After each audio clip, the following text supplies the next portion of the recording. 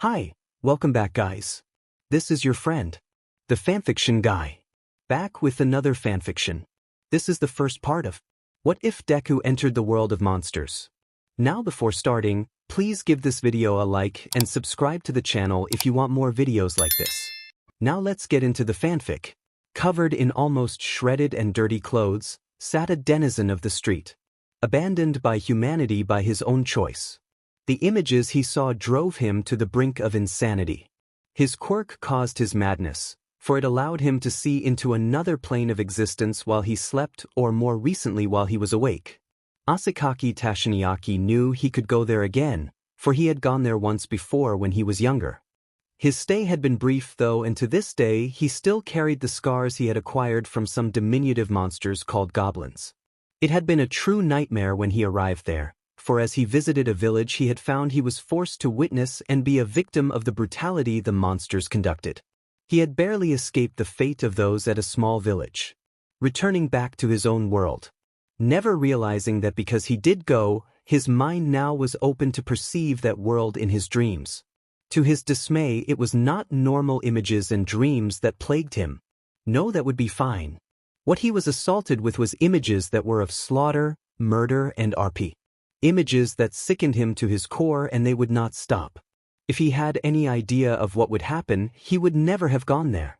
Upon his return then, his parents, believing he was not sane because of his wounds and believing he inflicted them on himself, they attempted to send him to a care facility. Instead of going, he ran away from home and sought refuge on the street, begging for money to feed himself and living in whatever shelter he could find. Accidental confrontation. Izuku Midoriya was in hell.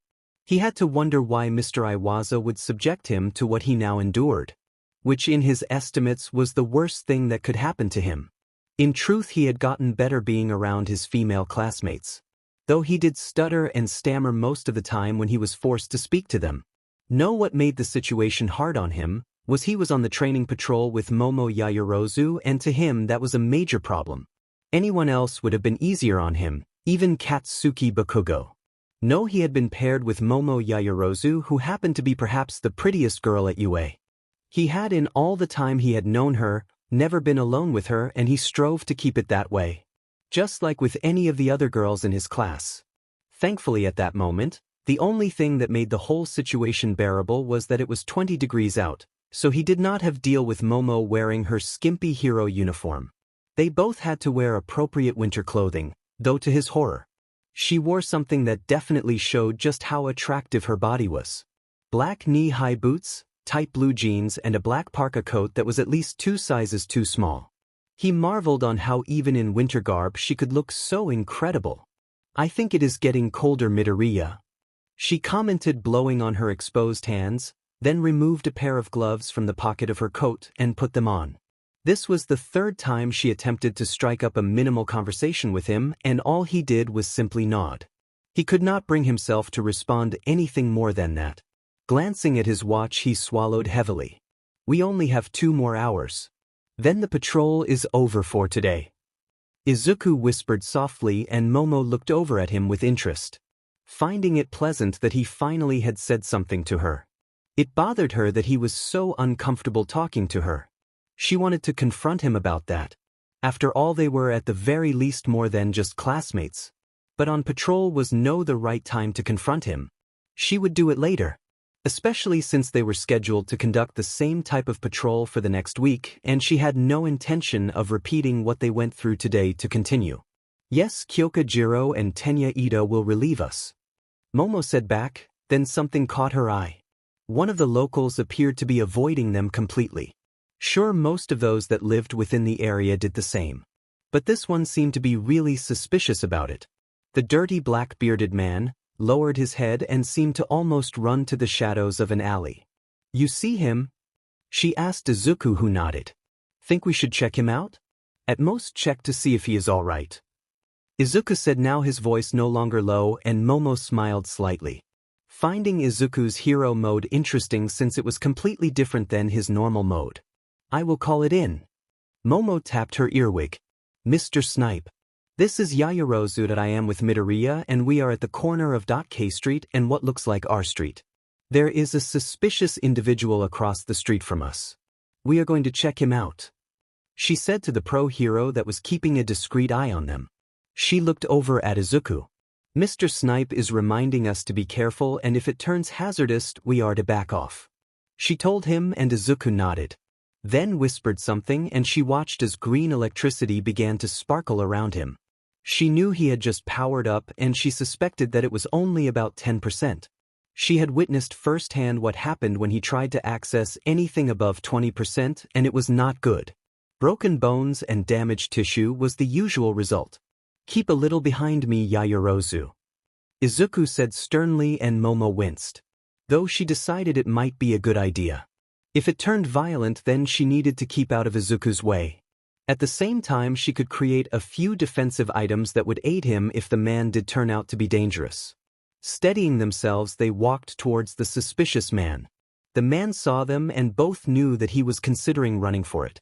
Excuse me, sir, are you all right? Izuku asked pleasantly, and the man glared at him. No. Leave me alone. The man demanded sternly and kept glancing about nervously. Sweat began to form on his forehead as his eyes darted from down the alley and back at the two UA students. Easy, sir, we are from the UA Hero School, and all we want to do is make sure you are all right, Izuku said calmly, about to move closer. Momo stopped him with a restraining hand on his left forearm. She did not like the feeling she was getting off the man before them. Do not get too close to him, Midoriya. Snipe is on his way, Momo whispered to him, and Izuku gave a subtle nod. Stay away from me, the man screamed, retreating backwards until he pressed himself against a building wall behind him. Both UA students kept their distance. The man's eyes went wild in panic. Wait, you are heroes. No, you are not taking me. Will not go. You should have left me alone, the man warned, his voice now sounding as if he was not really speaking to them anymore. We do not mean you any harm, sir, Momo said from behind Izuku, but the man simply started to laugh, and it was not a pleasant-sounding laugh. Then he swept his right arm towards them, and both noticed the strange orange-blue energy pulsating from his hand. Begone to never return. You will not plague me ever again, the man roared, and before Izuku could react, he felt a strange sensation envelop his body. He heard Momo gasp painfully, and he knew she was experiencing it as well. The sensation of the energy hurt, stinging prickles ran all over him, and Izuku had to squeeze his eyes shut. The next thing he felt was the ground as he fell against it, and to his surprise it felt like grass. But he could not be certain because he could not really see yet or even move. The tingling started to reduce, and within seconds he could see again. Sitting up, he waited for his eyes to focus, and when he opened them, he could not fully believe or comprehend what had happened. He was in an open-foot-high grassy field near a huge forest. Oh my God! He heard Momo say in utter shock from behind him. He turned and then stared in disbelief at what he saw over her shoulder and above them. 2 moons overhead. One red and one green. The other world. They both sat there for several minutes staring at their unfamiliar surroundings. Still astonished about the fact wherever they were, there were 2 moons. I do not think we are on Earth anymore. Well, our Earth, Momo said finally, and Izuku had to agree with that.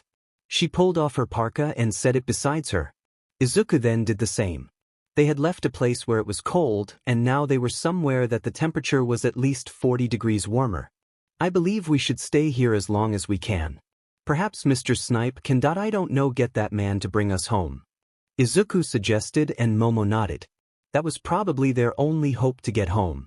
Though she doubted that was even possible not after hearing the deranged man tell them to begone and never return. Those words stuck in her head. I will agree to that. But only until morning. That is if this place has a morning. If it does, we cannot remain here for a long PRD of time after that. From the indications and the fact that it is a great deal warmer here. It could get considerably hotter here, and we have no water or food, Momo advised, and Izuku swallowed heavily. What she said was true. At that point we should seek out any type of civilization. How do you know if there is any civilization here? Izuku asked in concern, and Momo smiled. She pointed over to the right several yards away, and he noticed the dirt road that seemed to go for miles in both directions. Oh, he said with embarrassment. He had not noticed the road. They sat there for what felt like hours, but according to Izuku's watch it was only 2 hours and the sun began to rise. He adjusted the time, using the fact that the sun rose at home around 5 a.m. Standing, he exhaled sharply with a deep sigh. Momo stood as well. Then created a red flag and a black magic marker. Which way should we go? Momo asked, and Izuku shrugged. Removing a coin out of his pocket, he showed it to her. Heads that way. Izuku pointed to the right down the road. Tails that way. He pointed left. She nodded, flipping the coin. Heads that way it is. He gestured with his thumb to the right. Momo drew a black arrow on the flag and then placed their initials on it. He immediately understood. If somehow Snipe or one of the other pro heroes somehow got the man to reopen whatever he used to send them here and they came here to search for them, the flag would indicate where the two had gone. She stuck it into the ground and picked up her parka. Izuku did the same. Then they were on their way. She found it interesting that due to the situation they were in, that Izuku was able to speak to her without stuttering or stammering. Then she realized that he was probably still in his hero mode and not his normal mode. At some point she guessed he would revert back to where he barely could speak to her, though she hoped that he would become comfortable enough around her not to do that. An hour later, or what Izuku's watch indicated it to be an hour later, they came across a stream. Momo created a water test strip and checked the water to make sure it was safe to drink, which it was. They both drank, and she then created 2-gallon canteens. Do not overdo it, Izuku advised, unsure how much longer she could continue to create things without getting something to eat real soon. He felt hungry and he was sure she had to feel the same. I am good for a few more minor items, Momo said, then her stomach rumbled. Okay, I am hungry, but I have enough stored limpets, so don't worry, she told him, and Izuku shook his head. A stream could mean fish. We could stay here long enough for me to find out, Izuku suggested, and Momo smiled. Good idea. While you do that, I will see about starting a fire, just in case you do catch something. Momo stood, and after finding a good spot, which happened to be where someone else had already had a campfire, she gathered kindling and some wood. With almost the last of her stored limpets, she created a small lighter. Thankfully at that moment, Izuku came over carrying 2-foot-long sized fish. Using her last limpets, she made a tester to check the fish for any type of poisons or toxins. Oh good, they are safe. They both ate, but Izuku made sure to give half of his fish to Momo, with the excuse that she needed to have enough saturated fats so if necessary she could continue to create things they might need. Drinking their fill once more from the stream, they filled the canteens and continued their journey. They walked in near silence, and after another mile, Momo had enough of that.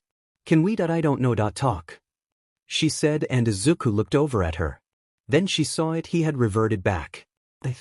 About what? Izuku stuttered, and Momo gave a soft chuckle. Back to normal are we? Momo asked with a small smile, and he nervously looked over at her. You know, at some point Midoriya, you need to get where you can talk to me without stuttering. Though I do find it kind of cute. This made him almost trip on the uneven dirt road. We'll try not to, Izuku said, blushing slightly, and Momo shook her head, still smiling. So wait, can we call each other by our surname? Since we have no idea how long we are going to be here, and I want to believe that we are. Well, that we are not just classmates but friends, Momo asked, and Izuku inhaled softly, then nodded. Izuku, have always wanted to know. She pointed down to his scarred hands and forearms. Your quirk has a very extreme and harmful effect on you. Why is that? She asked, and he paled slightly. I am working on that. But my quirk is too powerful for my body to handle it completely. I am able to use a small percentage of it, at most 20% without it breaking my bones, though it does hurt, Izuku said, not stuttering at all, and Momo discovered a method of conversation that might bring him out of his stuttering. Well, can I suggest something? While here we have no idea if there is any type of medical assistance they might have. So it might be advisable not for you to cause any type of permanent harm upon yourself. Unless it is a dire situation, you might not want to cause yourself anything that breaks bones, Momo said, and Izuku slowly nodded. We could be somewhere that the doctors simply cut off broken digits instead of setting them. She added, and Izuku paled. You might be right about that. Izuku said, looking down at his hands. The thing is that we have no idea what we might encounter here. I might have to go all out to at least protect ourselves. True. But until we do that, we should strive not to get into any situation unless it is direly necessary. Life and death type of situation. Momo advised. Then another thought came to her and she changed the subject. Izuku, if there are people here. I doubt that they will speak Japanese. Do you know and speak any other language other than Japanese? She asked him. I took the required term of American English in middle school and that is about it. Izuku replied, and Momo bit her bottom lip. You. Same. Though I have been there 4 times in the last 5 years on vacation. I can speak it rather effectively. Mom did not mention she could also speak Italian and French on a limited basis. So if the people here speak Japanese or English, then we should be all right. They actually had no idea what they spoke. That did concern her somewhat. Of course they did not know until they actually came across someone and tried to talk to them. Is that a crossroad up ahead? Izuku asked, pointing further down the road where they both saw another road cross over the one they were on. Looks like it that hey, there is a sign on the corners. Momo said, and they quickened their pace. At the first sign, she sighed heavily. The letters on it were worn down and she could not even tell what it said. Going to another, again the sign had been worn down. Izuku had gone over to one of the others and then shook his head. They both went over to the last sign and she smiled. If I am reading this right and it is in English, that way is Watertown. Wait, could this be the United States? When I went there, I toured around New York and there is a city called Watertown. Could that man have transported us there? She asked him, and Izuku shook his head. I have no idea. Though it is possible. Izuku hopefully said, though he somewhat doubted that. For one, they had not heard or seen any planes overhead. Then there was the fact that the dirt road was well maintained, but there were no signs of truck or car tires. So he doubted that they were in New York State. It was nice to hope so. Momo looked closer at the sign. Problem though. If I am reading this right, Watertown is a good 120 miles that way. It would take us a week to get there. Momo commented and gestured at the other signs. I think we should go in a different direction and hope that we find something closer. She suggested, and Izuku had to agree. For one, they did not know what was in that direction. They could travel that way and not come across any food or water. Then they would be really in trouble. So which way do we go? Izuku asked, pointing at the 2 other directions. Not wanting to backtrack from the way they came and not wanting to flip a coin again. That seemed foolish at this point. Momo looked in both directions and then pointed to the left. Those are mountains over that way. I think we should go that way. Momo said, and Izuku looked at her confused.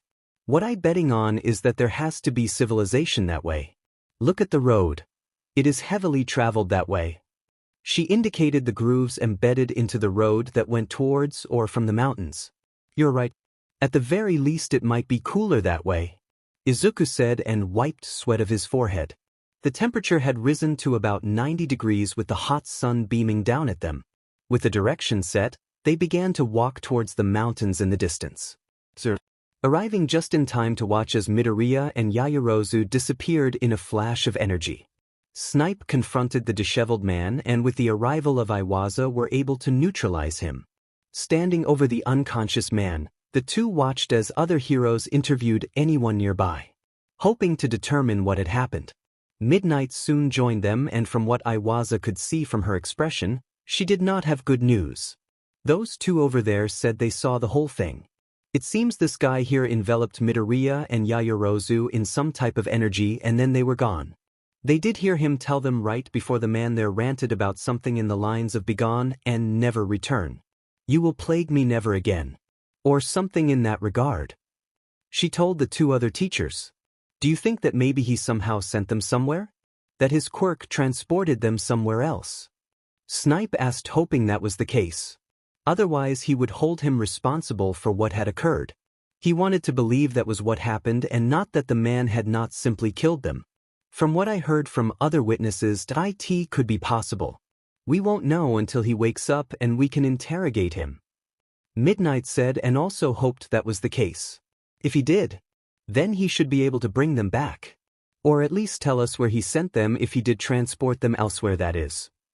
Iwaza stated ready and willing to force the man to cooperate. He had no intention of informing Yayarosa's parents and Midoriya's mother that they had no idea where the two students were. Later, to their dismay, the deranged man refused to tell them anything other than he sent the two teenagers where they would never bother him again, they would never find them, and he would never bring them back. Twilight on the road. Off in the distance, the sun began to set and Izuku groaned. Slightly. They had been walking for hours and still the mountains loomed before them. Far off into the distance. I thought by now we would at least be at the mountains. He commented and Momo giggled. Those mountains are probably huge. So they look closer than what they truly are. I would make a guess that we are most likely at least 2 more days away from the edge of that big one there. Momo informed him, pointing at the center mountain that sat before them. Moving on, they found a cluster of trees and decided to camp there for the night. Making a campfire, they used their parkas as blankets and leaned back against a tree next to each other. The moons had risen and Izuku looked up at them. It is so weird to see 2 moons at night, Izuku said as Momo looked up at them as well. The two do give off enough moonlight that it is not pitch black out at night. Momo said and pulled her parka more tightly around her. The temperature had begun to drop and even with the fire it felt colder. Shivering slightly, she looked over at Izuku, knowing what she was about to suggest would probably send him back into a stuttering, stammering wreck. It is getting colder. I think we should share that body heat, she said and blushed slightly. He paled and began to breath hard in and out. He swallowed heavily. How would we do that? Izuku gasped out and Momo smiled, finding it funny. She edged closer and took his parka from him, throwing it over their legs. Then used hers to cover their upper bodies. This is how. It does feel a bit warmer now, Momo said and leaned her head onto his shoulder. She felt his whole body tense at the contact, though after a few minutes he seemed to relax somewhat. We better get some sleep and hope that tomorrow we reach some type of civilization, she added, hoping to make Izuku more comfortable with her so close to him. He still was tense but his breathing was more even. Yes, let's hope.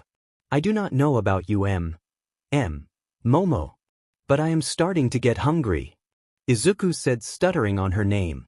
Not used to actually saying it out loud. Momo inhaled softly and nodded. The fish they had earlier that morning was all they had so far, and after the long hike they had taken, both of their reserves were low.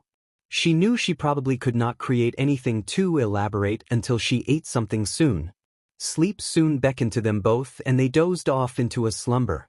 Sleeping against a tree and having the prettiest girl that Izuku had ever seen snuggling against him was not entirely restful.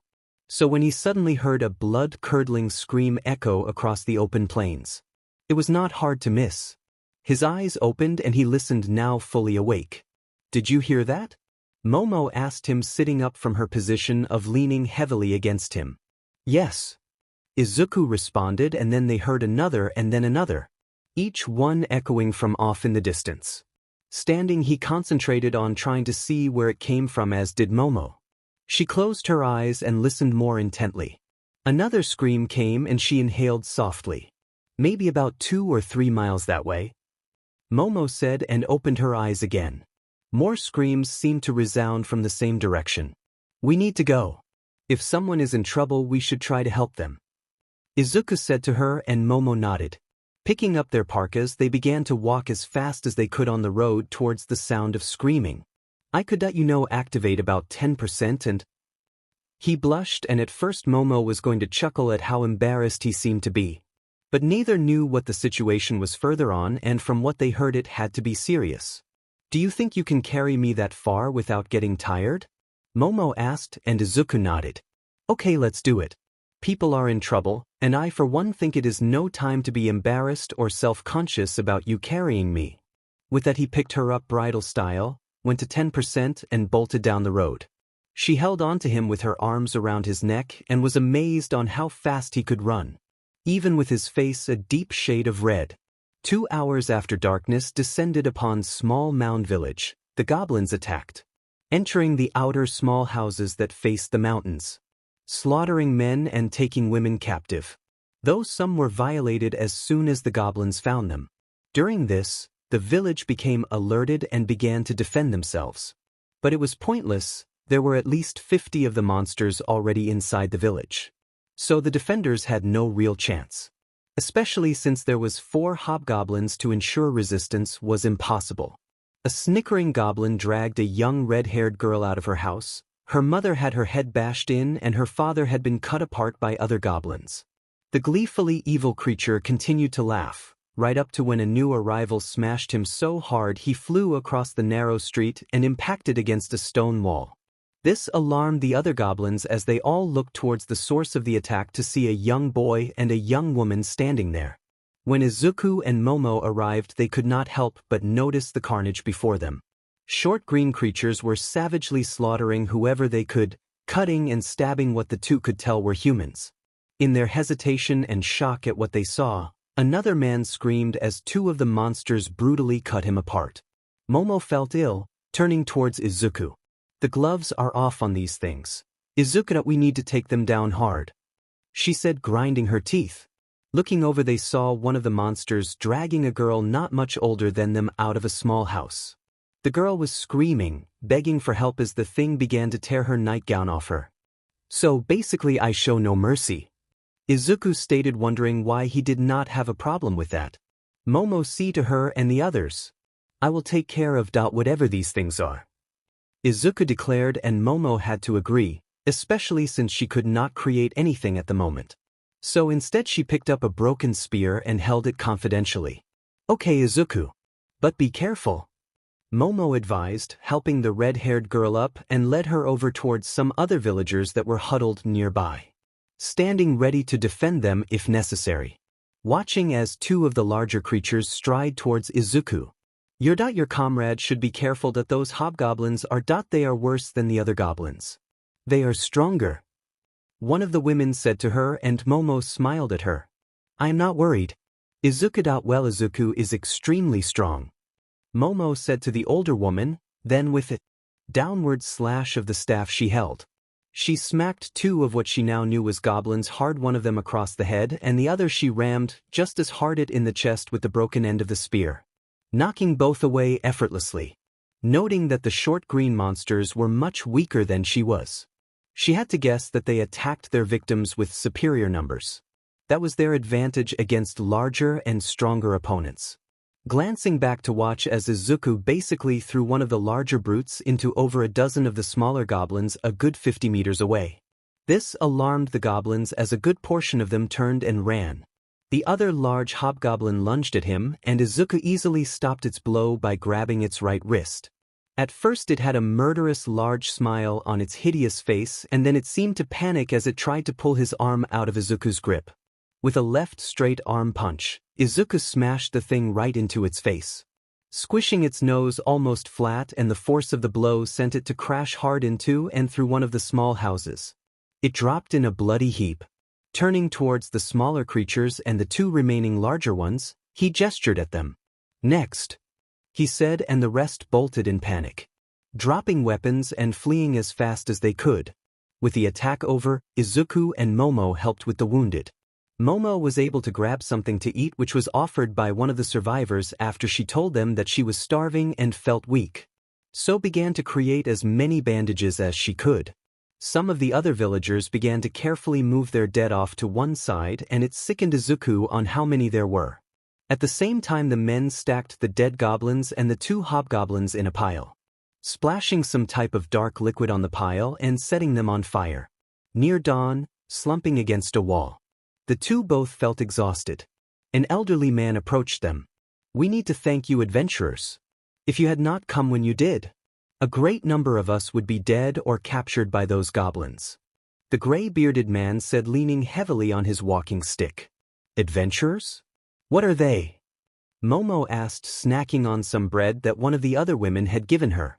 The man looked at her confused. To reduce the confusion, Izuku told the man their predicament, that they were not residents of this world. The man was still confused but then told them about the adventurers and everything he knew about the goblins. Near noon and now provisioned with 2 backpacks, blankets and some travel rations. Things that they tried not to take when offered in gratitude from the villagers, the pair was on their way. Now with a clear idea where they should go. A nearby town that laid several miles further on. There they would be able to talk to something that the villagers called the Adventurers Guild. With adequate limpets within her, Momo had to create something that she would have to create from memory. Concentrating on the creation, she soon removed a 9mm Beretta pistol from her stomach. The next thing she made was 2 magazines and 30 rounds of ammunition.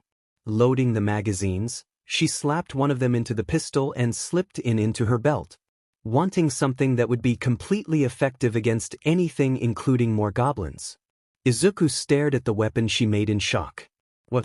If we come across those things again, I want something that will make them think twice about attacking me or you. She told him and he had to admit, the pistol would do that. Not that she was a supporter of capital punishment even when defending themselves. But after what they had witnessed and experienced, she was more than willing to do so against those monsters. The next thing she made was a half dozen of her specialty, flash bombs.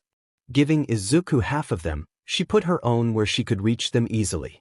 Near noon, Izuku stopped and pointed at a field off to the left. Momo looked at where he was pointing and they saw over 24 dead goblins. All killed by various different ways. Stepping closer, these look like the same that retreated from the village. He commented pointing at the larger goblin that they had learned was actually a hobgoblin.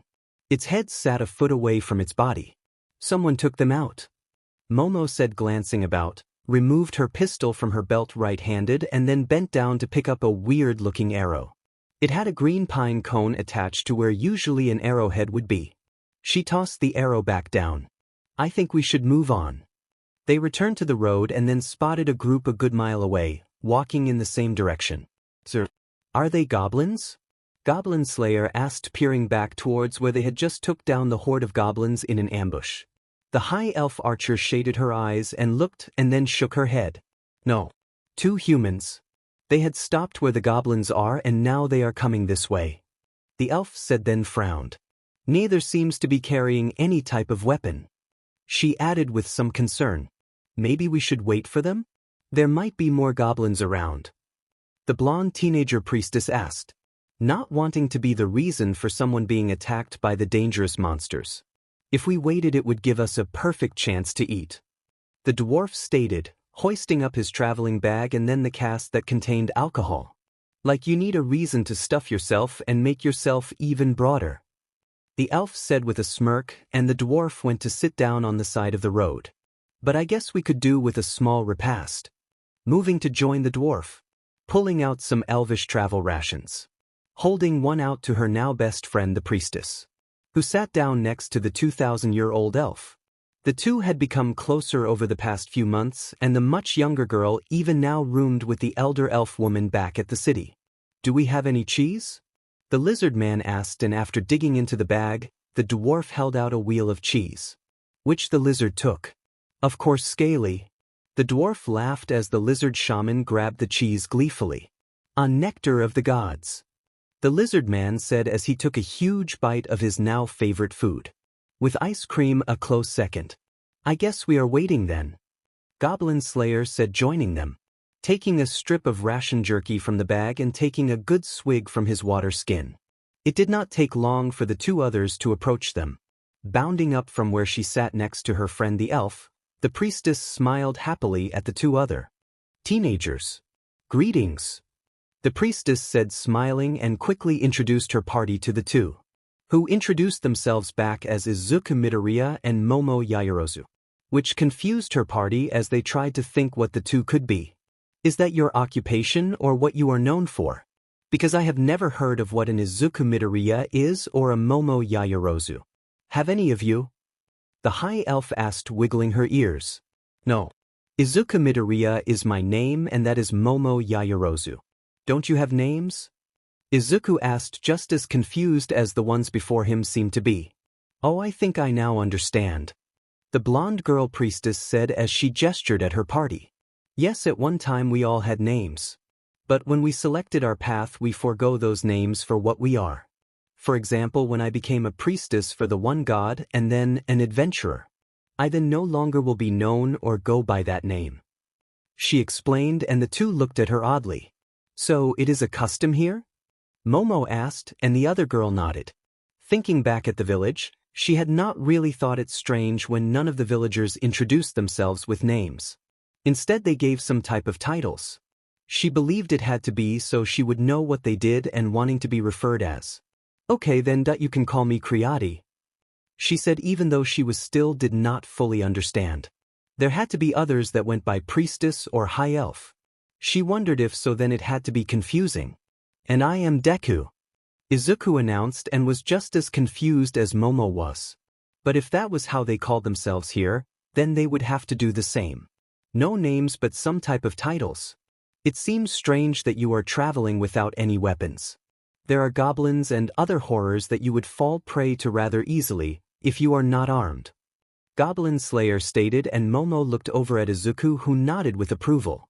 I for one am armed, and as for Deku, I guess I better tell you all of it. With that, Momo told where they were from and what had happened to them, including the confrontation with the goblins at the village. After telling them, she pulled out her pistol and showed it to them. This is a semi-automatic 9mm pistol. It holds 15 rounds of ammunition and has an effective range of 500 feet and maximum range of 1,400 feet. She said, telling them at a guess what she knew about the gun. Whatever that is, I find it difficult to believe that it can be anything as effective as my bow, the high elf said, holding up her bow. Momo turned slightly and aimed the pistol at a hanging branch. With a loud bang, she shot the branch and it fell to the ground. Turning again, she pointed it at a tree 10 meters away and fired again. The bullet hit the center of the tree and embedded itself deep within it. She then put the pistol back into her belt. I stand corrected, the elf said, bowing slightly. The armored, helmeted Goblin Slayer sniffed the air. That is black powder. I once tried to use black powder against a cluster of goblins. It was not effective, Goblin Slayer informed them, then wondered if he gave up on the powder that flashed and burned without killing the goblins. It only blinded them momentarily. Yes, I guess that is what some call it. Where we are from, it is called gunpowder, Momo said, and she began to worry if it was a good idea to create something that this world had not even seen before. In a moment of fear of what they had witnessed and experienced, she let herself believe that she needed something extreme to protect herself and Izuku. Now, after thinking about it, she did not want to be the one to all of a sudden elevate the people here into having firearms. It could prove disastrous. With a deep sigh, she pulled the gun out and handed it to Izuku. Crush that, that. I think I made a huge mistake making that one. With a nod, Izuku activated 5% of his power and then effortlessly turned the metal gun into a small ball. Then stood and threw it as hard as he could. The black metal ball disappeared a good 200 yards away. She then handed him the spare magazine and he first crushed it as well, then threw it just as far away. Opening her shirt from the bottom, she concentrated and removed a katana made of carbonized steel out of herself. I think it will be better if I stick to a sword, she said, strapping the sword to her hip. That was a good idea, Mo Kriati. I was a bit concerned when you made that one. Mostly about what would happen if someone stole it from you, and well, I for one do not want to be responsible for what would happen, Izuku said to her, and Momo had to agree with that. It is time to return home, Goblin Slayer said, standing, his mind still whirling with possible ideas on how he could once more use black powder to kill goblins. En route, he remained silent as they walked, while the others spoke to the newcomers about the land, the dangers, the Adventurers Guild, and other subjects. He listened intently as the two talked about where they were from, along with the marvels that they had, thinking about if any of those marvels would help him kill goblins, though he doubted the thing they called an automobile would work. The girl also informed them how she was able to first make what she called a gun and then later a sword, going into detail about the way she could create things using her limpets and of course telling them what limpets were. Then the boy informed them what he could do, and that in itself drew a lot of questions from the others, mostly on how strong and powerful he was. Near the city where the Adventurers Guild and what they considered home, The priestess volunteered to guide Momo and Izuku to the guild, since the two seemed interested in becoming adventurers. I should warn you that some of the quests can be deadly, if you do not know what you might be facing, the blonde girl said to them. She exhaled softly and closed her eyes briefly as she walked with them to the center of the small city. On my first adventure, I joined a party of 3 others and went to confront goblins that had raided a nearby village, taking several girls as playthings. None of us were prepared for what we faced. One of my he was cut into pieces, while he was still alive. Another was stabbed with a poison blade and in Goblin Slayer had to he told me she would just suffer and die anyway, she said sadly, reaching up to wipe a tear from her cheek. The memory of that day still plagued her. One other survived, but she was abused and violated by the goblins. I was lucky that Goblin Slayer arrived, otherwise I probably would have shared the same fate. The girl shuddered slightly, then looked at the two. I just hope that you two will be careful. We already saw what those things do or did at that village. I am not completely keen on the idea of killing indiscriminately. We were both trained to become heroes, and generally heroes do not kill, Izuku said, and the priestess shook her head. I am a priestess of the one god, and as such I hate the idea of killing, for I was brought up to cherish life. But I learned that it is impossible and deadly to show mercy to goblins. They are pure evil and will turn your mercy against you without hesitation, the priestess told them. Entering the Adventurer Guild building, she led them to the reception desk where someone she considered as another friend stood behind the desk, commonly referred to as Guild Girl. Completing the application and receiving their porcelain rank tags and told about the rankings above that, the Guild Girl then led them over to the board where the quests were posted. Now these are the quests, they are updated daily. I would advise that you do not take on any of the bigger quests because of your ranking. You might be placing yourself in a very hazardous situation. Work your way up when your skills can handle them, the girl said pleasantly, smiling at Izuku continually. She had a thing for Goblin Slayer, but she also found that the one called Deku was nice to look at. Oh, also, generally Goblin Slayer likes to take any of those that involve goblins. So you might not want to take any of those, she advised, pointing at one that was on the board, and her friend the priestess gave a soft sigh. That one is new, isn't it? The priestess asked, and the guild girl chuckled. Yes. I am sure he will be in later and see it. Then of course he will accept it, the other said, and returned to telling the new adventurers about the quests. Izuku read over the one that involved goblins and then looked over at Momo, who read it as well. I would not suggest you take that one. From what I know of it, that there is an unknown number of goblins involved, the guild girl said, not wanting the new adventurers to face something she knew that could be considered that dangerous. If you are thinking about going on that one, after what I told you about goblins, then maybe we should ask Goblin Slayer about you coming with us. Then you will at least have a chance of succeeding, the priestess said, worried that perhaps those that she had just met would meet the same fate of so many others that underestimated the goblins. Did someone mention goblins? Goblin Slayer asked as he walked through the door with the high elf, the dwarf shaman, and the lizard priest with him. All 4 walked up the quest board, and upon seeing the posted quest, Goblin Slayer took it off the board. At that point the priestess inquired about having Izuku and Momo come with them.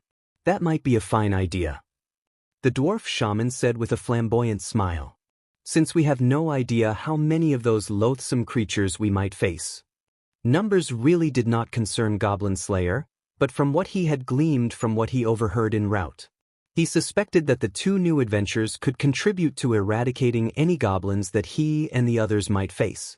What he had observed, the girl could make whatever she wanted and somehow remove them from herself. The boy, on the other hand, all he had to go on was what he had heard, and that was the young man was incredibly strong. Maybe even strong enough to take down a goblin champion. That would make him also useful if it was true.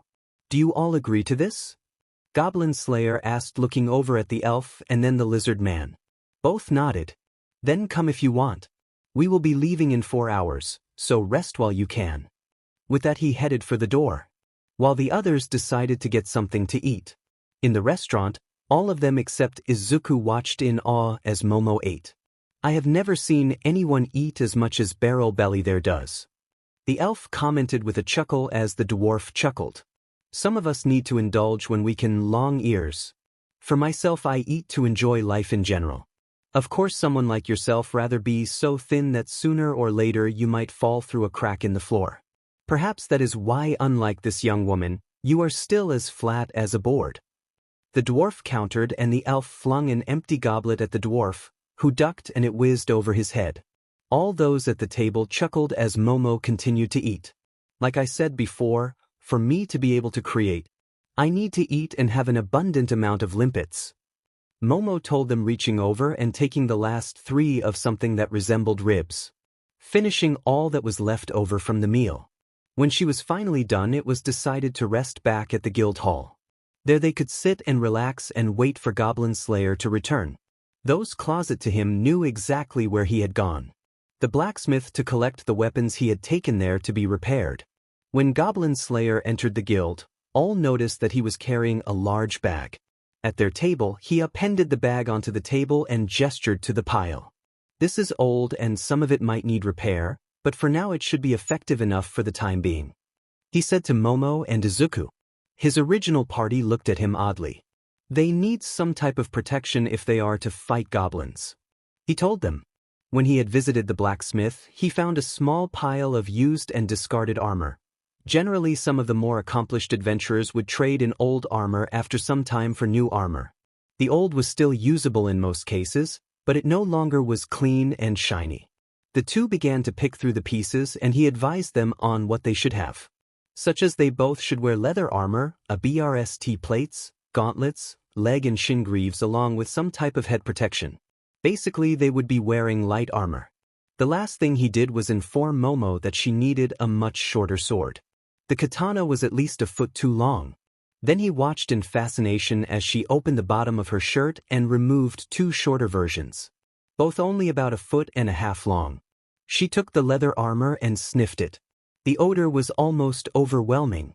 That is some really foul body odor, Momo whispered, wrinkling her nose and holding the leather away from her. Wondering if she had time to wash it, perhaps create something that would neutralize the smell. Goblin Slayer shook his helmeted head. No. Goblins have a keen sense of smell. Especially women. It is either the body odor or after we kill a goblin. I cover your smell with blood, Goblin Slayer stated, and both the priestess and the elf winced. Though they also found it kind of funny, both tempted to tell Momo, or who they knew as Kriati, that they had come up with something less foul than goblin blood to cover their smell. A potent concoction that involved a mixture of rotting fish, vinegar, and crushed raw onions. With a grimace, Momo slipped the leather armor onto herself, right over her clothes, not wanting to have the foul thing touch more of her skin than necessary. Off to one side, Izuku did the same, but he was smirking at her and she gave him a venomous glare. Leaving the guild and heading to where the goblins were, which would take 2 days to get there. Momo shifted uncomfortably within her armor. Not only did it stink, but it also was stiff and uncomfortable. She promised herself that after this quest, she would create herself something more pleasant to wear. Perhaps something that involved Kevlar and plastic instead of metal. Her thoughts as they walked focused upon whether it was a good idea to destroy the pistol she had made. She still was conflicted. If the goblins were as bad as they were at the village, then she might come to regret having Izuku crush it into a ball. She wished she had her book. Right now she would have to rely upon her memory. Though without the book she could not create the more complex items. The only reason she remembered how to make a 9mm Beretta was because her father had bought an antique pistol that looked nice but could not fire. So she researched the components and created replacement parts. Near dusk, they stopped in a semi-large clearing and Izuku thought it odd. "Why don't we camp near the trees over there?" he asked, thinking it might be easier to collect firewood without hauling it 100 or so meters. Goblins are sneaky that they will use the bushes and woods to sneak up on us, ambush us. Here in the open field at least we will be able to see them coming, the priestess explained, and Goblin Slayer smiled proudly behind his face guard. That was one of the first things he had taught her when they began to go on quests together. Sounds reasonable. I guess I will haul as much firewood as I can, Izuku said, and began to walk towards the trees to collect branches to be used as firewood. I will come with you, the high elf said, joining him. Could you tell me more about your world? I find some of the things you have told us fascinating, she said as they walked away, and Momo watched them depart, continuing to watch them until they were at the edge of the trees, immediately experiencing a strange sensation within her, one that she had never had before, but she knew what it was. Jealousy. Coming back with armloads of branches, the elf stacked some of them inside a stone ring that the lizard priest had made. Taking out a flint knife, she started to strike it against a small stone, creating a spark. Momo knelt next to her. Wait, I have this. It is something I made the first day when we arrived. She pulled out the small lighter and held it under the kindling. With a simple movement with her thumb, the lighter started the fire. She pulled her hand out and everyone was staring at the small 2-inch device with interest. What is that thing? Goblin Slayer asked, and Momo smiled at him, holding it up so he could see it. It is called a lighter. Inside is a gaseous liquid called butane. Running your thumb over this part creates a spark and the butane ignites. Momo explained, and those that never seen something like that gasped. So you can create flammable liquids? Goblin Slayer asked. Remember what we told you? The elf stated before the priestess could. No explosives, no fire, and no poison. She listed them off on her fingers. I remember. I was only curious. Goblin Slayer said not that any of those that worked with him before actually believed that. They knew at some point he would concoct a way to use any of those listed ways if it meant exterminating goblins. The priestess, dwarf, and lizard man all chuckled as they shook their heads. If we do not remind him from time to time, Goblin Slayer will forget and try any of those, no matter the consequences. The priestess explained to Momo and Izuku. Yes, so we do remind him whenever we can so we do not end up being one of those consequences. The elf added, and now Momo and Izuku chuckled as well. Eating some type of stew, Momo ate down 2 bowls of the plain-tasting food, along with several travel biscuits. She glanced over to one side to see her sleeping pad spread out and ready for her to use it. She was tired, not used to walking as far as they had so far. And it had been an early day with her and Izuku rushing to aid the villagers. Cleaning her bowl with a wet cloth, she stood and moved over to her pad, yawning heavily. None of the others said anything as she laid down, and after saying goodnight to them, she pulled her blanket over her. Sleep overtook her a few minutes later, unaware that Izuku volunteered to take her shift at standing watch, convincing the others that she was exhausted and needed the rest. The next day, as the sun rose to its highest, they arrived at where Goblin Slayer suspected that the goblin's nest was. Scouting the area, they found no other entrances to the nest. This poses a problem, Goblin Slayer said, gesturing at the cave with his sword. BSTRDS are learning. The cave entrance is smaller and restrictive. We would have to enter and proceed one at a time, which makes it difficult if we are ambushed. He informed them, wishing he had never agreed to not use poison. So what do we do, Sir Goblin Slayer? The lizard priest asked, sizing up the entrance in comparison to himself. To enter and go inside, he would have to almost crawl on his hands and knees. Goblin Slayer bent over and grabbed some dirt. Sprinkling it over the entrance, he watched as the fine mist of dirt drifted into the cave. Smoke. We start a fire outside the entrance and smoke some of them out. Then after we deal with those that come out, we go in to clean out the rest of the nest. Goblin Slayer said, then smiled behind his helm. It is not fire, we will be using just the smoke. He quickly added. The elf spoke up. Yes, but it might smother any of their captives inside. The elf said, and Momo stepped forward.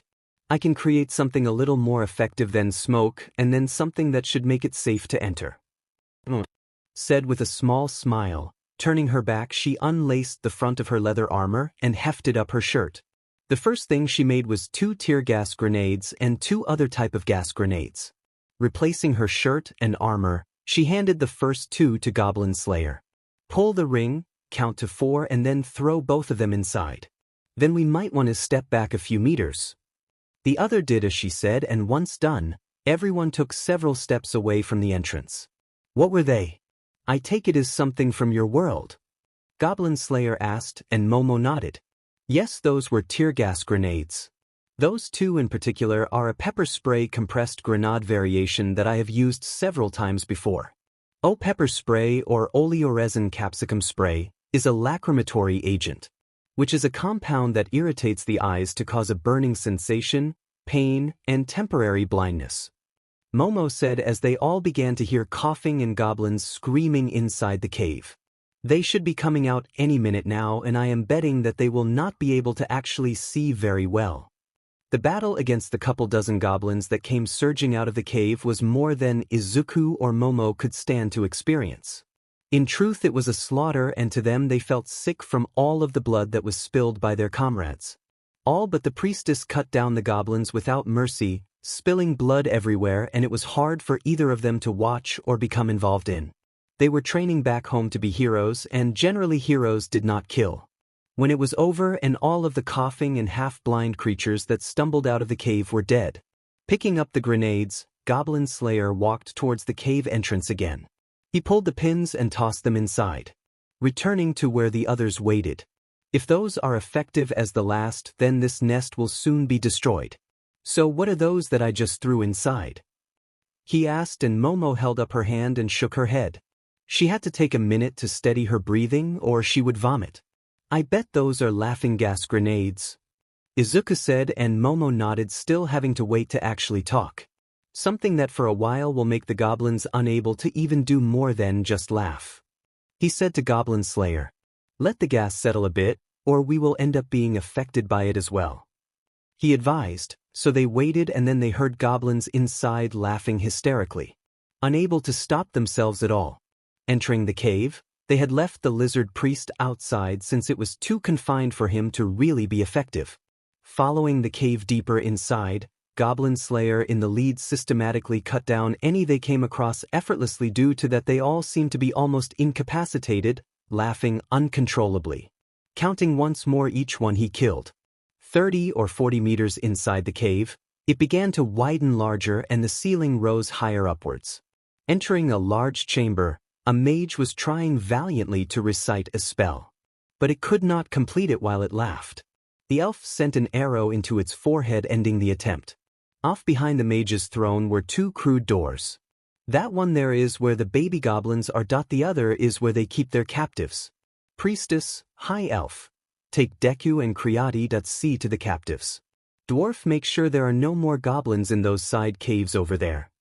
Goblin Slayer moved towards the other door that was the nursery, suspecting that none of the others could do what had to be done. There could be no goblin survivors. Leading Momo and Izuku to where the captives were held, the priestess advised them to be ready. The elf notched an arrow just in case. Opening the door, they peered inside to see a half-dozen naked girls tied or chained. Each one did not move much, and all of them were heavily abused. To Momo horror, each of the girls seemed not to be much older than herself or the priestess. "These are the lucky ones," the priestess whispered, checking the nearest and whispering reassuringly to the girl. "More than usual once the goblins are done playing with them, and if they are not PRGNT, they will kill them and eat them," she told them, and Momo moved over to another girl, placing her hand on the girl's shoulder. "Please kill me," the girl whispered to her, and Momo shook her head, then decided to create something that would help the girls there for now. A moderate dosage of Xanax piles and then Zolpidem. "Take this. It will make you feel better," Momo told the girl, placing one of the white half-inch pile into the girl's mouth. "Swallow it," she said, and then began to give the other girls the pill. "What are they?" the elf asked, and Momo glanced over at her. The small stick-like pill is Xanax, and the small white circular one is Zolpidem.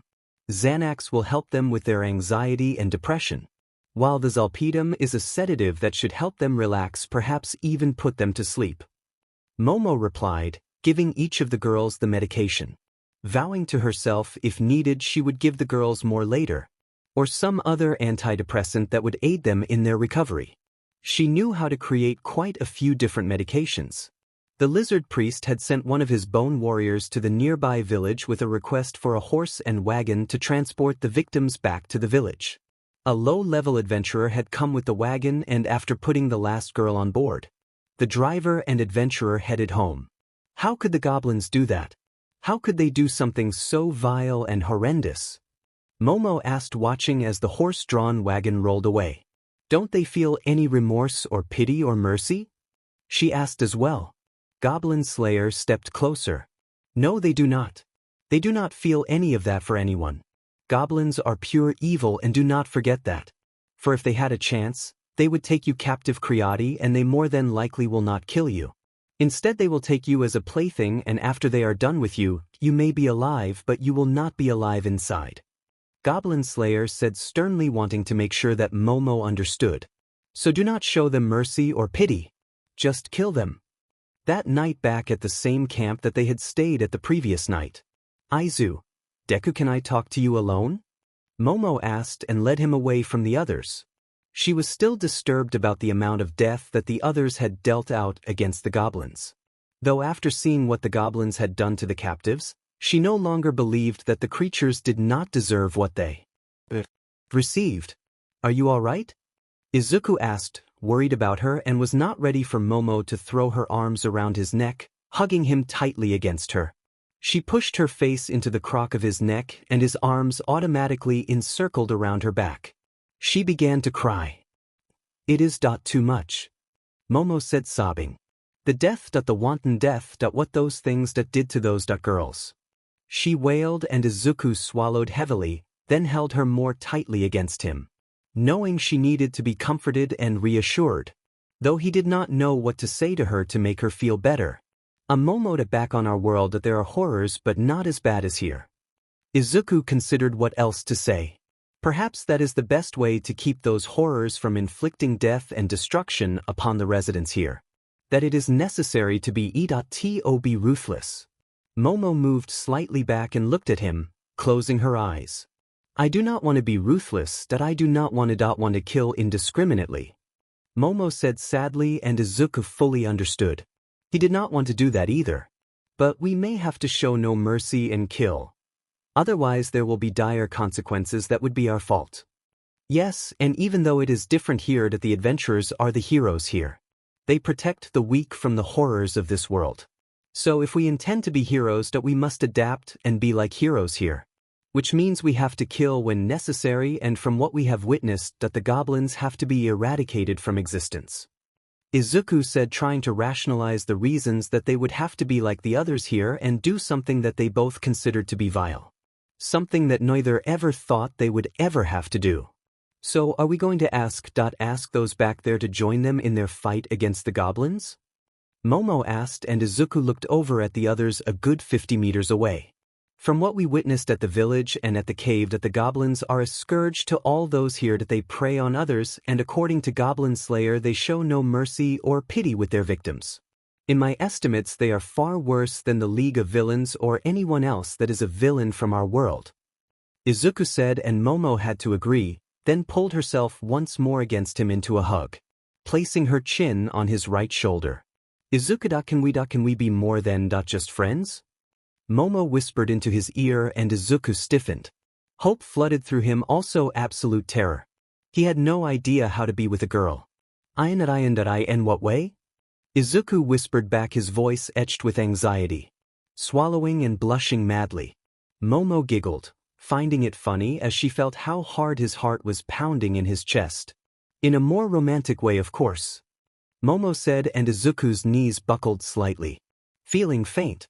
Izuku, we may be here the rest of our lives, and I do not want to face that reality without you. Now if you want we can take it slow and easy, but I do want to date you. She told him, and he swallowed heavily again. Then nodded. Okay. Izuku whispered, unable to really say anything else. He did feel like he could hurdle both of the moons in a single bound in celebration. After hugging for a few more moments, they returned to the camp. Back at the guild, they would ask if they could join Goblin Slayer and the others in their quests, even if it meant eradicating goblins. Sir. Upon the group's return, Momo and Izuku inquired about joining them. Before Goblin Slayer could say whether or not to allow them, the priestess stated that they would need to discuss it, trying to get Goblin Slayer to once more discuss important issues with the group rather than just assuming that they all would accept those issues. While they did, the two left to seek out accommodations with their share of the quest payment. Momo carried a small list that Guild Girl had given them. On it was moderately priced apartments with pricing. We might have a problem, Izuku. I do not believe that either of us can afford a separate apartment or housing. I think our best option is to. She paused nervously and then blushed. Is to share an apartment. She blurted out the last words and Izuku gasped audibly, almost tripping on his own feet. I do not know that if that is not a good idea.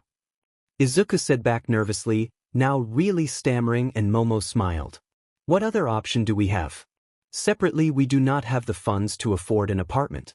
Together we can at least afford one that is not infested with vermin. Momo stated, pointing to the least expensive. Guild Girl had been nice enough to inform her about some on the list that were nothing more than slums. Rooms that were more fit for livestock than people. Closer to being a stable than a home. The moderately priced ones were more acceptable, but neither could afford them separately, and living together was exactly what she wanted. At the first apartment, Momo searched it thoroughly, checking and rechecking crevices and finding a couple of holes in the walls. She shook her head. Rodents, and by the size of them, rats. With that they went to the next one on the list, which she declined due to the location and the condition of the outhouse. It was too close to the building and had only a tarp for a door. The last one on the list was a little more expensive than the others, but from what she could tell it was the most suitable for the time being. I guess this is the best option for us. No sign of vermin, the outhouse is far enough away and it fully enclosed with a door.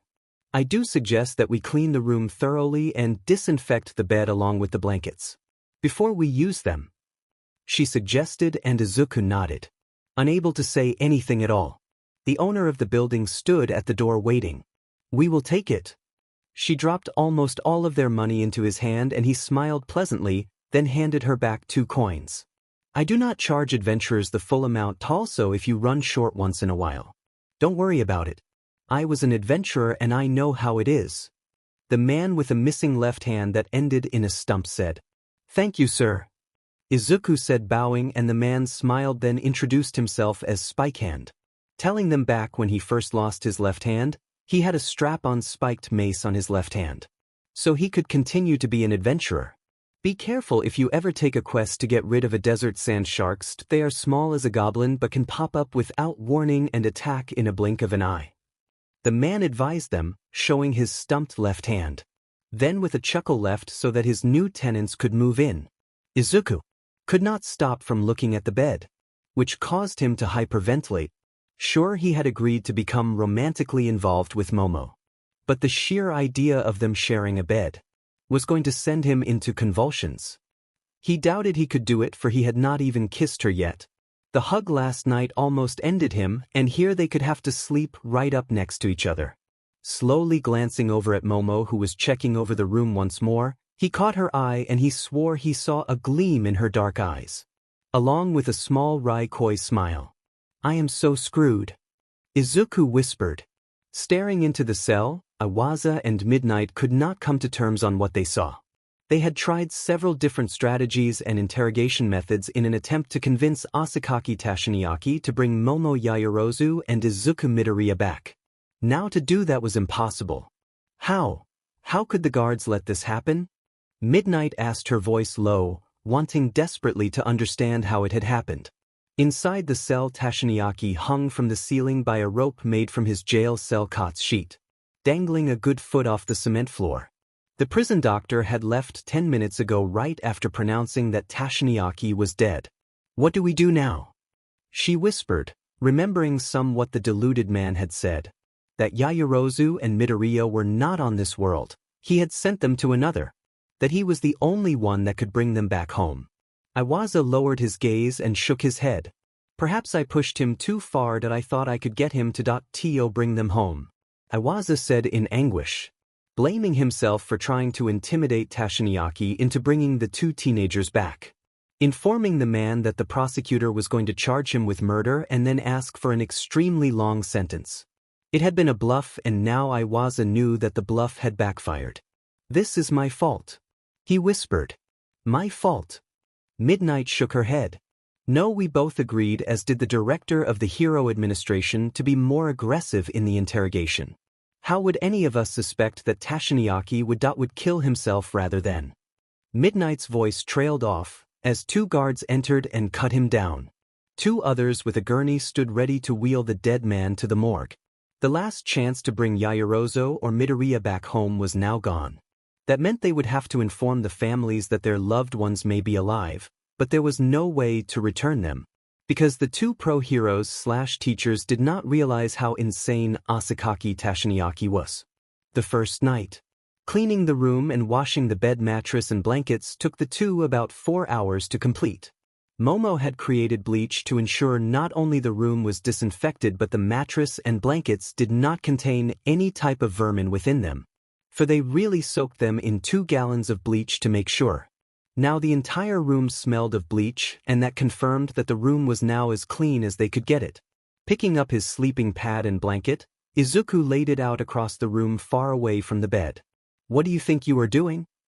Momo asked, making the bed with the now clean linens and blankets. "You take the bed, that I will sleep here on the floor," Izuku said, and Momo shook her head. "Come on, Izuku, that we said we are going to be romantically involved, that we can sleep in the same bed. That is, if you behave yourself, for I promise that I will behave myself. So there should not be a problem with us sharing the bed." Momo said the last with a large smile as Izuku stared at her, swallowing heavily. His face turned a bright shade of red. "How about this? There are 3 blankets.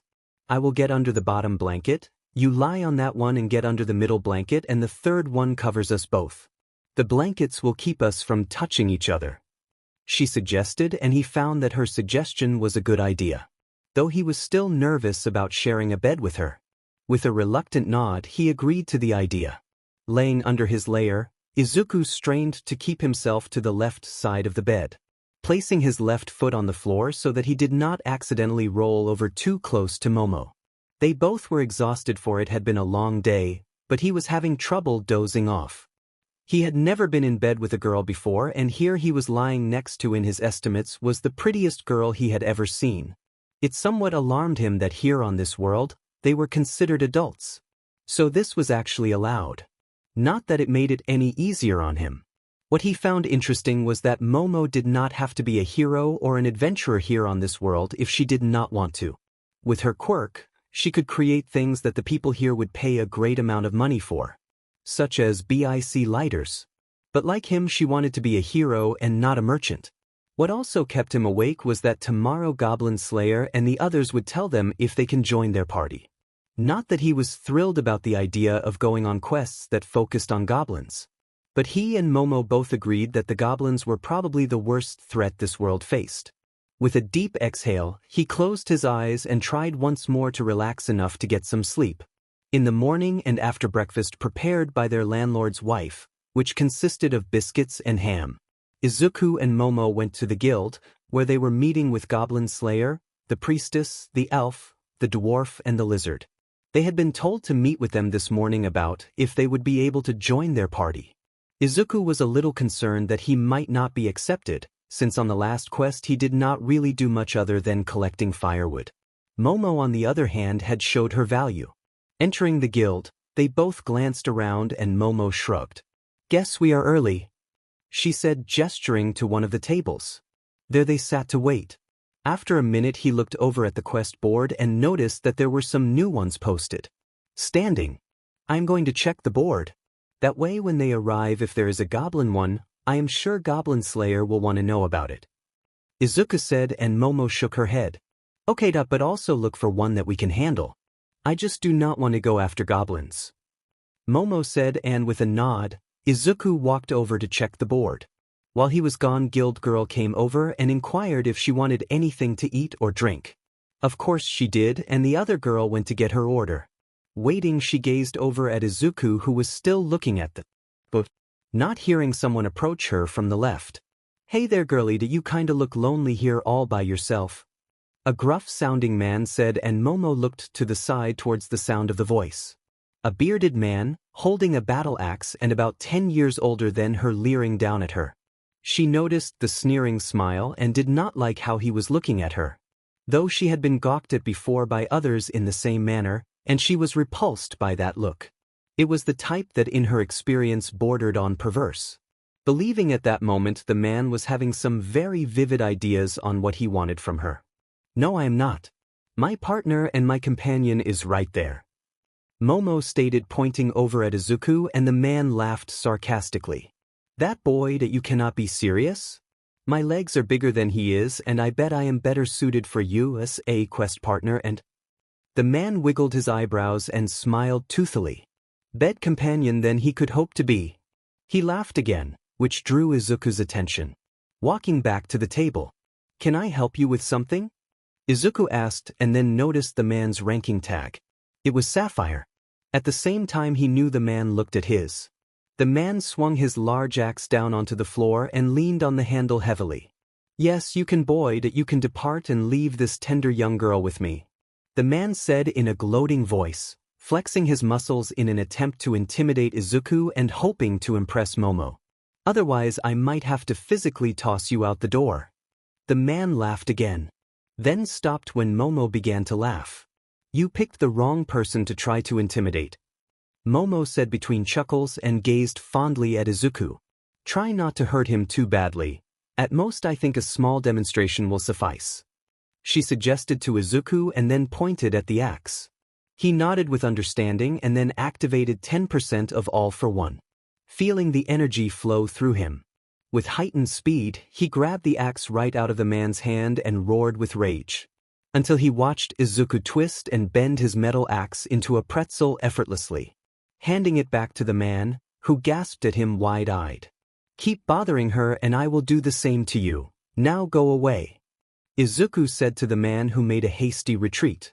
"That was impressive, Deku, not especially since from what I could tell that was a magic axe," Goblin Slayer said in front of the others who were staring at Izuku, clearly impressed. "His strength matches that of the ancient Brontosaurus. To witness a mere human who has that much power that I am blessed," the lizard priest said, and with the others they joined Izuku and Momo at the table. The priestess looked directly at Goblin Slayer, and she knew that his mind was considering how he could use Deku's strength in the fight against goblins. Last night she suspected in his silence as he listened to the others debate whether to allow the two others to join them. He on the other hand was not going to allow Deku to join, believing that the boy did not really have anything to offer. Creati on the other hand proved to be quite valuable. "I still think we should welcome both of them to join us.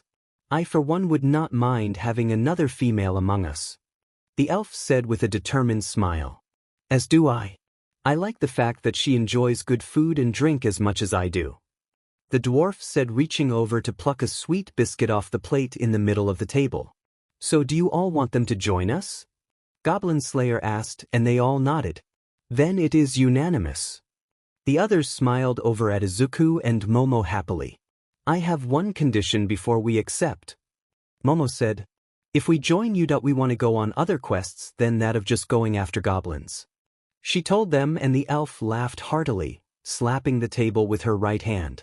"Ah, good, another like myself.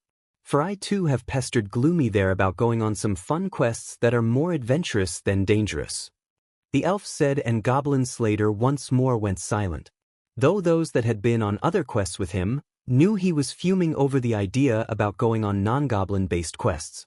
But to get the two to join them, he had to agree. So once more he was basically being blackmailed to go on a quest that did not involve goblins.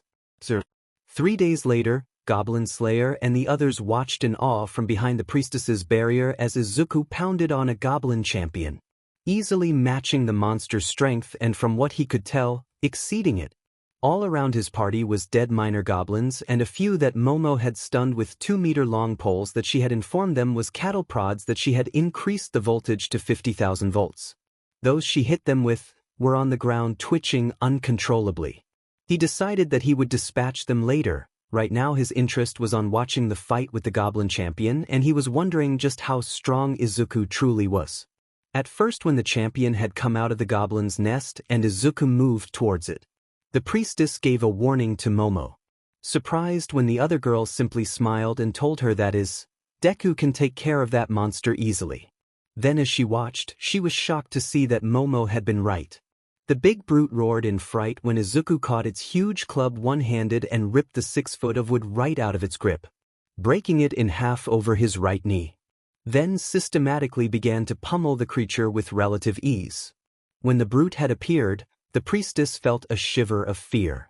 She had confessed a while back to her friend the elf that her greatest fear was a goblin champion and was relieved when the other told her that is natural, along with that it is all right. After all, she had almost died the first time she encountered one of those monsters. That helped her control her fear and overcome it. Now, as she watched with fascination as Izuku hit the thing hard and the monster lost half of its teeth, she knew that with Deku in their party she did not have to really fear the champions at all. Standing over the decimated goblin champion, Izuku exhaled and felt his hands begin to shake. The monster was strong, but with him activating 15% of all for one, it was nowhere near as strong as him. What that fight did was remind him that he could not be lapse in his training. He had to get stronger so he could use more of all for one. When Goblin Slayer approached, Izuku turned his back, not wanting to watch or witness what the armored man was about to do. Though he did hear the slash of a sword being used and the thud as the other cut the goblin champion's head off. At some point, Deku, you and Creati have to kill the goblins. We cannot leave them alive. Otherwise it could lead to more death and pain of the innocent. Goblin Slayer said to him, and Izuku winced. I know, but me and Creati, where we come from, killing is just morally wrong. Izuku said back, knowing that Goblin Slayer was right. It just was difficult for Momo and him to become judge, jury, and executioner. Leave him alone, Goblin Slayer. If he and Creati do not want to kill, I suspect you have no problem doing it for them. The elf said defensively, not mentioning that the priestess, her friend, did not kill either, though for entirely different reasons. Morality is something that some have a hard time ignoring. She whispered mostly to herself. With the quest over and after, Goblin Slayer and the lizard priest ensured that the nest had been cleared of all goblins and the captives had been taken to the nearest village. They headed back home, this time by horse and wagon. Leaning back against the side of the wagon, Izuku lightly dozed right up to the point he felt someone move next to him and place their head on his right shoulder. He already knew who it was. Opening his eyes and gazing over, he smiled. She smiled back and then closed her eyes. It had been a long day and half a night. When we get back, how about we do something that involves us? I want to go on a date. Momo whispered to him. Swallowing, he nervously sighed. Okay. Izuku whispered back to her, and then Momo eased herself more comfortably against him and fell asleep. It did not take long for him to follow suit and fall asleep as well. First date. Walking together through the small city, Momo held Izuku's hand with her fingers intertwined into his. They had started their date at one of the inns, and now with the sun beginning to set, they just wandered about, neither wanting the date to be over, which they both thought was odd, mainly due to that they lived together in the same apartment and slept in the same bed. Stopping at a bridge where a stream ran below it, she turned towards him and stood right in front of him. Izuku, can we kiss? She asked, and Izuku paled. I have never kissed a girl before. Izuku whispered, blushing now a deep shade of red. Inwardly panicking. Momo giggled. I never kissed a boy before this. Oh, it will be a first for us both. Momo decided if Izuku not to, she was going to mention that the fact that they were living together and sharing the same bed, which was another first for them. She had already figured out that she would have to basically take the lead in their relationship. If she wanted to kiss him, be with him romantically, and of course what came later. She would have to initiate it all, doubting that he would or be able to. Stepping closer and watched him turn into a complete mess. But she wanted to kiss him, and unless he vaulted over the bridge railing, she was going to kiss him. Moving her arms over his shoulders, she peered into his eyes. Don't faint on me, she told him, and leaned closer. Turning her head to the left slightly, she pressed her lips onto his for their first kiss. She felt his entire body stiffen as she pressed her lips harder against his.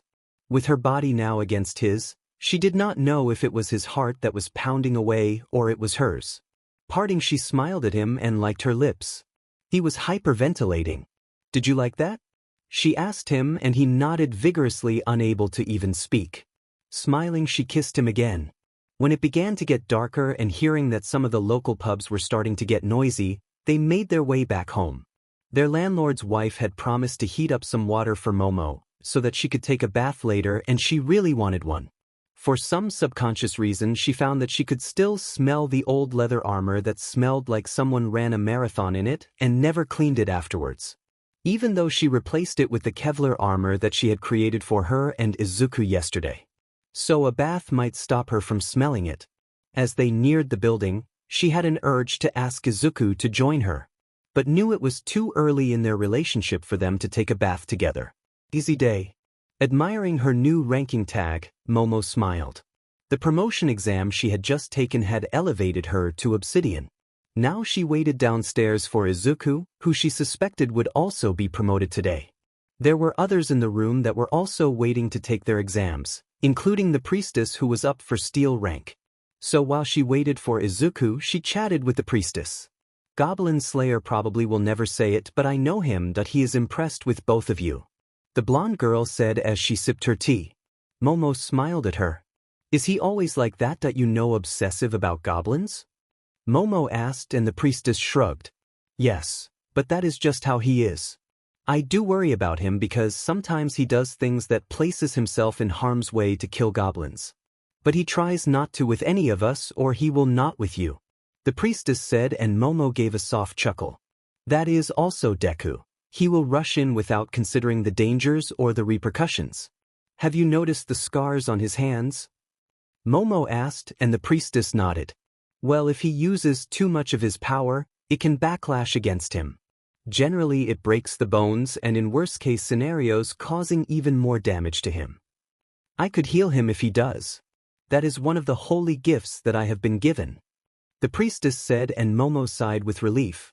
She was a little worried that someday Izuku would face a situation where he would have to push his limits to a point that caused irreversible harm to him.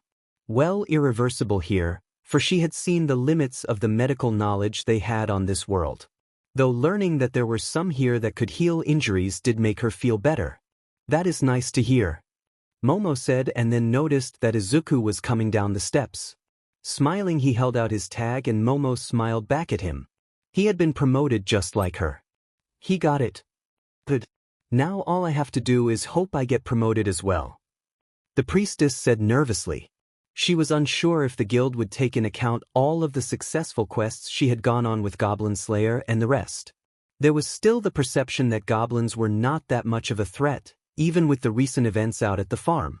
So she did not know if she would be promoted to steel or not. If they don't promote you, then they are idiots, Izuku said, sitting down next to Momo. Deciding to wait to see if their new friend did get promoted, and if she did, then they would have to celebrate. Standing, the priestess squared her shoulders, then straightened her habit robes and walked to the stairs.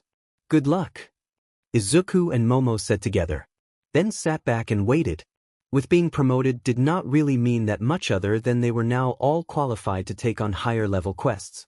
For Momo and Izuku, it meant that they could take quests that were marked for Obsidian-level adventures, and the priestess could go on Steel-level adventures. Not that they were going to.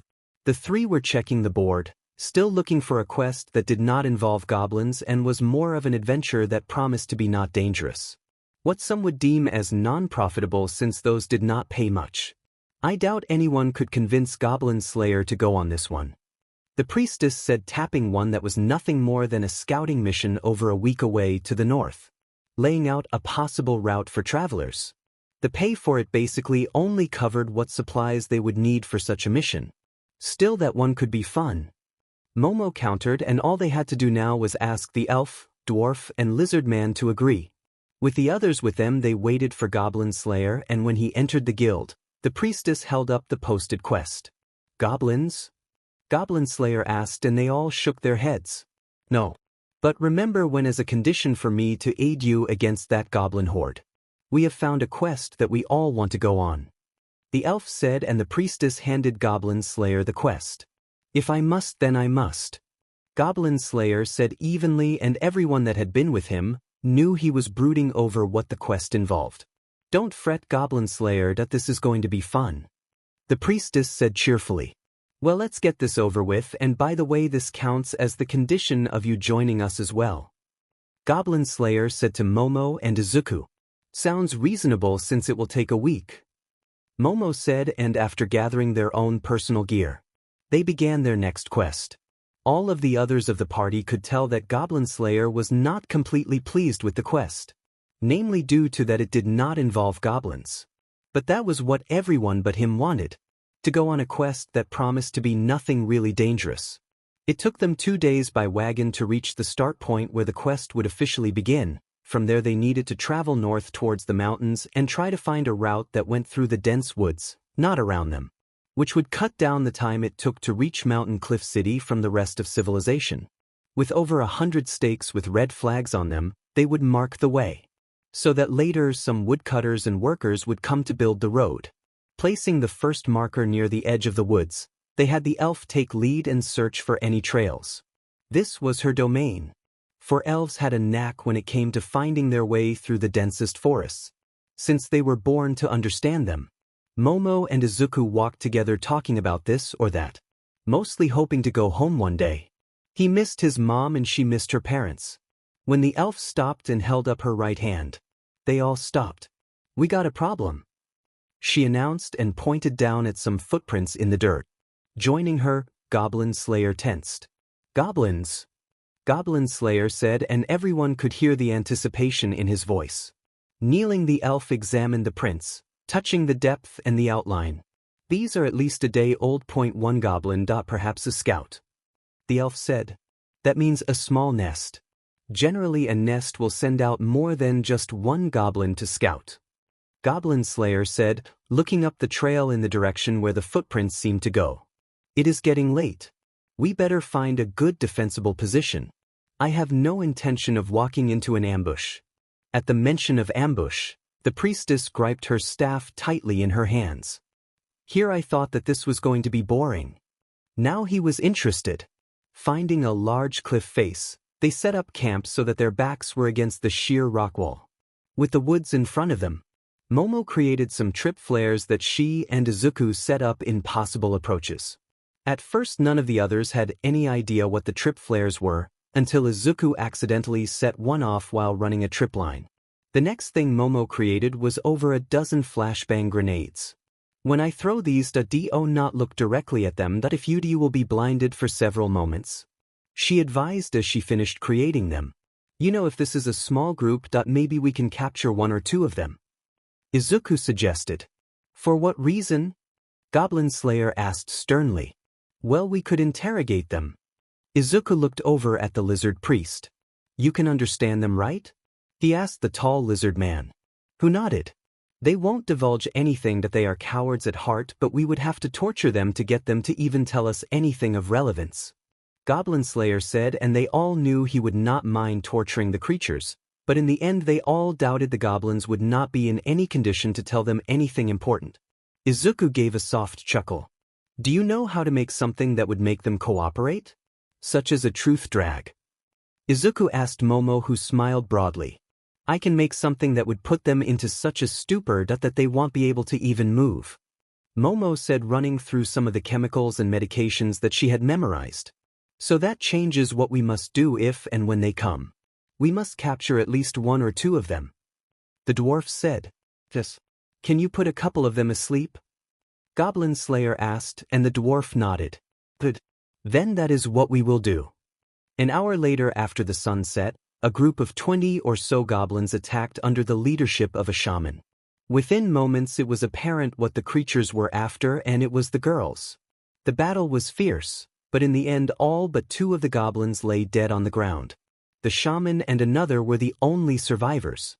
Creating a very potent truth serum called sodium pentothal and a needle, she injected it into the shaman after he awoke. With the lizard man translating, Goblin Slayer asked the magic user several questions that he always wanted to know. The goblin answered them without any real resistance.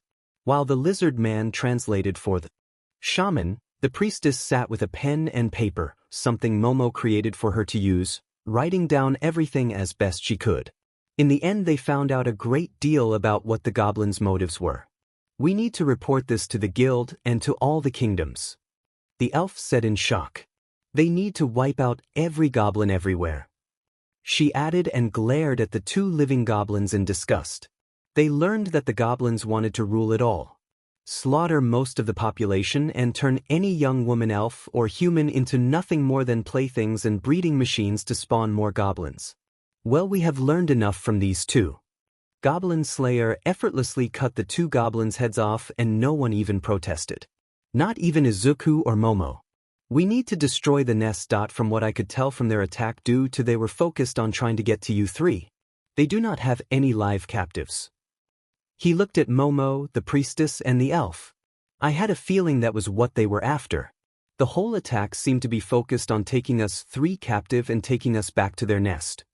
The elf said, remembering how many of them came towards her and the other two girls.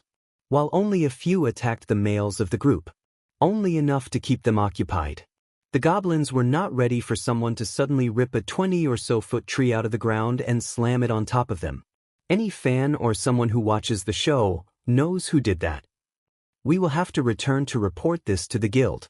So suspend this quest for now, Goblin Slayer said, and they all could hear how pleased he was about not completing the scouting quest. They also knew that suspension would mean that they would never get him to come back and accomplish this quest. I believe we can finish this quest and send word to the guild at the same time, Sir Goblin Slayer. The lizard man said, turning and tossing a tooth or two on the ground, then summoned a dragon tooth warrior. Taking another piece of paper out, the priestess wrote a copy of what they had learned and handed it to the skeletal being. Go. Run this back to the guild and hand it to Guild Girl. The summoner of the warrior commanded and the creation ran off south. This quest continues and let's hope we do not have any more distractions like this. The elf announced and they all heard Goblin Slayer softly in protest. Storming off to find and destroy the nest. Sir. The enjoyment of going on the scouting quest returned the next day when they came across a slow-moving river and it was decided that they had time to take a bath. With the females moving upstream where it curved out of sight of the others, they all removed their clothing and armor to take a dip. Once out of sight, the girls entered the water and after scrubbing the sweat and dirt off, began to just enjoy the cool water. I have noticed that you and Deku seem to be more than just comrades. The elf said with a mischievous smile. Wanting to know details. Momo blushed and dipped down into the water to hide her embarrassment. Then rose slightly, just enough to speak. Yes, well, I'm trying to get him to. I want to be closer and I sort of have to get him to. Ahem. Momo blushed again and both of the other two giggled. Though the priestess also blushed some. Neither of us actually knows how to. I am guessing a lot on how to proceed. She looked at the elf and the long-eared woman move up her hands. Do not ask me that. Sure, I am 2,000 years old, but I have not found a mate yet and I... Wait, how did you divert this towards me? The elf said, feeling her own cheeks begin to feel hot. Both Momo and the priestess giggled. So she splashed them both and then the splash battle was on. When it was over and a truce was declared, the elf had one more question that she really wanted to know. I do not mean to pry, but what are your endgame intentions with Deku? She asked and Momo smirked. I intend to marry him, of course. Momo declared and her new friends smiled with delight. All but one entered Class 1A and paused, bowing towards Midoriya's and Yaoyorozu's desks. Then sat at their own desks, Uraraka Achiko, Toru Hagakure, Kyoka Jiro and Mina Ashido broke down and started to cry. Get iffy over it. They told us that they are not dead. So stop the sad sheet. Katsuki Bakugo declared angrily. Upset at the whole ritual that the rest of the class had done for the past week. Ever since Iwaza had informed them of the circumstances and that there was a huge possibility that two of their classmates were gone. Highlighting that neither was deceased, just not here anymore. Come on Bakugo, that we may never see them again. That has to upset you some. His only friend Ijiro Kirishima said sadly and Bakugo just growled. Before the hostile team could respond, two strangers entered and moved towards the two empty chairs. Bakugo slammed his hand down onto the desk and stood up from his seat, glaring at the two boys. What the F do you think you are doing? Bakugo demanded and the brown-haired arrival looked at him in confusion. We have been transferred into this class from the Tenniscan Private Hero Study School. I am Hanji Astogi and this is Remo Gasakego. The one said, making his way over to what was once Izuku Midoriya's seat, while Gasakego walked over towards what was Momo Yaoyorozu's seat. Well, I do not give a sheet who you are. You are not sitting in those seats. Those are Deku and Big B. Bakugo was about to call her Big Melons, but stopped, and since he could not remember her name, he decided to just move on to what had angered him. You are not to touch them. So if you want to sit, then sit on the FNG floor. Bakugo stated, pointing over to the one side of the room. His hands began to spark with minor explosions illustrating his point. Both looked at him completely confused, while the rest of the class stared at him in utter shock. Amazed that he was so adamant about someone else not sitting at Midoriya's or Yaoyorozu's desk. They had all heard that 2 transfer students from another school were coming to be part of Class 1A, and basically they all felt the same way as Bakugo felt about someone basically replacing their missing friends.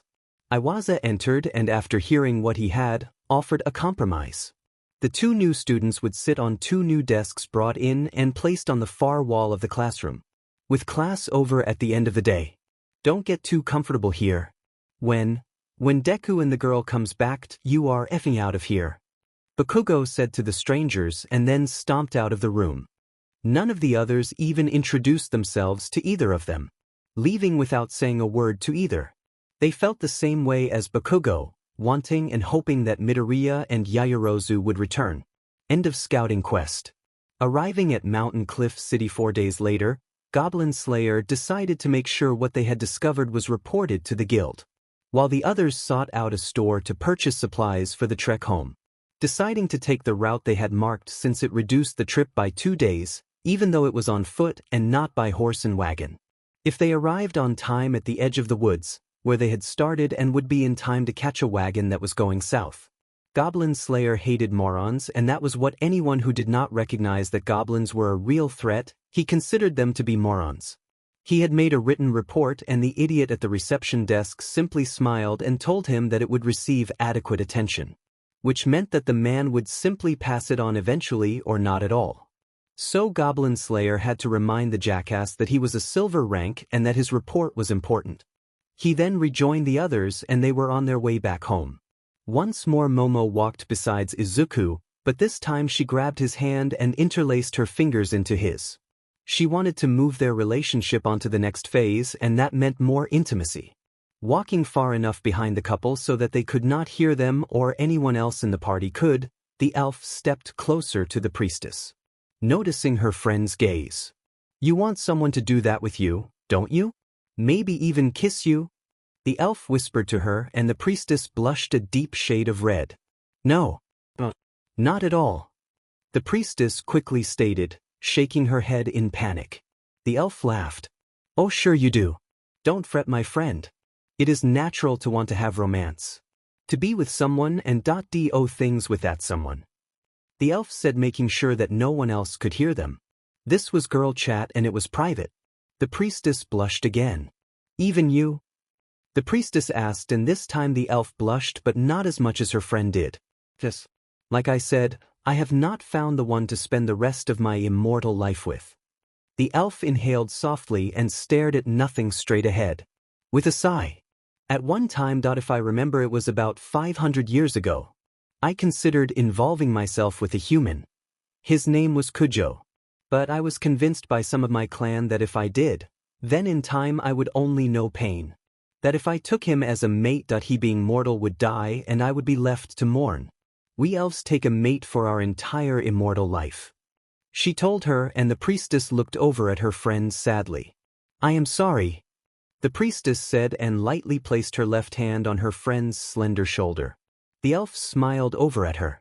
It is all right, though sometimes being immortal really sucks, especially when you are around those that are mortal. The elf said, and then threw her right arm over the blonde girl's shoulder and gave her a sideways hug. The girl returned it. Then they returned to watching the young couple in front of them. The return home. With the scouting quest officially over and the paperwork completed, Izuku and Momo headed back to their shared apartment. Both just wanted to sleep once more on their bed and not worry about goblins for the next 2 or 3 days. So once back home, they stored their gear and armor. Laying down on their shared bed, Izuku was too tired to be nervous or anxious about being in bed with Momo. Sure, the trip back in the wagon was not really physically exhausting, but it was hard to really sleep on the hard boards. so they only lightly dozed at most. In his daze at the edge of sleep, he felt something on the right side of his chest and something else wrap around his body. At the same time he felt another something on his right thigh. Too tired to care, he fell asleep, not knowing that Momo was the something that was on him. Her head on his chest, her right arm across him and her right leg on top of his. Wanting to cuddle with him. Awakening, Izuku still felt the foreign weight upon him. With tired eyes he looked down and what he saw brought him into full consciousness. Tensing, he started to breath hard. But not enough to disturb Momo. Even though he was near having a panic attack, it was extremely pleasant. But all great things cannot go on forever. There was a purpose of him waking this early. He wanted to get back into his training regime. So that meant he had to get up. Carefully he attempted to ease himself out of her grip, before he could even move an inch. She gripped him with her right hand and arm tightly, pulling herself even more against him. "Where do you think you are going?" she said softly with her eyes still closed. I need to train." Izuku stuttered nervously and she adjusted her head more onto him, pulling herself with her right leg and right arm more firmly against him. "Not happening. Want you here to so go back to sleep," Momo declared, her voice soft. Making it clear Izuku had no choice, he exhaled and slowly moved his right arm around her and she seemed to snuggle more comfortably against him. He was not exactly tired, but he drifted back to sleep. Hours later the sun beamed through the window and Momo finally let him get up. As long as he kissed her a couple of times before she did. As he returned from the outhouse, she went down to relieve her own needs and when she returned he was fully dressed, smiling at her fondly. She smiled back. "By the way, that we are so sleeping like that from now on. You make a great pillow and teddy bear," she told him. He nervously agreed, blushing a deep shade of red. So with the excuse of getting breakfast, he went down to the nearby inn and while he was gone, she made the bed and got dressed. Feeling extremely rested and chipper this morning, the two found the others at the guild, not to check the quest board, but to mainly enjoy the next day or so off. The priestess and the elf made it clear to Guild Girl that no matter what Goblin Slayer says, she is not to let him see any goblin quests until the following day. Of course she agreed, believing like they did that they needed so much needed time off. So she kept the 2 goblin quests on her desk and only let certain others know about them. It had surprised them all when Spearman and his partner the witch accepted certain goblin quests. Ones that contained hobs or perhaps a champion. Spearman had discovered when he fought the champion it gave him a much-desired thrill. So he and the witch were more than happy to go on any quests that provided him with the same challenge. Others were also taking more and more goblin quests as well, but they only took them if Goblin Slayer did not want them or if he was not available to take them. Not that his own party minded, fully ready to go other types of quests if any goblin-based ones were not posted. Upon seeing them, "You two look extremely rested this morning," the elf said with a huge smile. "Good morning," the priestess said as Momo and Izuku joined them.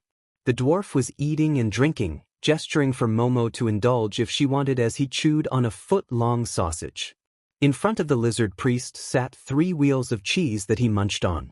"It is a fine morning," the lizard priest said as he picked up another wheel of cheese and with a huge toothy smile, bit half of it off and chewed in delight. "Truly the food of the gods," he muttered and all those chuckled. "So what do you two have planned today if I may ask?" the elf asked and Momo shrugged. "Might check the board for a local quest and perhaps relax some more. Though Deku wants to do some training later today." "What do you all have planned today?" Momo asked back. "If you find something that does not involve goblins and if you do not mind the company, I will go with you on the quest if you find one that is," the elf said and Momo nodded. The others chimed in that they would also like to come along. "Let us not ask Goblin Slayer to join us.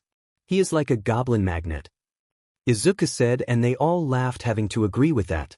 The scouting quest seemed to almost prove that statement. At that moment Goblin Slayer walked in, went to the quest board and after not seeing any goblin quests turned and left, not saying a word to any of them. "He is more stoic than usual," the dwarf said as they all watched their companion depart. None of them could blame him for being more obsessed, Not after learning what they did from that goblin shaman on what the goblins' endgame was. What the monsters intended for the world. To slaughter a good majority of the inhabitants, turn the survivors into slaves, food and breeding stock. Not exactly something that any of them liked hearing. Standing, Izuku and Momo went to check the board and found a nice easy close by one that involved dispatching a troll that had taken over a bridge to the east. The troll. That should not take long to accomplish. The elf said, shaking her head. Any number of them could take down or run off a troll in a matter of minutes. Perhaps we should pack a lunch and have a nice picnic once we are done.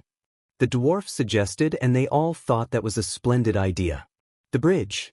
It took less than a minute to drive the dim-witted troll away. All it took was 2 tear gas grenades and 1 flashbang. Lumbering off, bellowing and rubbing its eyes. It left with no real fuss or muss. It won't come back now, not with how much discomfort you caused it. The elf said with a small smile, having an arrow notched and ready in case the troll decided not to flee but fight. She would then put an arrow into it and ending it right there. So shall we retire over under that tree there and have our picnic? The dwarf asked, gesturing to a nearby farmer's field and a tree that grew on a small hillock. While eating, the elf and priestess talked to Momo about her own endgame, inquiring about how far she had gone in accomplishing her goal. Another month or so. Then I should be able to persuade him. Momo said, and Izuku looked at her confused on what she meant about that. Knowing full well it involved him, especially when she smiled coyly at him, and that sent a small nervous shiver up his spine. With the quest and picnic over, they ambled back towards home. Tomorrow it would be time to once more go on goblin-based quests. Not that any of them minded. The monsters needed to be wiped out, otherwise their ultimate goal might come to pass, and that was something that they could not let happen as adventurers. Once more, the government did not fully realize the danger it was to allow goblins to run basically amok, so the creatures were able to fester and multiply to a point where it would take an army to eradicate them. Instead of sending an army, they placed a quest for adventurers to dispatch the horrible creatures, and of course they did not publish how many of them that were there. So when Goblin Slayer and his party arrived, they discovered that there were more than they hoped to handle.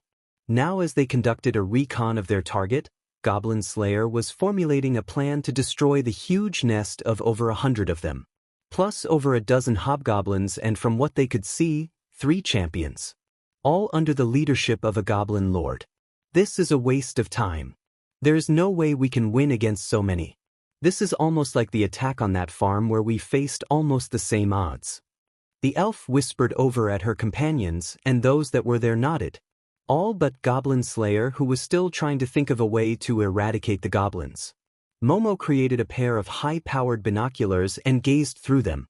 How many captives do you think they might have in there? Momo asked, and Goblin Slayer inhaled sharply through his helm.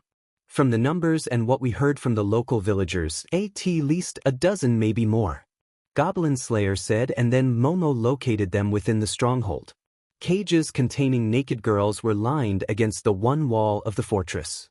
So with them there, they could not even consider letting Goblin Slayer use fire, poison, water, or explosives. If he did, all the captives would probably die right along with the goblins. Izuku took the binoculars and stared down at the fortress intently. Then up at the mountain that was right behind it. From what he could tell, the mountain was mostly granite and stone. An idea or plan started to form in his mind. If we could draw them out, or at least a large portion of them, some of us could sneak in and get the captives out. Then Momo could create some really big demolition explosives and place them on that mountain, setting them off to cause a landslide. Izuku muttered, not realizing that the others had heard him. That could work. Goblin Slayer commented, looking over at the frowning elf and priestess. They did not like the idea explosives being used, but what choice did they have? This is your plan. Who does what? The armored man asked, and Izuku swallowed heavily, knowing that the others believed it was a good idea. I think I can draw them out better than any of you could. But it would help if I had someone that can do a long-range attack to really get them angry. Izuku looked over at the dwarf, who nodded with understanding. Stone blast. The dwarf said, and then Izuku continued. Creati, an elf, will set the explosives. She can create them and set them in places that would do the most amount of damage. That leaves. Izuku looked at Goblin Slayer, the priestess and the lizard priest. Us three will get to the captives, take out any guards and then get them out of there. Though she will do a protective miracle on the gates so none of those beasts can get in to stop us. Goblin Slayer, pointing at the priestess. Then once we are out that they set off the explosives. Momo gave a short curt nod, then moved closer next to Izuku frowning at him. You be careful. Momo ordered him, stabbing him in his chest with her right index finger. Sternly glaring at him. You too. Izuku said back to her, then he and the dwarf began to walk down the trail so that they could come out in the large clearing before the main gate of the fortress. A good 200 meters away, far out of arrow range or anything else that the goblins might want to throw at them. Once there, Izuku powered up to 15% and grabbed a nearby 2 or 3 foot rock and threw it as hard as he could at the stone and wood fortress to get the goblins' attention.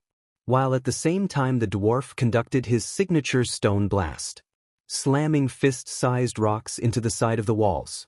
After throwing another rock, they had the goblins' attention. The front gate slammed down, making a bridge across the moat, and almost 50 goblins, 7 hobgoblins and 2 champions came out.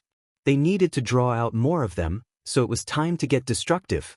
Hefting up a huge boulder the size of a small car and with a grunt, he threw at the goblins, crushing a good 10 of them under it as it slammed down on top of some and rolled onto others. That definitely drew the Goblin Lord's full attention, for he sent more of his horde out, with Izuku and the dwarf shaman providing a distraction. Goblin Slayer, Lizard Man Priest and the priestess sneaked into the fortress by scaling a side wall. Once on top of the wall and dispatching the 3 sentries quietly, Lizard Priest created 2 dragon tooth warriors, ordering one of them to protect the priestess when the time came for her to use holy protection and put a shield at the main gate. They had come up with that right after the time when a goblin champion had injured her. Concealing themselves on the wall, they waited until the next group of goblins, hobgoblins, the last champion and the goblin lord rushed out the gate. Standing, she cast the prayer and an indestructible shield formed at the gate. She would keep the shield up as long as she could and then immediately cast another shield to replace the one that fell. At that moment, Goblin Slayer, the lizard man and his dragon tooth warrior attacked the remaining goblins inside the fortress. Then after they freed the captives and took them to the side gate, escaping unnoticed by those outside. For none of those outside even realized what was happening inside. Part 2 of Izuku's plan had been accomplished. Up on the stony and granite mountain, Momo created C4 high explosive charges that she could set off with a remote detonator, handing one after another to the elf who placed them wherever Momo pointed to. Setting the last of the 20 charges, she created a remote and the 2 rushed back to the rendezvous, on top of that small mountain where Izuku had conceived the plan. Once there, they waited for the others and watched the small battle below anxiously. Though the goblins were having a hard time of it, Izuku was hurling rocks and trees that he ripped out of the ground at the goblins, while the dwarf fired his last stone blast. The elf lit one of her arrowheads on fire and sent it over the top of the clearing, signaling for the 2 to make their withdrawal. Seeing it, Izuku grabbed the dwarf and flung him over his right shoulder. Bending down, he leapt high into the air, and as he soared towards them, Momo set off the explosives. All of them on top of the smaller mountain watched as the larger mountain exploded. Huge and small boulders rained down onto the fortress and much of the clearing.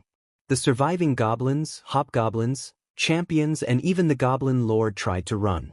But the landslide swept over the fortress and onto the clearing so fast that they barely made it 10 meters before they were effectively crushed under probably 1,000,000 tons of rock and debris, burying the fortress and the clearing completely as well.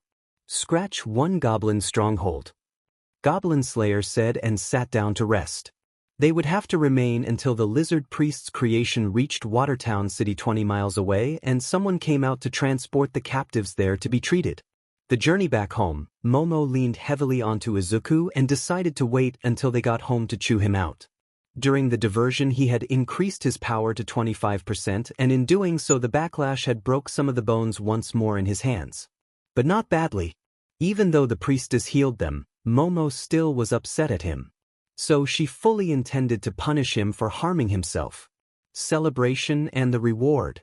The origin of the quest had come from Watertown, and Goblin Slayer suspected that the Sword Maiden had sent it out. So when they had returned, they were surprised that the fee had been increased dramatically. Instead of 5 gold coins, it was now 30 gold coins. Giving each of the party 5 gold coins, which was a small fortune and which it gave Momo and Izuku away to purchase their own home. Not that they were too anxious to move out of the apartment, but Momo wanted a house, or rather a cottage, just outside the city. "This is perfect," Momo stated as she inspected the cottage with a huge smile. Which confused Izuku. It was not as nice as the apartment, and from what he could tell it needed a lot of work. The other thing that confused him was the amount of food she had brought with them. Until she started to create, and then he understood completely. She had to really concentrate on remembering every component of the first thing she decided to create. She at first considered a much easier device, but changed her mind when she discovered that the closet's fuel source, which was coal oil, would not work. So she changed it to something a little more complex. When done, she grabbed some smoked sausage and ate. He stared at the engine and gasped. "Is that a solar generator?" Izuku asked, and Momo smiled at him. "Yes. Now I have several other bits of technology one want to create. Do you mind starting to work on shoring up the roof and the walls?" Momo pointed at the ceiling and then the walls at the numerous holes in both. He nodded and went outside where there was some patching material all ready to be used. Feeling a little curious about what else Momo intended to create, expecting that none of it was of this world. Sitting at the table, Momo created 4 heavy-duty extension cords, 5 electric lamps with light bulbs, 2 electric heaters, a hot plate, and was tempted to make a microwave and a small refrigerator. But decided she could always do that later. There was of course a couple other things she really wished she could create, but creating a television and a DVD player would not be feasible. Though she could create DVDs, she could not imprint any movies or shows on them, which depressed her somewhat. For there was a show she really wanted to finish watching. Showman sample. I was abducted by an elite all-girls school as a commoner sample. It is a funny show, and now she regretted not having the time to watch all of the episodes. She had left off on episode 8 right before she and Izuku had gone on patrol and ended up here. With a deep sigh, Momo thought about the solar generator. It was a 16,000-volt capacity output generator, and it could handle all the electrical run devices effortlessly. Though she did know she would have to make and attach another set of solar panels, for she suspected the 2 that she had created with the generator might not be enough to recharge it completely. Eating some more of the food she brought, she returned her limpets enough to create the panels and then sat back to rest. Creating so much at once taxed her physically and mentally. Mostly mentally, since she had to remember from memory how to make each item. Izuku came in breathing hard. He had finished patching, and when she looked over at him, she almost fell off the chair. He had his shirt off, and she found herself ogling over his physique, his sculptured muscles, and hoped she was not drooling. "Me likey a lot," she whispered barely audibly. She blushed as she realized that she was still staring at him even after he drank down some water and as some of it ran down his chest. She came close to gasping with delight at the show. By the time Izuku finished setting up the generator and the panels where the sun would hit the panels all day long, the priestess, the elf, the dwarf, and the lizard came to visit and to check on their progress, each interested in the strange additions that Momo had added to her and Izuku's home. They had brought food and drink, and as they ate the sun began to set. So when Momo turned on the generator and the lights came on, the 4 pelted her with questions on what magic had she created. To have light without oil or candle truly amazed them even more. Home front. Time flies when you are miserable. Spending most their time on their laptops, researching anyone listed that had a dimensional quirk. Most of Class 1A was determined to find someone that could bring their classmates and friends home.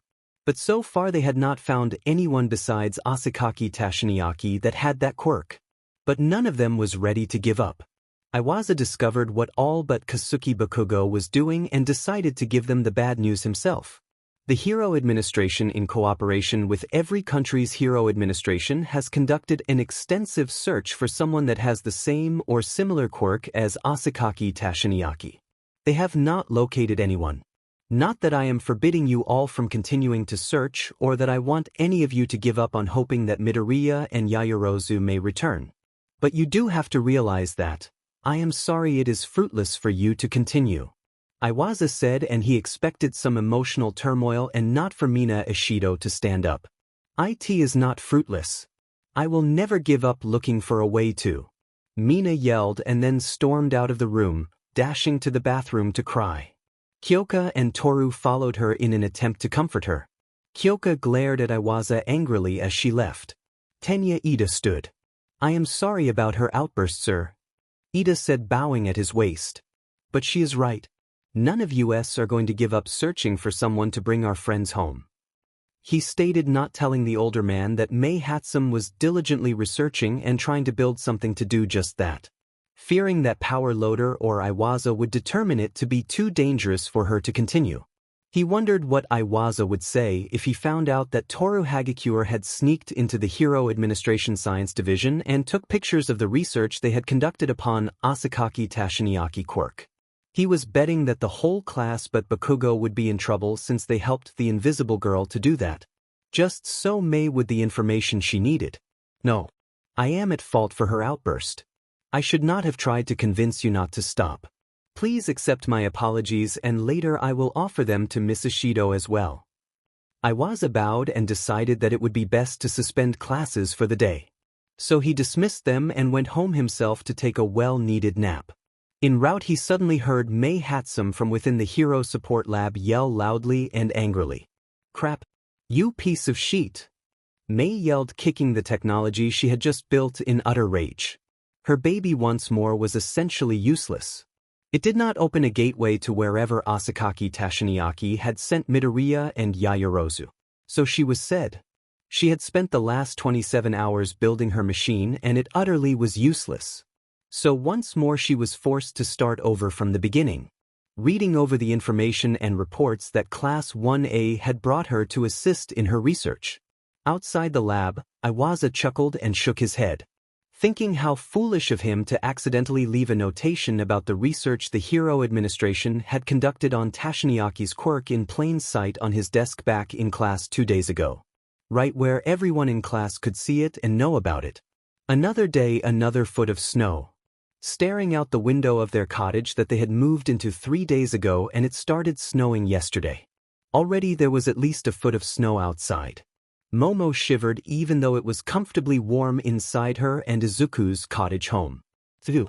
Electric space heaters, plus the fireplace kept it warm inside, and what caused her to shiver was how cold it appeared outside. She had at the time accused Izuku of cheating as he used his quirk to fix and repair the walls, roof and floor of the cottage instead of just patching them. Now as the snow fell and the cold winds blew about, she was happy he did cheat. Though he called it training. Either way, she owed him a big kiss and hug. Their new friends told them that this was a freak pre-winter snowstorm. Goblin Slayer called it camouflage for a possible goblin attack, stating that the BSTRDS liked this type of weather to conduct a sneak attack on unaware victims. But she doubted that the unintelligent creatures would be stupid enough to do that, especially since according to the thermometer she had placed outside the window indicated that it was 10 degrees below zero. Only a complete idiot would go out in this weather if they did not have to. She whispered and then felt bad about what she had said. Izuku was outside getting firewood, promising that she would really make it up to him for that comment. Pulling the lap blanket more tightly around her, she sighed. I cannot believe we have been here for over 2 months. She said out loud, shaking her head in disbelief. 2 months and 4 days ago they had arrived on this world and it did not look like that they would ever get home. Not that it really depressed her anymore.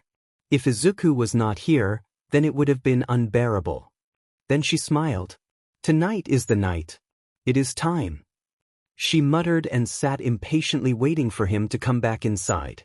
Outside, Izuku, using an wood-cutting axe, split one of the blocks from the stack of wood that sat just outside the cottage under an overhang, cutting the segments into smaller chunks that would fit in the fireplace. He had first dusted the snow and ice off the solar panels that still collected power even under the barely light conditions of the snowstorm that had raged for the past 2 days almost non-stop. He found it interesting that even though there was about a foot of snow around the generator, the panels only had a light dusting. Another time where it is completely obvious that Momo is vastly more intelligent than me. He muttered, then shivered and got back to splitting the cord wood. She had told him due to the heat radiating from the panels while it was collecting solar energy. Snow and ice will not build up on them, no matter how much snow or ice came down. He had not believed her when she told him that, so when he came out to get the wood, he went over to make sure that the panels were not buried in snow. Finding out that she had been right. Glancing at the light window of the cottage, he could just make out Momo sitting in front of the fire. She is so beautiful. I am perplexed on why she would want to be with me. He thought, but he already suspected he knew the answer. It was because they were both been sent here by that maniac. Otherwise, if they were still at home, he doubted that she would ever want to even think about dating him. He did not even want to think about the fact that there was others here on this world more suitable for her than he was. With a large armful of wood, he headed back inside. Stacking the wet wood by the fire, Izuku went to the other side and placed several of the already dried wood onto the fire. When done, he sat down on his chair that was right next to Momo's. "Cold out there?" Momo asked, and Izuku nodded. "I will make you some tea, that will help warm you up," she said, and went to boil water on the hot plate. Deciding later she would make a coffee maker. The hot plate took twice as long to boil water. When done, she handed Izuku a cup of tea and with her own, sat back in her chair. "Maybe we should have gone with the others on that quest?" Izuku inquired, and Momo shook her head. "No way. Too cold, and they are going even further north towards somewhere called Ice Cap Mountain. Also, we were not requested in that letter from those nobles. So if we went, we would not get paid," Momo said, but she suspected that the others would have split their fee with them upon return. She did worrisome. The letter said something about locating another adventurer called Noble Fencer that had gone on a quest to fight goblins and had disappeared with her party. Wondering perhaps if she and Izuku should have gone due to that their friends were going once more into a situation where they had no intel about how many goblins that they might encounter. If the goblins had defeated the other adventurers, then it could be extremely dangerous. Goblin Slayer movie, Goblin's Crown. Reference. Still, maybe I should have at least gone, Izuku said softly, though he would be reluctant to leave Momo alone if he did go, fearing that she might succumb to someone else's advances, such as spearmen who last time they were at the guild had asked her out to dinner. Then there were others that asked her out on other occasions, and as far as he could tell they were a lot better looking and more accomplished than he was. And leave me alone. If you went, then I would go too. It is a moot point anyhow. They have been gone for a day already. Even if we tried, we would not be able to catch up with them. Besides, if they do need our help. I gave Priestess an emergency transmitter and showed her how to use it. Momo held up the receiver for the transmitter. "This goes off, then we will go," she told him, and he relaxed some. "So until then, want to beat me at chess again?" Izuku asked, gesturing at the chessboard, and Momo shook her head. They had played several times already, and she was bored with beating him repeatedly. Not that he threw the games or let her win. She was just better at the game than he was. "How about backgammon?" Again she shook her head. "No more board games," Momo stated and inhaled softly, deciding it was time. Time for their relationship to advance to what she wanted. "Izuku, can I ask you something?"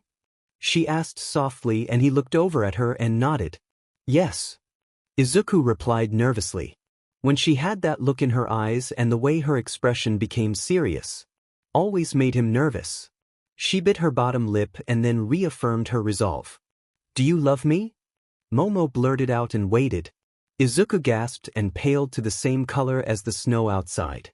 It took all of his willpower to nod. Why, Daddy? This. Izuku stuttered, now feeling faint that he actually replied that he did. Momo smiled at him. "Do you love me enough to marry me?" Momo asked, more sure of herself. Then before and Izuku started to hyperventilate uncontrollably. Before he could answer, he dropped front first onto the floor unconscious. She stood and then knelt by his prone body, checking his vitals.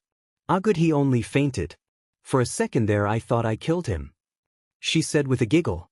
Creating some smelling salts, she waved it under his nose, determined to get an answer to her question. Moving the smelling salts back and forth under Izuku's nose, Momo found it funny that he had fainted. She knew she was rushing their relationship, but she did not think of a reason why to wait. Especially with the fact neither knew if they could ever return home. She had rushed the relationship far beyond her comfort zone for that reason. Changing her whole personality for that reason and forcing Izuku to also go beyond his own comfort zone. She wanted to mention that marriage here was completely different than that of home. Here dating for a long period of time was not exactly necessary or practical.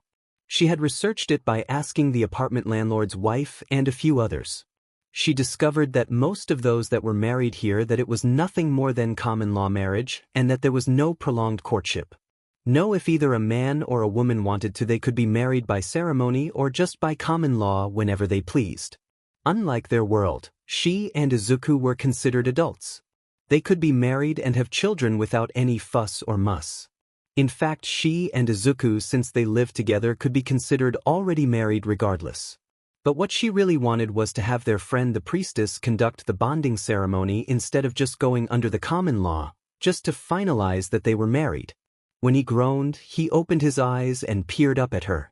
"I am waiting," she declared, and he felt faint again. What could he say? Izuku had not expected Momo to ask him that. Sure, he had said yes when she asked him if he loved her, in which he did. But then for her to ask to marry her, that sent him into his classic panic mode, causing him to faint. "I cannot believe I fainted," he thought, feeling embarrassed that he did faint. Now though he had a much greater problem. She was waiting for him to accept or not. He knew if he said the wrong thing, such as to decline, then it was highly possible she would not take it well.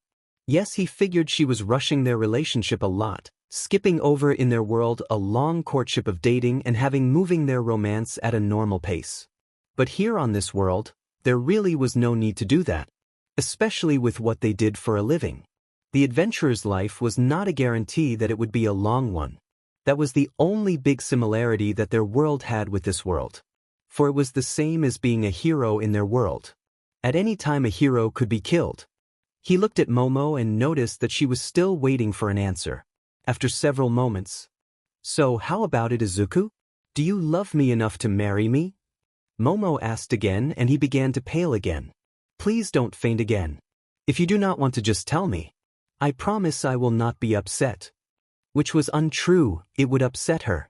But she did not want to really pressure him into accepting. If he did say no or not yet, then she would take it in stride and wait. Though she would have to go somewhere else to cry. He swallowed heavily and took a deep cleansing breath. "Momo, I do love you and I do love you enough to yes I will." Izuku forced himself to stutter out and Momo dove onto him, pushing him onto the floor and kissed him with all of her built-up passion. Grinding her teeth against his. Parting, they both were breathing hard and she stared intently into his eyes. As soon as the priestess comes back, we will have her do the ceremony," Momo said as she tried to catch her breath, and as soon as they both did, she kissed him again. Both hoping that whatever quest that their friends had gone on, that they ended it quickly and came back really soon. Parting again, Izuku held Momo tightly in his arms and smiled. "I got to know Momo. Why are we I want to but we have time so why?" Izuku was not sure how to word what he wanted to know. Momo did though. "Why do I want to rush it? It comes down to our situation here. We have been here over 2 months and we have to face the reality that we may never get home. We both have had this deluded hope that either the man that sent us here would bring us back or by now they would have figured out what happened and made him bring us home. That has not happened. So we need to get on with our lives." Momo took a breath, then continued. "So to do that I believe it is best that we forget how it is done in our world with a prolonged courtship of dating and just skip right to us being married." She held up her hand. "Now I am willing to wait too." She blushed. "To have a CC until we both are ready. But it makes logical sense that we are married since we already live together. So we might as well be married."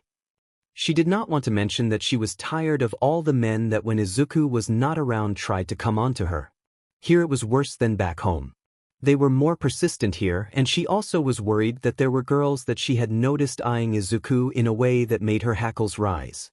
Okay, I think I understand why now, Izuku said, even though he didn't really. All he knew was that Momo wanted to, and that was reason enough for him. The snow stopped coming down late that night, but it was still cold outside. Though there still was huge snow drifts almost everywhere, and the path that led to the road leading into town was buried under at least 2 feet of snow. Stepping outside together, Momo wrapped her arms around the heavy thermal winter coat that she had created. She had made one for her and one for Izuku, who was wearing his. "Br, it is still cold out here," she said, her breath coming out in steam. "I am tempted to just turn around and go back inside. Perhaps ask sweetly for my fiancé to go get the supplies." She smiled over at him, and Izuku chuckled. "That is up to you. I am more than willing," Izuku said, and Momo considered taking him up on that. But then thought about the store owner's daughter that would be there, and she decided not to chance it. The red-haired girl was attractive, and the last time that they were there, the girl had made some not-so-subtle advances towards Izuku, and she felt her jealousy once more rise. Trudging through the knee and sometimes thigh-high snow, Izuku had volunteered to blaze the way, creating a path that made it somewhat less strenuous for Momo. The snow pants and winter boots she had created and they wore kept them warmer than any of the local winter gear. Still, it took them almost an hour to reach the edge of the city. Smoke billowed out of every chimney, and they barely saw anyone on the snow-covered streets. Just about everyone was remaining indoors and only went outside when it was absolutely necessary. Nearing the guild, they went inside with the intention of warming up and checking on if the others had returned yet. Then they would travel on to the store for the supplies they needed. Once inside, the two found the guild was almost packed with adventurers. Drinking and eating. The quest board had very little on it. Most were quests that were posted last week, with only 2 or 3 new ones. All of them were low-paying and were not that essential. Momo checked it as well and was relieved that they had money left over from their last quest with the others, that they did not have to resort to taking any of them. For the ones on the board were all outside, and that promised only that whoever took them would spend a few hours, perhaps half a day, in the elements. Their next stop was the store. Thankfully, the store owner had the foresight to make sure he had a surplus of supplies. Though from what Momo heard from the man's daughter, he did that every year, filling his stockroom with as much as it could hold during the spring, summer, and fall seasons. Purchasing salted and smoked meat, some dried vegetables, and of course rice. Her and Izuku had enough for another 2 weeks, though they would make another storeroom way before then. She went under the old adage, it was better to have it and not need it, than need it and not have it. Packing the supplies in a backpack, she and Izuku chatted with the store owner and his daughter for a bit. She made sure that the other girl kept her distance from him. Then once more braved the cold to go back home. With nothing really to do other than sit and talk, which was not a bad idea. For Momo wanted Izuku to get comfortable enough to no longer look like he was about to turn into a complete mess. She decided that it was time to once more create another type of generator. A hydroelectric type. Since she discovered that the nearby stream continued to run regardless on how bad it snowed. With it completed, she had Izuku carry it out to the stream, and she searched for a good spot to install it. "Feel like doing some digging?" she asked him, pointing to where there was a small waterfall and on the side of the bank. While he went for a shovel, she moved some flat rocks that they would be using to keep the generator off the ground. When he came back, she told him what had to be done. It did not take much digging, just enough to make a semi-flat surface. Placing the flat rocks to make a platform, he placed the generator onto them. It took some adjustment, and the water wheel was under the flow of water and began to turn. It took several minutes for the generator to gain enough power to start, and while it did that, she created 2 100-foot extension cords. They ran them back to the cottage, where she connected the cords to a breaker box that she had created a few days ago. Now they had 2 sources of power and could run more of the appliances than just the electric heaters, 1 electric lamp, and the hot plate at one time. Returning once more to the guild a day later, they found their friends feasting with another girl. Momo noticed the girl had a saddened aura radiating from her. She was curious but decided to ask about the girl later. Sitting with them, the elf and the dwarf spun the story of what they encountered on their last quest, remarking that they should have had her and Izuku along. Though of course Goblin Slayer had devised a plan that was not only reckless but dangerous as well. You could have signaled us and we would have come to help. Momo commented, gesturing to the emergency transmitter that the priestess wore as a necklace around her neck and the small black cigar-shaped device. No time. With that, Goblin Paladin, there was not enough time to wait for you to get there.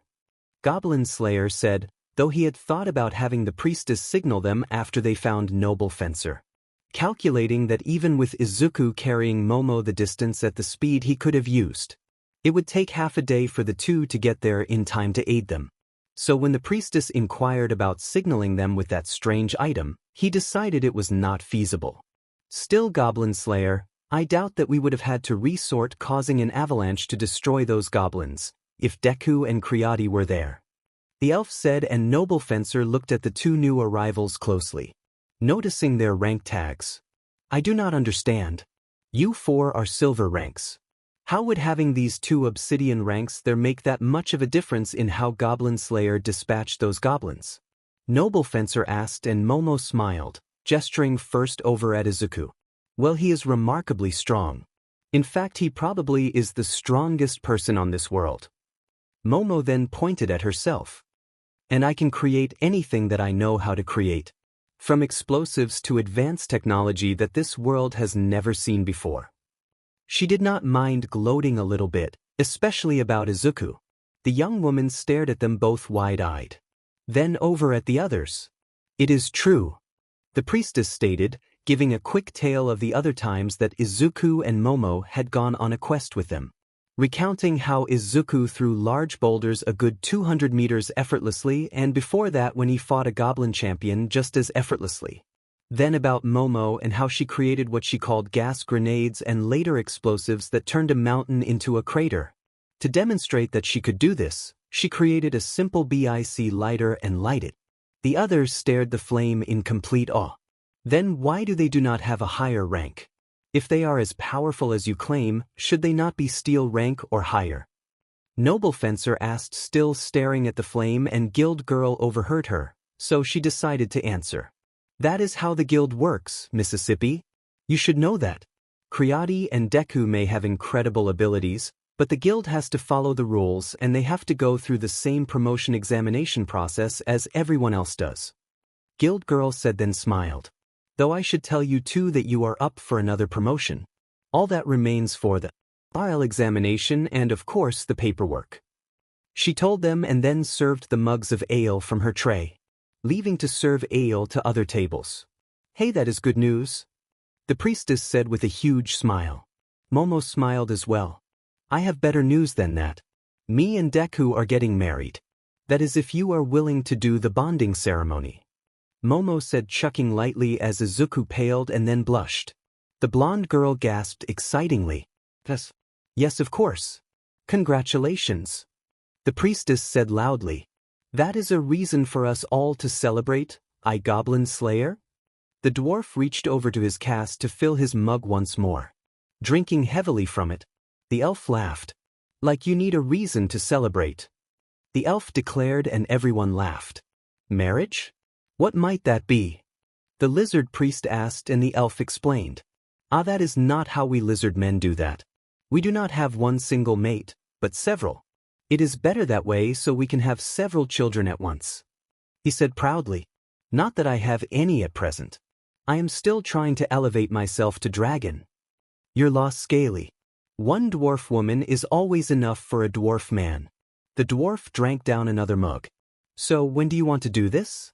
Remember, it has to be done outside and blessed by water, dirt, air, and fire. The priestess asked, and Momo glanced outside. Not while it is snowing. If we are to be dosed with water, I would prefer that it is not 20 degrees outside and snowing. Momo stated, subconsciously shivering at the thought of the priestess pouring water on them while they were outside in the cold. Oh, and when we do it, I would like it that you all attend. She looked over at Noble Fencer. You two are invited, she said to the girl, and the other girl smiled. Then you will have to do it soon. For I will be departing in the next 2 days. Noble Fencer said, and Momo looked once more outside, deciding on tomorrow at noon. Right outside her and Izuku's cottage. The ceremony. Momo was both happy and miserable at the same time. She was happy that she and Izuku were about to get married. But she also was miserable because she was freezing, with only a white robe on, rather than her winter coat, pants and boots. The winter breeze and chill made her regret having their friend the priestess conduct the ceremony. Thankfully Izuku had the foresight to shovel out a spot for them to stand in, rather than standing in a foot or so of snow barefoot. It was still made her feet tingle from the cold ground. Standing facing each other, with their hands clasped. The ceremony began. We pay homage to the Earth Mother to grant these two to become bonded in marriage. Thus I bless this union in your name with water. The priestess took a crystal cup, dipped it in water and tossed the cold liquid on them. Both sputtered and felt their hair freeze. Hus, I bless this union in your name with the earth. Reaching down onto the ground, she gripped a handful of dirt and tossed it on them. Thus I bless this union in your name with air. Fanning them with her palms, she continued. And finally, thus I bless this union in your name with fire. The elf handed her a candle that she had kept light, and the priestess ran the flames under their joined hands, not burning them. She blew out the candle and smiled. With the blessings of water, earth, air and water, I pronounce you bonded forever, let none separate you, and may you have a happy life together. Congratulations. It was over, and to keep to their own customs after becoming married, they kissed quickly. Momo let go of his left hand and turned back to the house. Let's all go inside, that I am completely frozen, Momo said, leading Izuku and with the others right behind inside. She immediately turned up the electric heaters and grabbed one of the polyester blankets, wrapping it around herself. When he sat down on his chair, she sat down on his lap, which caused him to blush a deep shade of red and turning him into a blubbering mess. Take it easy, Izuku, we are married now, so relax, she whispered. Noble Fencer stood staring at one of the electric lamps in total fascination with her mouth gaping open. What is all this? I have never seen anything like this before. Is this some type of unknown magic? Noble Fencer asked, then gestured around her at all of the unknown things within the cottage. Creati made them, and from what she told us that it is not magic but science. The priestess replied, and now Noble Fencer went back to examining the lamp. While the priestess, elf and dwarf placed food and drink on the table for them to celebrate their friend's marriage. Though they would only remain for a short party time. Suspecting that the newlyweds would want to be alone, Goblin Slayer stood off to one side leaning against the wall, with his arms crossed. He had come only because it was expected of him to come. Otherwise he would not have come, preferring to go back to the farm or wait for a goblin-based quest at the guild. It is time for me to leave, but I would like to come back and learn more about these wonders that you have here. Especially after you told me that these marvels are powered by a cousin of lightning called electricity. Noble Fencer had a keen interest in understanding what electricity was, so after hugging the priestess, the elf and then Momo. I congratulate you, Creati, Deku. May you have a long and happy life together. With that she put on her cloak and left. She had much to do. First she would visit her parents, then she planned on going to where her comrades and friends had died. To place grave markers. She also wanted to find out what happened to them, which meant asking a seer she knew about. One that could tell her if it had been her fault that they died. Though she believed it had to be. Because she was the party leader and it was her responsibility to keep them alive. Though knowing what happened would ease her soul. With the celebration winding down, Izuku tried to get the others to remain. Not ready for whatever came next. Well, he was somewhat ready, but kissing and doing more than that, he was not sure he could handle the more. He was uncertain if Momo would be willing to wait, now that they were married. She had told him that she was willing to wait until they both were ready to have section. But the way she was clinging to him while on his lap, he believed that she wanted the wait to be over. Feeling lightheaded, he tried not to think about what came next. Unfortunately, that was all he could think about. Dim teenage hormones. He whispered silently, then panicked even more when the others left.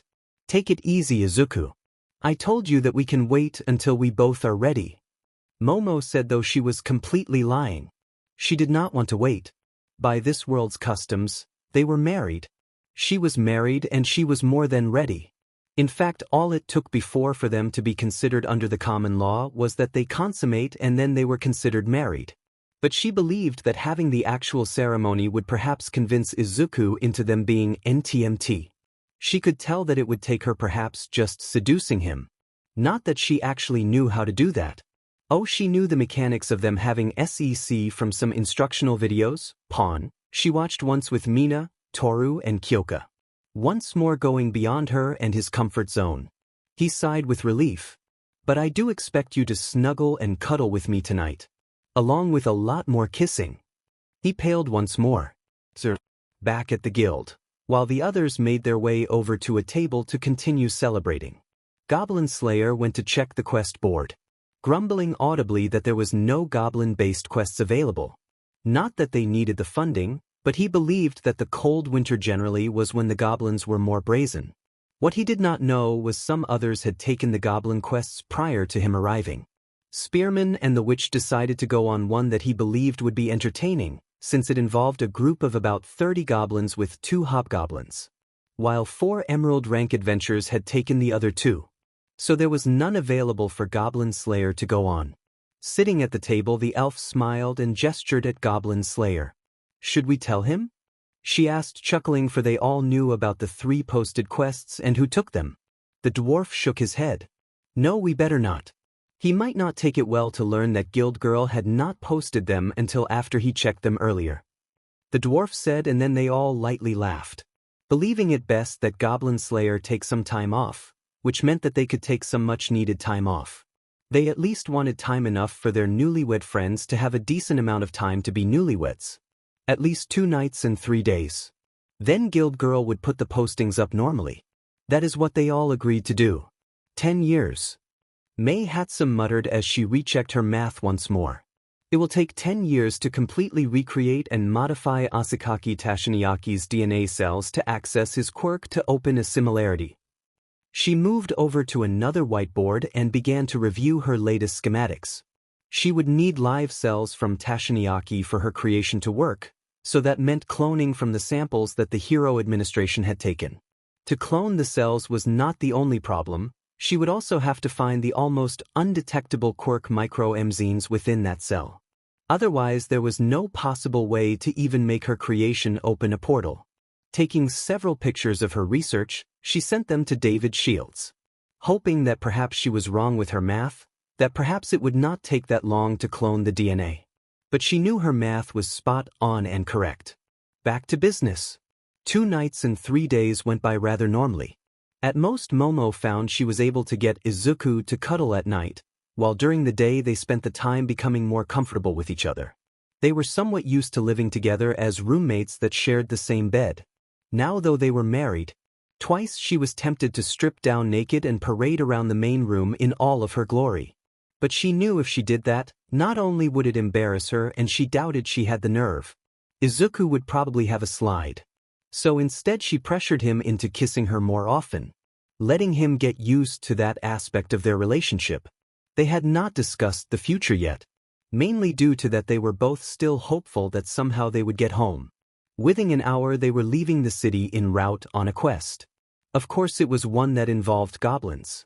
To the south the village had been attacked by goblins and over half a dozen girls were captured and over 20 of the villagers had been slaughtered. They arrived a day and a half later. While Goblin Slayer, Momo and Izuku split up to talk to villagers and collect other useful information. The elf went to look for tracks since it had not snowed and the goblin footprints were still there. With Izuku with her, Momo made her way over to the wounded and the dead.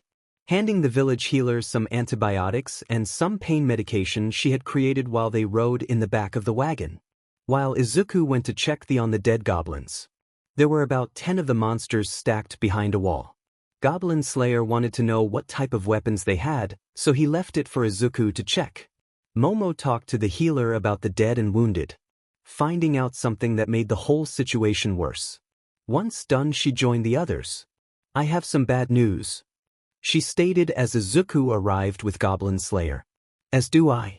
Let us hear yours first, Goblin Slayer said, and Momo gestured over to the canvas-covered dead bodies that were lined up by one of the buildings. The villagers were waiting to bury them as soon as the ground was no longer frozen.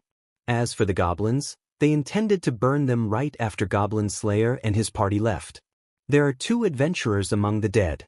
A third girl was taken with the rest of the captives. Momo said, and then held out 2 obsidian rank tags. The priestess paled, thinking back to when the goblins attacked her first party. One of them was cut apart while still alive. Another was poisoned and Goblin Slayer had to mercifully kill her. The only other survivor had been brutally raped repeatedly, which in her mind was worse than death. She had only survived such a fate, was the timely arrival of Goblin Slayer. "So what is your bad news?" she asked, and Goblin Slayer looked over at Izuku. He held up a short spear that had a small axe attached to it. "That is a halberd. Where the F did these where would they get something like that?" The dwarf asked, taking the halberd and checking it over. "Whoever did, modified it for goblins and not someone bigger.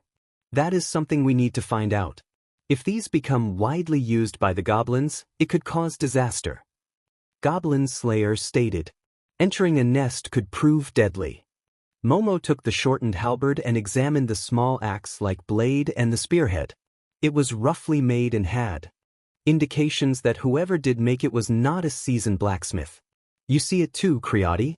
Whoever made this and the others was not a seasoned blacksmith. The blades are crudely made and the is nothing more than a sapling. So my guess is that a shaman found one and devised a way to make them, but not an exact copy of the original." The elf returned and pointed east. "All of the tracks lead off in that direction. Oh, and from what I can tell, they are not concerned about anyone following them, because they did not even try to cover their tracks at all." The elf said with concern, then looked at the weapon in Momo's hands. "Hey, is that a halberd? I have not seen something like that in about 1,000 years. The one I saw was being sold as an antique," she said, then took it from Momo and frowned. "This almost looks like a copy of an imperial halberd." "Imperial?" Izuku asked, and the elf nodded.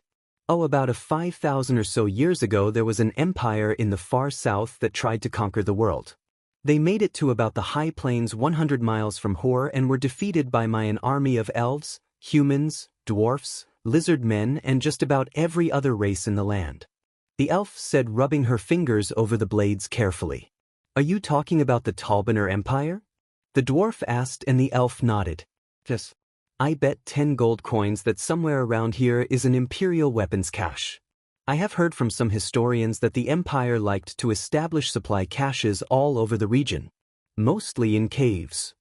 The elf added, and the dwarf shook his head. "No bet, long ears. I had heard the same when I was but a lad and studied history." The dwarf said, then glanced back to where the goblin bodies were stacked. "Was there any other weapons there?" Izuku nodded. "Yes, along with those halberds, there were short swords, mostly gladius-styled, much like Goblin Slayers, but they were broader lengthwise and thicker." Izuku replied, thinking it more important to tell Goblin Slayer and the others about the halberd, though he had no idea what it was at first. Only that it looked extremely deadly. "This is bad," Momo said, shaking her head. "With something like this for the goblins to copy, modify, and reproduce. Or in case of the gladius swords.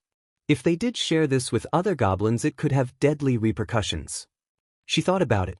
If the goblins had more effective weapons, then they would raid more and take more captives, reproduce in larger numbers, and then repeat the process until they had a huge number of the loathsome creatures, so that it would take an army to destroy them all, not a handful of adventurers. Then that is our objective. Find and destroy not only the nest, but this weapons cache along with all the weapons the goblins had made. Goblin Slayer said, and they all agreed. "Sir," with the elf in the lead, following the trail of footprints. She made her way, keeping a keen eye for traps, remembering that they had a tendency to set up traps in case they were followed. Since it was still during the day, she did not have to worry about scouts or sentries that would alert the other goblins about someone following them. She stopped at a glade and signaled for the others to come closer. There was another group that joined them here. Goblin Slayer said, seeing what had made the elf delay. "Yes, about 10 or 15 of them. Why would there be another group of them?" The elf asked, and Goblin Slayer thought for a moment. The second group seemed to have been waiting for the other group to arrive. We are about a mile from the village. These here could have been reinforcements. In case something went wrong. Goblin Slayer said, kneeling to check the footprints of the others and then looking over to where they had been waiting. Smart little buggers. The dwarf said and glanced about. So long ears, which way now? He asked her, and the elf smiled. That way, barrel belly. They are still heading towards the east. The elf retorted, pointing in that direction where the forest seemed to thicken. Walking onward, they stopped at about mid-afternoon and ate. Goblin Slayer glanced about and shook his helmeted head. I do not like this. If we do not reach them before dusk, we could end up walking into an ambush as soon as it gets dark. Goblin Slayer commented. So what should we do if we do not reach their nest before it gets dark? Momo asked. Everyone knew that Goblin Slayer was already concocting some type of plan. Now remember, no poison, no fire and no explosives. The elf stated, naming each one off on her fingers. Does those restrictions on explosives apply to Creati? Goblin Slayer asked, and everyone shook their heads. No, because she won't try to blow up several acres to kill a couple of goblins. The elf said, and everyone but Goblin Slayer laughed. So got any ideas, or are you going to once more keep it to yourself and then direct us to do different tasks that we all deem odd until it somehow kills all of the goblins? She asked and suspected that was the case. Actually, I do have an idea or two. Goblin Slayer said and smiled behind his helm. Once more not telling any of them what he had in mind. Only what parts each would play if and when the sun began to set. An hour before the sun began to set, the group came upon a large hill made of mostly rock. Searching around the immediate area, they found a cave that led into the hill. This has to be it, the elf said, sniffing and then stepping back, covering her nose. Yep, this is it. It stinks badly in there. Goblin Slayer glanced about and inhaled sharply. Something amiss, Sir Goblin Slayer? The lizard priest asked, and Goblin Slayer gestured around the entrance of the cave. Yes. From what I can tell, this is a large nest. There should be sentries posted around here. But there isn't. So that means that they are not concerned with anyone coming inside. Goblin Slayer said, and the priestess held her staff more tightly in her hands. The ambush is inside, isn't it? The priestess said, and Goblin Slayer nodded. That would be my guess. The BSTers want us to come inside where they will probably be ready to attack us. Goblin Slayer said, and since he was no longer concerned that they would be still on the trail in the open, he had to come up with a different strategy. While he did that, Momo created night vision goggles and peered into the cave. Then shook her head. Well, whatever plan you come up with, gas won't work. The tunnel splits and both passages go off in separate directions. There is also a small pool of what appears to be water at the end of this part, right before it splits. Momo said, and the dwarf chimed in. So even if you wanted or we allowed you to use fire, that wouldn't work either. The dwarf said, and he doubted that Goblin Slayer was not even thinking about fire. No, I actually have a better idea than your gas bombs or using fire. First, though, we need to ascertain that there are no other entrances or exits. That is you two's job. He pointed to the elf and the lizard priest. If you find any, you need to block them off. Next, Deku, do you think you could hoist that big boulder over here? Goblin Slayer pointed at a large boulder half the size of the cave entrance. Nowhere big enough to completely block the entrance. Izuku nodded and powered up. Walking over to the big granite rock, he hefted and brought it over. Good, set it right there at the right side of the entrance. Pointing to the right a few feet on the side. Setting it down. Good. Next we need as many pointed wooded sticks about 2 feet long. Pulling out his own sword and with confusion by the others, they all started sharpening sticks. Having no idea what Goblin Slayer was planning. With over 100 done, he began to stick them into the ground on the left side. Now everyone was completely confused. Can we know why we did that? Izuku asked, and Goblin Slayer stood after pushing the last of the sharpened sticks in the ground. It is quite simple. Those BSTRDS inside are going to come streaming out of there. So I want to funnel them and not have them spread out. The sharpened sticks keep them from going to the left, while the big rock keeps them from spreading out on the right. Goblin Slayer pointed down at the ground on the right, before they could ask why not put sharp sticks there as well. If you look closely under that big rock is nothing but rock. So we cannot do what we did on the left. He then moved back to the wood line. Now the next phase of my plan. Creati, I need something that disorients them. I think I know just the thing. Momo pulled up her Kevlar armored front and concentrated for a few seconds. Then removed a 2-foot by 6-inch black speaker from herself. She showed it to Goblin Slayer. This emits a loud high-intensity constant alarm. It is so loud that it basically makes someone deaf for about 10 minutes. Quite painful and effective. She explained and then smiled. Something I once thought up right after I met Kyokujiro. She can emit a sound blast through speakers that can really knock someone for a loop. She told him, and Izuku was the only other one that knew just how effective Momo's best friend was with those speakers. He watched her once use her vibrations to break through a cement wall just by plugging her jacks into it. The priestess raised her staff to get Goblin Slayer's attention, while Momo created earplugs. Still, how are we going to get them to come out? The priestess asked, not really wanting to enter the cave while there was so many goblins inside that were all set to spring an ambush. That is easy. Remember when I said these bastardes have a very keen sense of smell? Any chance, Creati, you could make something that smells like women that are excited? If anyone could see inside Goblin Slayer's helmet, they would have seen how red his face had just turned. Oh, do you mean like pheromones?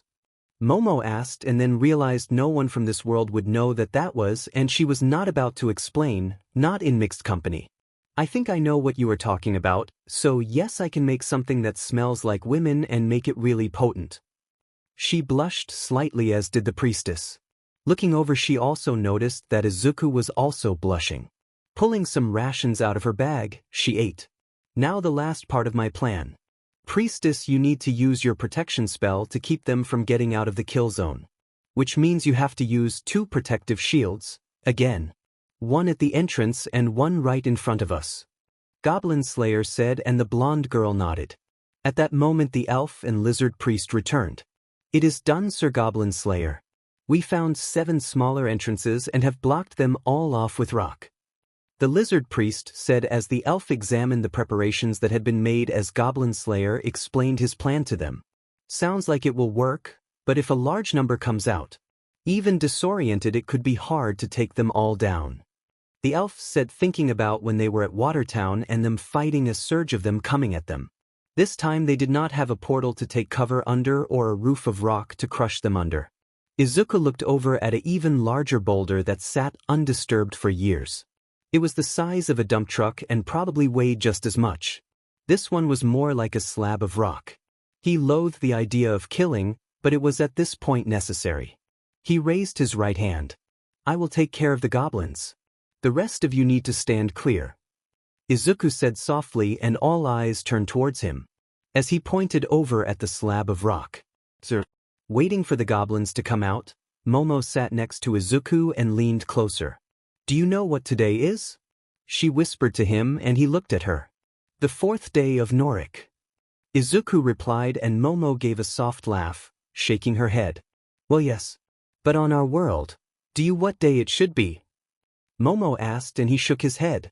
He had not really kept track, knowing he should, but the conversion between their world's calendar and here was so different it was hard to do. The days were 2 1/3 hours longer. He began to calculate it in his head, and she decided that she'd rather tell him so he doesn't spend the next hour trying to figure it out. They might not have time for that. It is December, 2 more days until Christmas. She smiled at him. Merry Christmas, Izuku, she said, and he slowly smiled. Realizing she was right. Merry Christmas, Momo. I kinda wish you told me a couple weeks ago, so I could have gotten you something for Christmas. Izuku felt guilty that he had not, even though on this world they did not have Christmas. What they did celebrate around this time was the spring solstice, which was in about 3 cycles away on the 9th day of Holisha, when the 2 moons would be the brightest. Don't worry about it. I didn't get you anything either.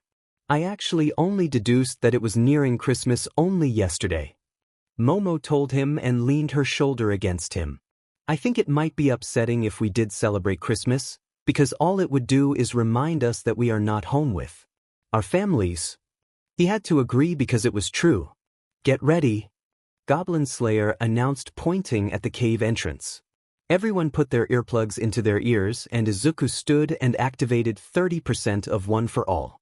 Stepping over to the large slab of rock and braced his feet. His arms and legs tingled painfully. As he prepared to lift and then slam the rock down onto the goblins, he chastised himself for slacking off and not training more. 30 or 40 goblins surged out of the cave, clustered together, and each one had either a halberd or a gladius sword. When all of them were out and still clustered together, Momo activated the speaker. The sound was high-pitched and loud. She and the others could hear it even with the earplugs in their ears. The goblins, not having earplugs, dropped their assorted weapons and covered their ears with their hands. Most squealed in pain and tried to go back into the cave to get away from the painful noise. But the priestess had acted a protective shield to prevent them from advancing or retreating. Before any of the loathsome creatures could react, a huge slab of rock slammed down on almost all of them. The survivors were soon cut down by Goblin Slayer and the lizard priest. Momo turned to the speaker a minute later. "Well, that was easy," the elf said with a small, content smile, letting loose an arrow into the last goblin that was running away from the carnage. "Not really," Izuku said, grunting with pain, slumping down onto his knees. Both his arms and legs were bleeding. Momo walked over to him and knelt next to him, examining his self-inflicted injuries. Joined by the priestess. "I have one miracle left. Let me heal him," the priestess said, kneeling as well, and recited the healing spell, calling upon the Earth Mother to heal Izuku's injuries. Well, most of them. So Momo created bandages and wrapped his arms and legs. "Tomorrow I will heal him again, and then he should be completely healed," she told him, and assisted Momo in wrapping his arms and legs. "We need to block the entrance and then tomorrow go in and finish them off," Goblin Slayer said, and the dwarf stepped forward. "I can do that easy enough." The dwarf removed a small pebble and then tossed it at the half-closed entrance, now partially blocked by the stone slab. Casting a spell, it grew and then set down against the entrance. There, that should keep them in there until morning. They all then went to the edge of the clearing, and after Momo created some trip flares and set them up behind and in front of them, they settled down for the night. Each took a turn keeping a weary eye out for any sign of the goblins or any other enemy.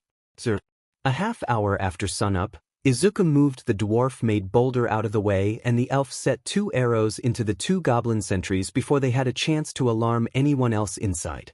They all but Goblin Slayer expected to find a large number waiting for them, but there was only the sentries. Momo created 2 flares and handed one to Goblin Slayer and the other to the dwarf. Entering, they came to the split, and the elf examined the 2 paths.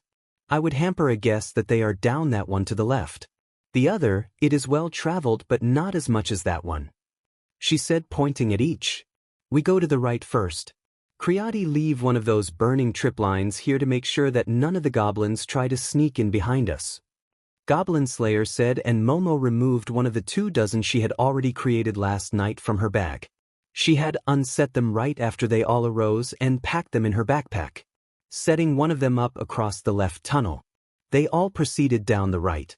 At the end of the tunnel, and after dispatching 4 more goblins, the tunnel came out into a vast chamber, and they found the source of the weapons that the goblins were using or molding for their use. It was an old Imperial weapons cache. The lizard priest made short work of it after casting a time spell that turned all of the weapons into dust. With that done, all that was left was to finish off the remaining goblins and rescue the captives. At the side tunnel that led to the left, Momo retrieved the trip flare and put it back into her backpack. Then created another 2 stick flares. "From this point on, be wary. Those beasters know we are coming," Goblin Slayer said, warning the others to be on their guard. But Momo was not really thinking about what they were about to encounter. She was thinking about where they had just come from. From what she had learned from Goblin Slayer, generally goblins stole weapons rather than built or remodeled any themselves. So that bothered her, and she suspected that Goblin Slayer also had the same thoughts on that matter. "Something has changed their behavior, hasn't it?" Momo asked, and Goblin Slayer stopped, then turned back towards her. "Something or someone," Goblin Slayer replied, and the others looked towards him. "Someone has radically changed how the goblins do things. I noticed it back on the trail. I have never encountered any horde that has reinforcements standing by. I also never have seen where they copy weapons rather than just use what they find. Goblin Slayer said, shaking his helmeted head. They would use the halberds they found, no matter if they could use them or not effectively.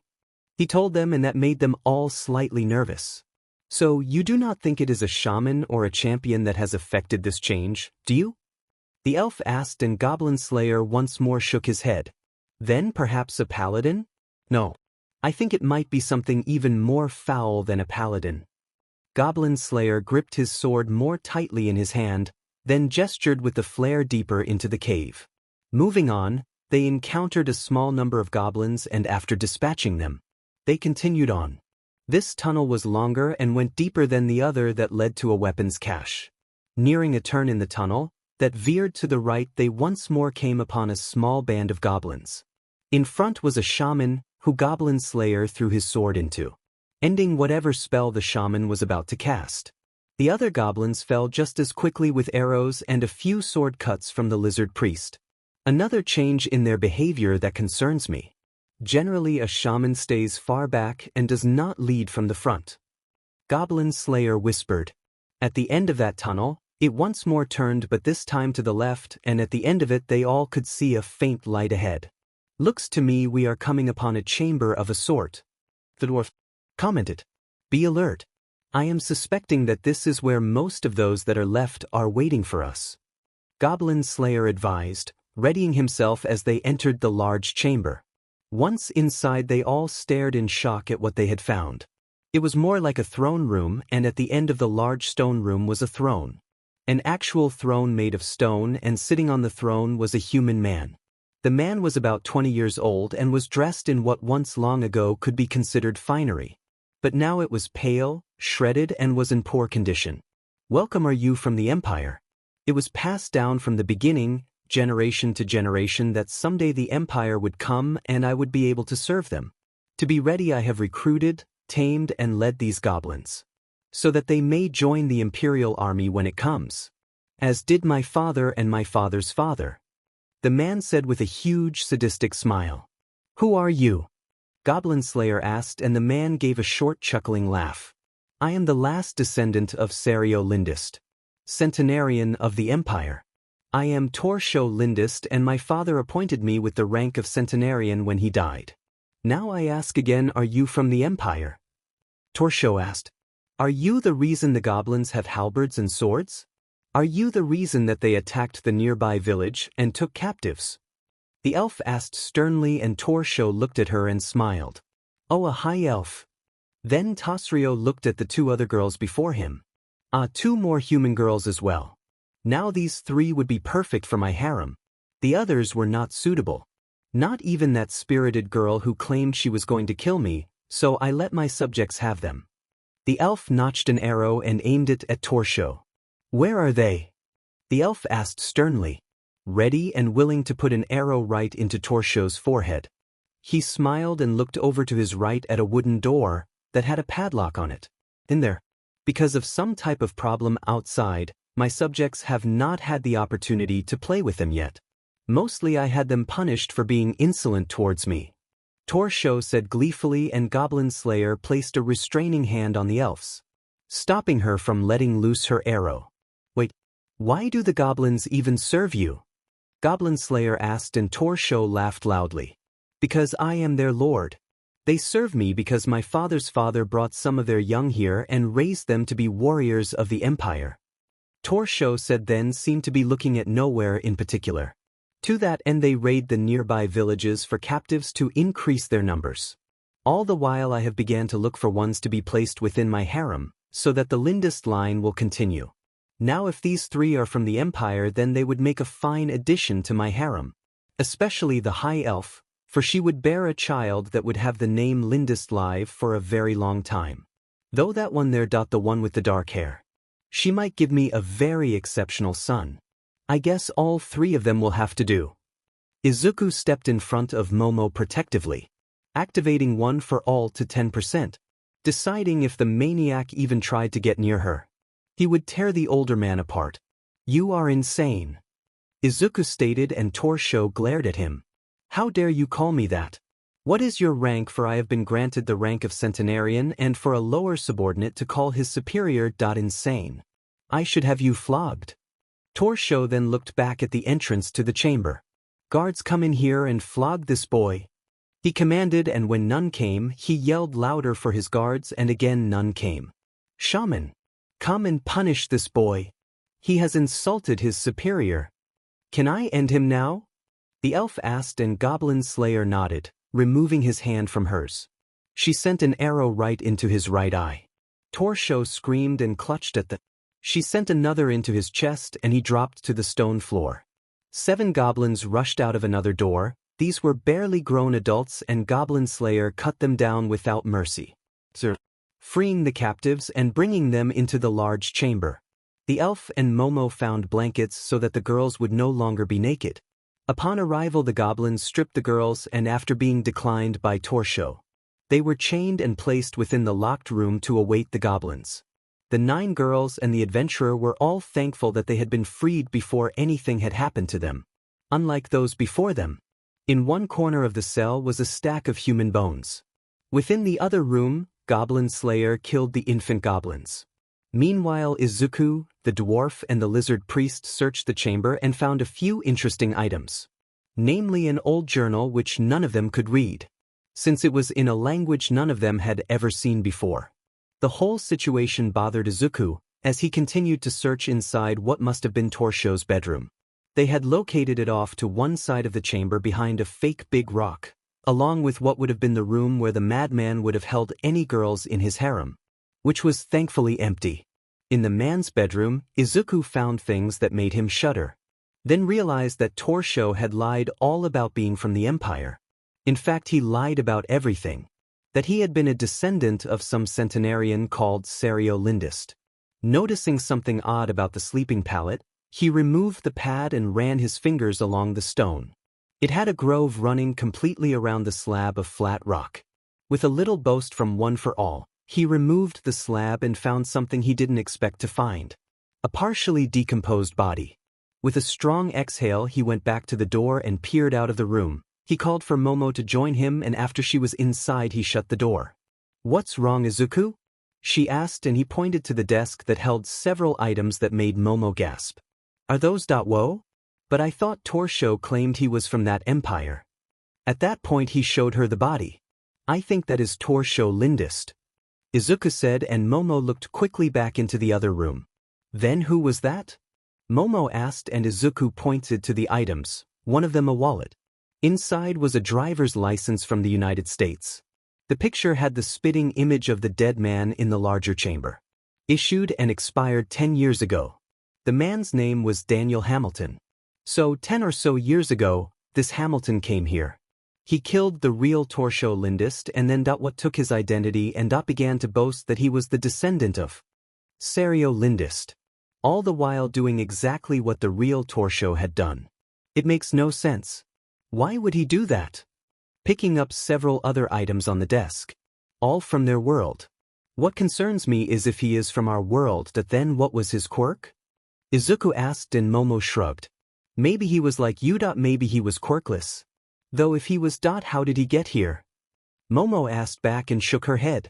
They had more questions than answers, and from what they could tell, they would not get them in here. So after searching a bit more, Izuku put the slab back to cover the real Torso and put the items he found in Momo's backpack. Joining the others, both decided not to tell any of them about what they had discovered. Not until they understood some of what they had found. All the way back home, Momo and Izuku did not speak about what they had found. Instead, they listened as the elf finally was able to translate the journal that was found. From what she could tell, it was about 100 years ago and was written by one of the Lindist descendants, telling the history that had occurred, discovering that there was not just Seriolindist stationed at the weapons cache, but 15 other Imperial soldiers were also stationed at the cache. She looked up from the pages. From what I can tell, all but Seriolindist was wiped out by goblins that had found them. It seems that instead of living in the cave, they built a couple of cottages. Serio was inside the cave, and the goblins never discovered the cave or him. She flipped through some more pages and then inhaled sharply. Anything in there about how he continued his lineage? The dwarf asked and the elf nodded. Yes, and I have to say that the family back to Serio Lindist is just plain sadistic. Serio kidnapped a young girl that was in the woods north of here, brought her back to the cave and forced her to bear his son. From that point on the sons did the same thing when they were of age. It appears that they never had daughters. The elf stated angrily, feeling proud that she had killed Torsho Lindist.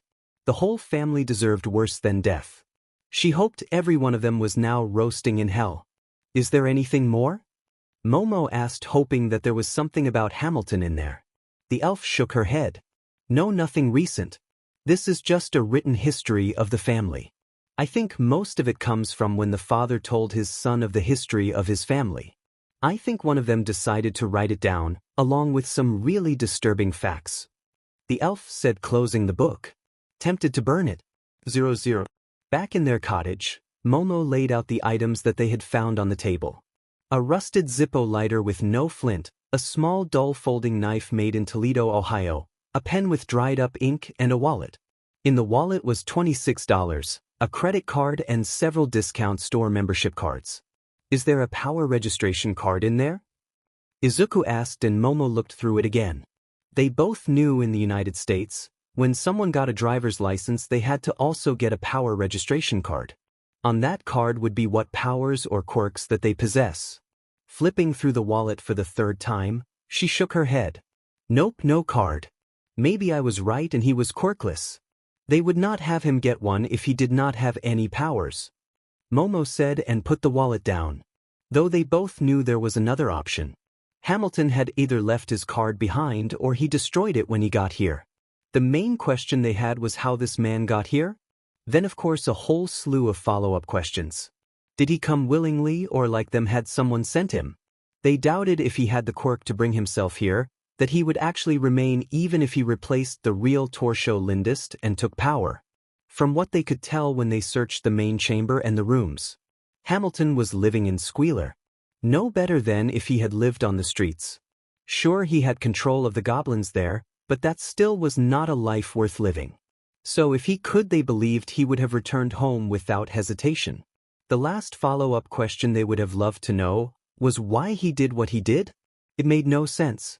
Sure, they knew that the whole Lindis line was, in a word, crazy, but why would someone want to kill Torsho and then take his place and proclaim that he was a descendant of that line?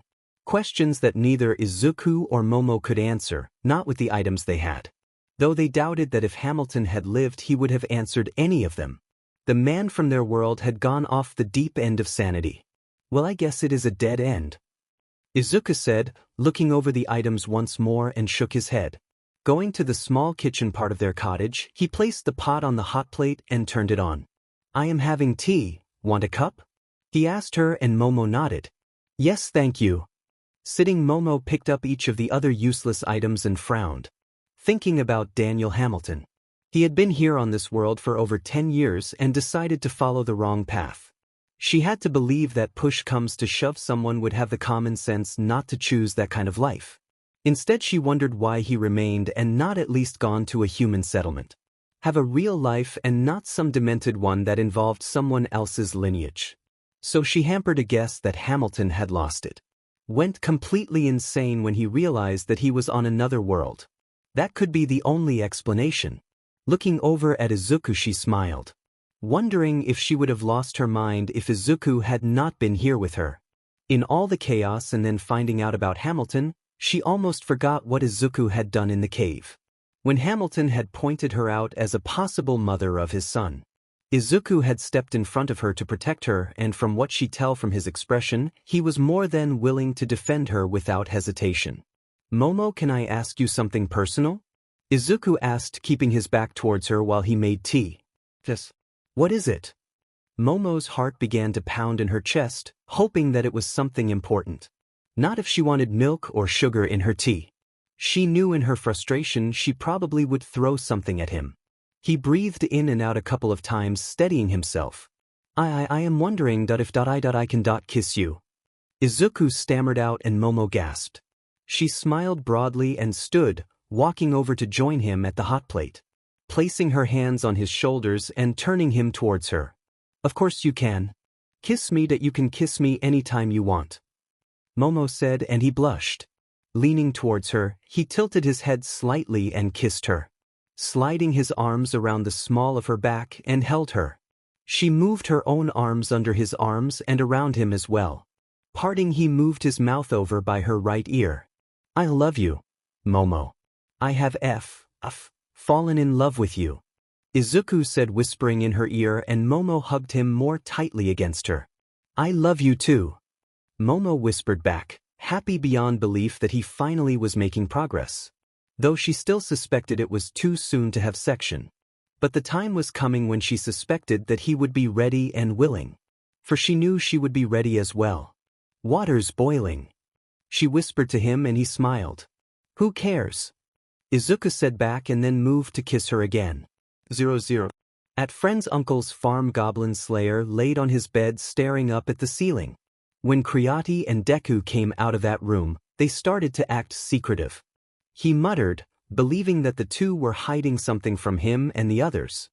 He had been tempted to ask them when they had returned to the guild to put in for the reward.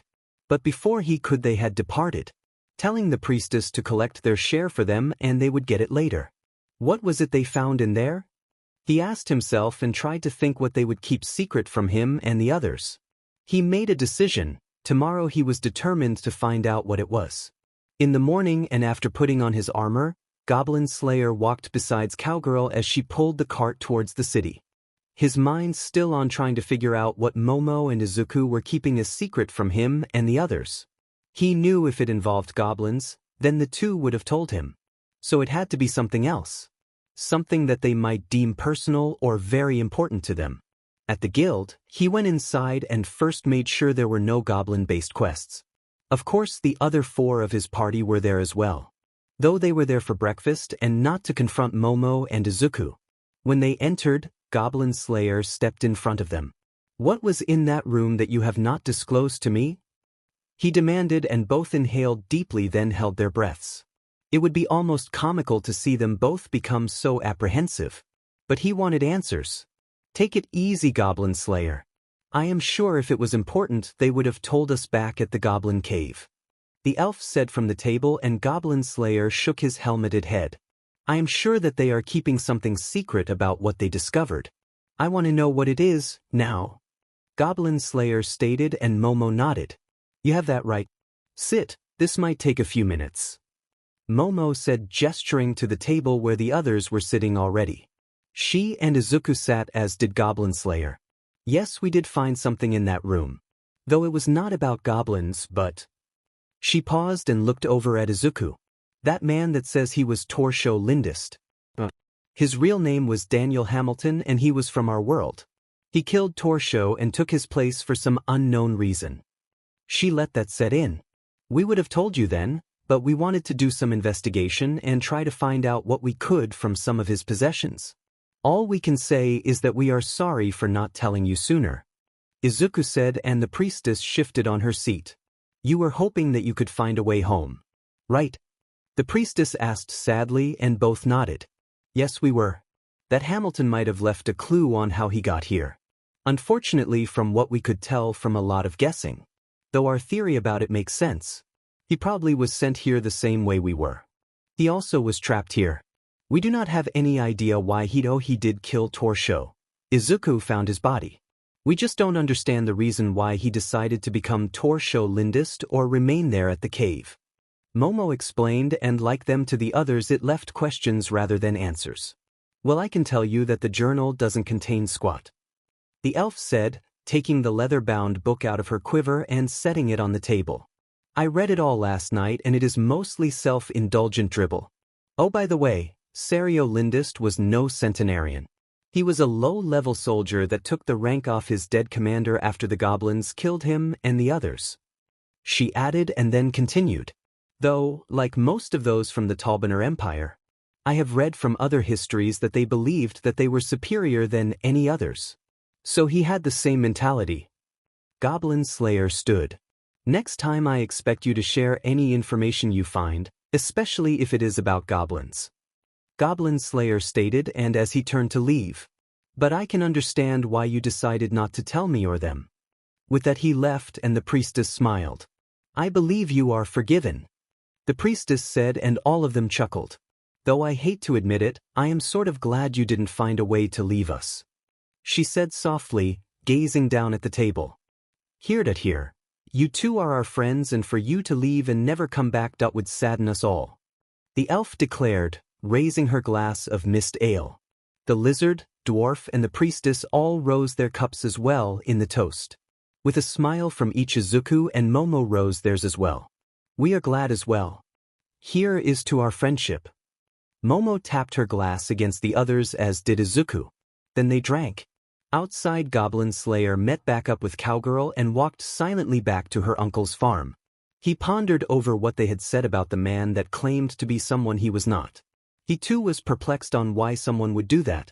The only explanation he could fathom was that the man who was really Hamilton was clearly insane. Does that mean that Creati and Deku will go insane? He whispered to himself and then gave a soft chuckle that alarmed Cowgirl. No, they would have long before now. Clearly Hamilton was already insane. Though he hoped he was right, because if they did go insane he doubted that anyone could stop them. Remaining at the guild to eat and drink with their friends, Momo had brought with her one of the items that Izuku had found. Wanting to take a good look at it. Finding it strange that Hamilton had not replaced the flint and used coal oil as fuel. Both were something this world had and that would work. What is that thing? The elf asked, pointing at the small silver-looking metal box that Momo was examining, and she held it so that all of their friends could see it. Oh, it is a Zippo lighter. One of the items that we found, or rather Izuku found, in Hamilton's cave bedroom. It is much like those lighters I made before, but this one does not have any fuel or flint. So it won't work. Momo explained, handing it to the elf.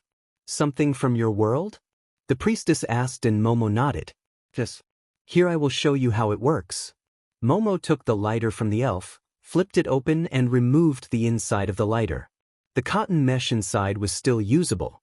Reaching over to the oil lamp, she uncorked the stopper and then poured a few drops of oil into the cotton.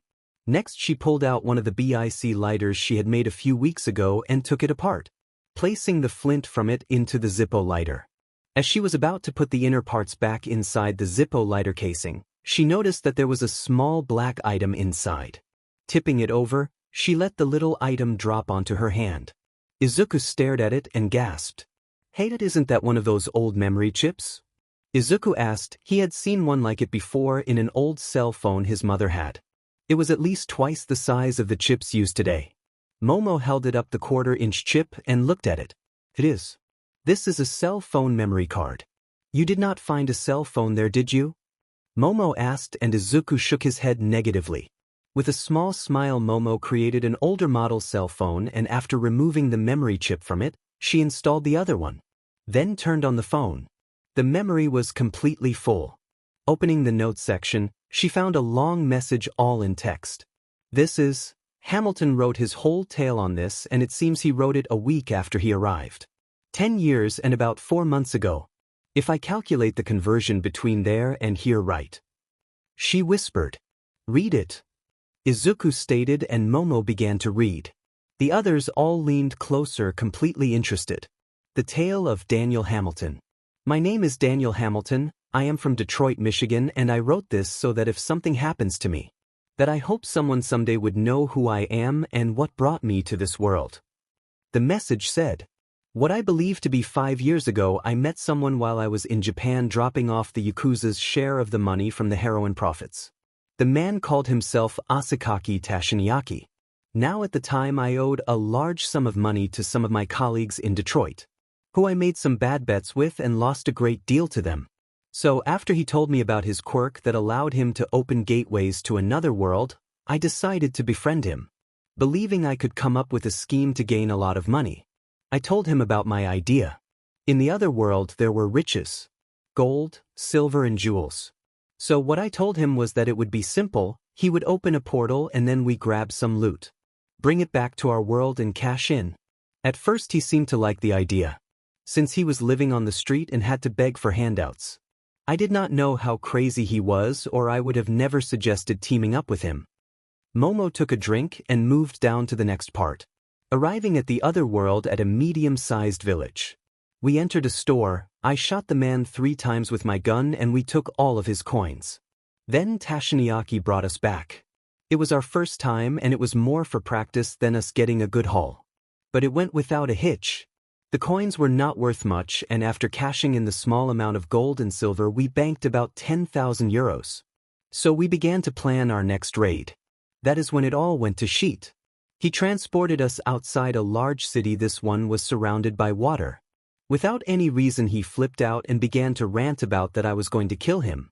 Before I could say anything that nutjob stranded me there and returned back to our world. I had to wait about half the day before that lunatic came back and he apologized. So instead of doing another heist, we returned home. At that point if I had known how crazy that SOB Tashiniyaki was I would have split. Momo took another drink. So Tashiniyaki has done what he did to us before. Coming to this world. Izuku said and inhaled sharply. Is there more? Momo nodded and continued reading the next part. 2 days later, we got ready to once more go. Tashiniyaki reassured me that he was alright and since I still owed a lot of money. I decided to trust him. Man, I messed up big time on that one. FING insane BSTRD opened a portal and pushed me through it.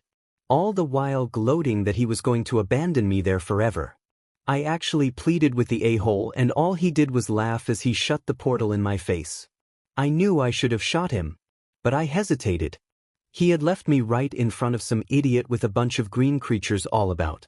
After I unloaded my 9 on the little ugly creatures, killing about half of them. I then forced the guy to tell me everything, though it took some persuasion to get him to spill his guts. A bullet in the leg stopped him from lying to me. After he told me everything, I ended him with a bullet right between his eyes. What I found hilarious, the surviving green creatures began to worship me. So I rolled with it. Later I discovered that one of the things actually could speak a few words. He called me Torsho Lindist and that they were called Goblins. So I rolled with them calling me Torsho. He did it before. Tashiniyaki did it before. He left someone here before. Momo said astonished.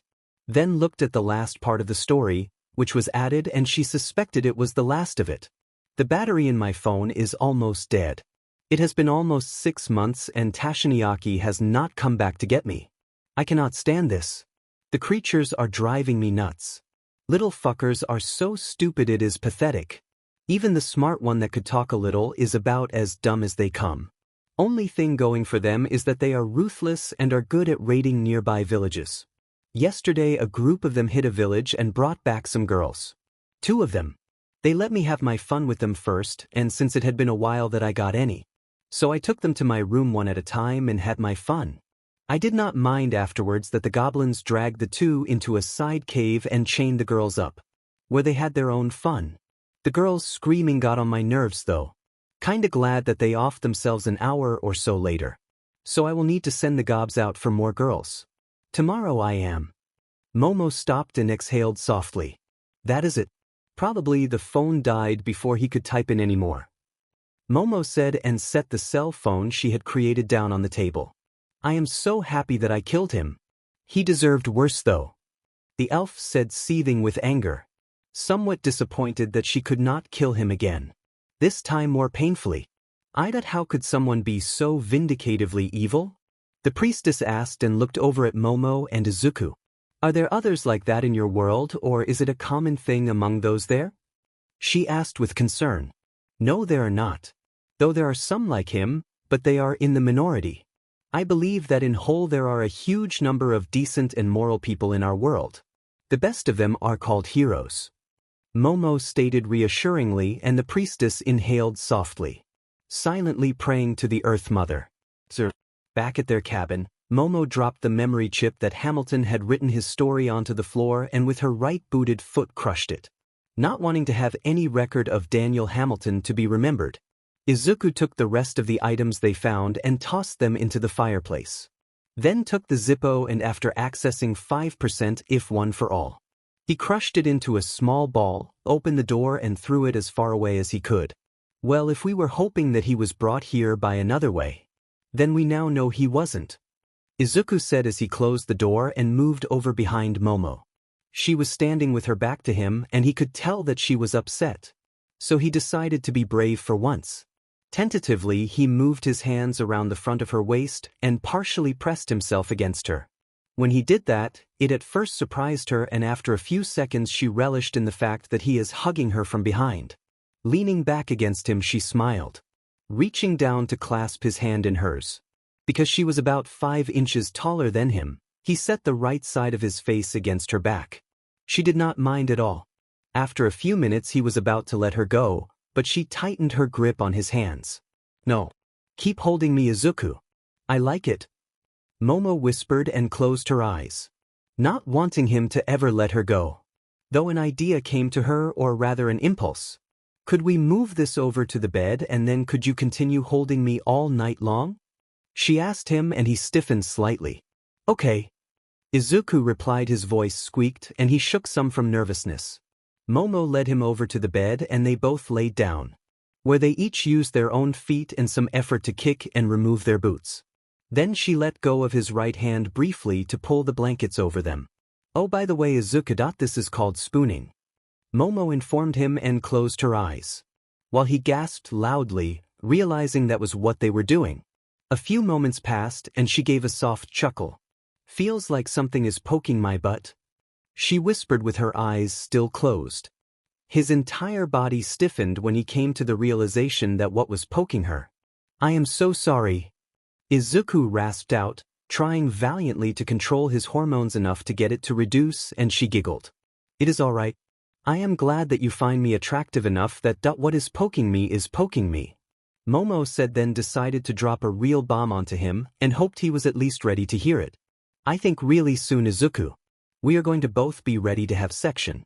For now though, I want you to do something else that I feel you are ready for," she told him, and with her right hand on top of his right hand then moved his right hand up to her chest, placing his hand on her right melons, holding it there. He tried to pull it away but she held it firmly there. "No, Izuku, I want you to touch me there. Actually, I want you to touch me more than that." With that she let go of his left hand and with her left hand she moved her shirt upwards. With her right, she pushed his hand under her bra and against her right beard, making him touch her NPL with his palm. It perked up immediately from his touch. He stiffened and she could tell he was holding his breath. "Tell me something, Izuku, do you like touching my beard?" she asked him. "Yes."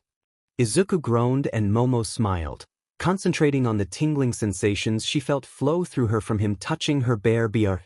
It felt amazingly good. She had to stop herself from asking Izuku if they could have ECC right at that moment. She knew he was not ready, and if she pressed the issue, she probably would have to start all over from the beginning. So until then she had to have patience. In time he would be ready, and she looked forward to when they could be closer.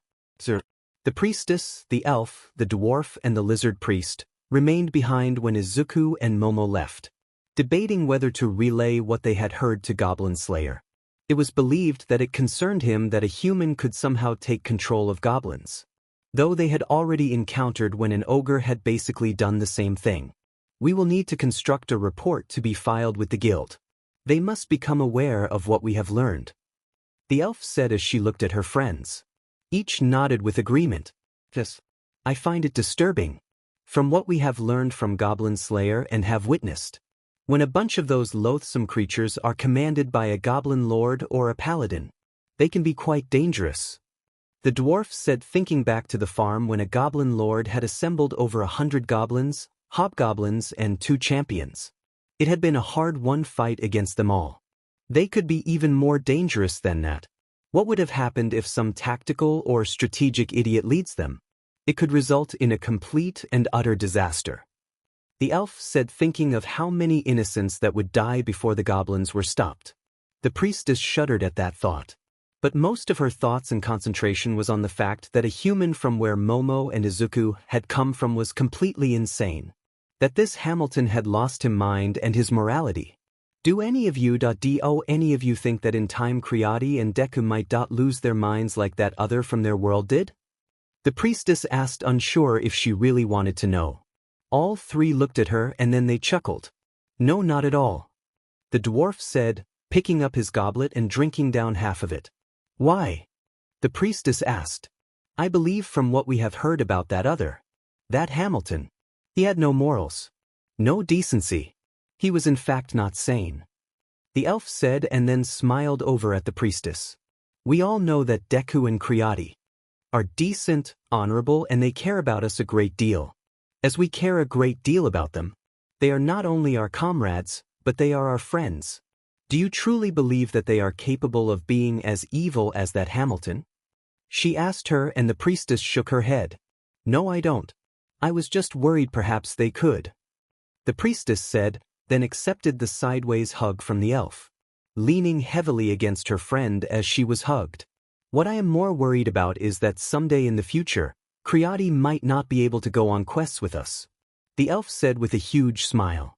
Why wouldn't she be able to go on quests? The priestess asked, and her 3 companions chuckled. Think about it, my young friend. They are married, and at some point they are going to want to adopt a baby will keep her at home. The elf said, and the priestess blushed, realizing what that meant. Maybe it might be a good idea to go on a Just Us Girls quest. Before that time comes. She suggested with a small smile. Standing, she went over to the quest board to find something relatively easy, but also would be fun. The morning. Rising early, it took Izuku some extreme effort to unwrap himself from Momo. He valiantly tried not to awaken her. He paled when he realized that his right hand had been on her bias all night long. He did find it pleasantly nice though. Back at UA, Minoru Mineta and Denki Kaminari constantly ogled her and several times tried to see her naked. Then he had overheard some upperclassmen that made some comments about how incredibly attractive she was. That she was one of the prettiest and sexiest girl at UA. Her fan base grew when she had been in that commercial with Iwabumi. Easing finally off the bed, he made sure she was covered and then he went to change his clothes. Glancing back at her, she was still asleep with a small content smile on her face. He inhaled sharply. He could not believe that he was actually by this world's law, married to her. That he slept next to her ever since they had arrived on this world, and what really perplexed him was that she had kissed him. Along with that, he kissed her and she wanted him to. Now to add to his confusion, she wanted a more physical relationship with him. Stepping out into the cold morning air, he walked over to where he would get back into his regime. He had slacked off enough, he needed to train and get stronger. Inside, Momo sat up. She had awoken the second Izuku removed himself from holding her. But she pretended to sleep so that he would not get all flustered. Knowing that he intended to get back into his training regime. Back at UA, she and her friends had watched him several times training. A couple of times they sat at the window and watched him train shirtless. Toru, Mina, and even Kyoka on several occasions sat there admiring how fit he was. She had to admit to herself that she did as well, spending the time staring with utter fascination at his trim, muscled body. Really have some interesting thoughts about him along with some very intense dreams. Rising, she pulled one of the blankets around her and went to the window. Peering out, she watched him for a few minutes as he hefted a log and began to lift and lower it above him. Of course, he had removed his shirt, and she found herself once more staring at him with appreciation. Oh boy, I definitely like you, she whispered with a small smile, thoroughly enjoying the show. When someone knocked on the door, she almost jumped a good 2 feet in the air. Going to the door, she opened it to find the elf and the priestess smiling broadly at her. Get dressed. We are going on a Just Us Girls quest, the elf announced, and Momo smiled. Sir. The quest was not much more than the 3 of them going as guards for a merchant caravan that was heading to the city to the south. Not that it needed adventurers or even guards since the cargo consisted of bags of wheat grain. But the merchant that owned the 5 wagons and all of the grain feared bandits, so he put in for a quest to have adventurers protect him and his cargo.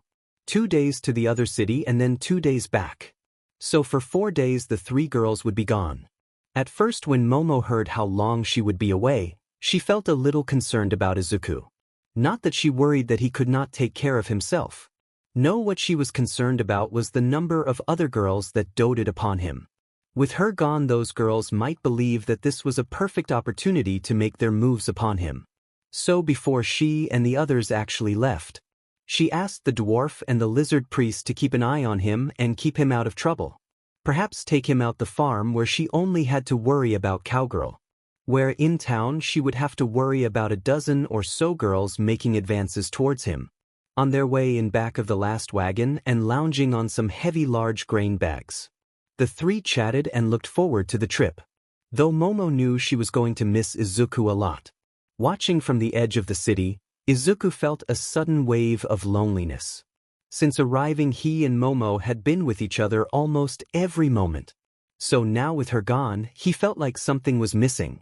With a deep sigh and the wagons now out of sight, he turned to find the dwarf and lizard priest right behind him. "Come lad, we are about to go on our own quest. But this one does not contain any possible danger or that much travel," the dwarf said with a smile. "Okay," Izuku said sheepishly. "So what do you have in mind?" He asked, a bit concerned what the two had in mind. Though he suspected it had something to do with drinking and eating. He had found that was the dwarf's primary motivation in life. The lizard priest's tail was swishing back and forth with anticipation. "We go out to the farm. Sir Goblin Slayer has sent word that he is going to make." The lizard priest became a bit ecstatic. "Ice cream," he announced gleefully. "Let us be off, shall we?" he said, and almost led the way towards the farm. "Yes, he is. Scaly here has a soft spot for cheese and for ice cream," the dwarf explained as he and Izuku found themselves hard-pressed to keep up with the lizard priest, who was walking at a faster pace than normal. About halfway, Izuku gave a soft chuckle. "What do you find amusing, Deku?" "Oh, I sort of suspect that Creati wanted you two to keep me occupied and perhaps out of the city as much as possible. Perhaps away from some certain people within the city," Izuku said, and the dwarf laughed. "Why would you think that?" the dwarf asked, and Izuku shook his head. "This is too obvious. At most I expected that you would want to go to the guild or some other establishment to eat and drink. Instead we are going to a farm that is outside the city and away from those certain people. Female people," Izuku replied, and both the dwarf and lizard priest laughed. "It is true. Creati made a suggestion that you might become lonely without her here. But she wanted to make it clear that you do not spend too much time at any of the taverns or the guild, where you might become, let us say, tempted by certain individuals." The dwarf found it entertaining about how different races, males and females, interacted, especially when it came to how certain males or females drew the opposite sex's attention. He had watched with interest how some males would show their own interest in Creati, the priestess, and weirdly the flat-chested elf, while other females would at the same time show their own interest in Deku. All of the interest due to nothing more than the girls and his physical appearance. Dwarfian relationships were not as complicated or as strange as what he had observed among others. So he found the whole situation amusing and fascinating. They walked onward and soon reached the farm, where they found Goblin Slayer hard at work making ice cream, with Cowgirl and her uncle standing nearby waiting for him to finish. Barely able to contain herself, Momo sat on the edge of her padded seat, staring out the front of the wagon that was returning her, the priestess and the elf to home. Sure, they all had fun on the quest escorting the merchant and his wagons. But she found after the first day she really missed Izuku. She barely slept at night, due to not having him next to her or within her arms. "Someone is anxious?" the elf commented, and Momo looked over at her. "Can't help it. I really missed him," Momo said back to the elf, and returned to impatiently watch as the city began to grow larger in front of them as they neared it.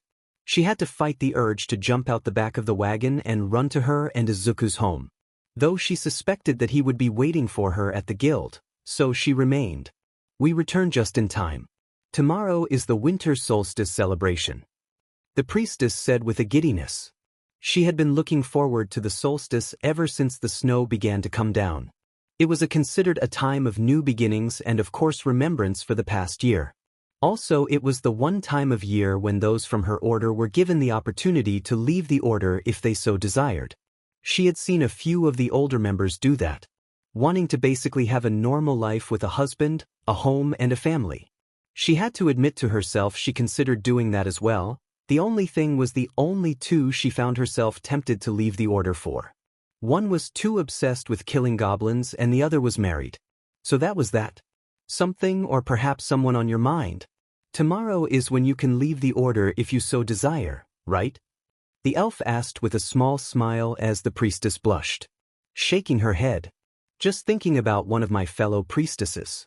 She is 17 and she has been interested in a woodcutter for the past year. The priestess hoped that her friend could tell that she was lying. She was not good at lying, even though it was only a partial lie. She did know of an older priestess that ever since last year has had a discreet interest in a young man that was a woodcutter in a small village to the southeast. Entering the city and as the wagon pulled up to the guild, Momo, who was only partially listening, saw Izuku standing outside waiting. She bounded out the back of the wagon and jumped onto him. He caught her and she hugged him tightly. "You have no idea how much I missed you," Momo said, whispering in his right ear. He blushed and smiled as he hugged her back. Parting slightly, she stared into his green eyes intently. "So did you behave yourself while I was gone?" she asked him, and he blushed even more, causing her to giggle. "I spent most of my time at the farm and then at the cottage, alone." "I missed you too," Izuku quickly said, and Momo giggled again, finding it funny that he was so worried that she might actually think he would do something when she left on the 4-day quest. That he told her what he had done. She bet if she asked he would give a full accounting in complete detail. She looked over to the dwarf and lizard priest and both nodded, assuring her that Izuku had done exactly as he said he had done. Reaching down, she took his right hand in her left, then led him back to their cottage. She so wanted to kiss him and then go to bed. She had not slept much in the past 4 days and she really wanted to cuddle with him and get some restful sleep. In the morning the two arose and put on normal clothes, having no intention of going on any quests. Generally they would head to the guild wearing their Kevlar armor and both carrying a backpack so they could go on a quest if they wanted to. Either with the others when it involved goblins or something that did not involve goblins if they found it interesting. Today though was the winter solstice and that meant it was time to join in the festivities. Arriving at the guild, they were met by their friends and had breakfast, along with a mug of ale. Momo cautioned Izuku about drinking too much.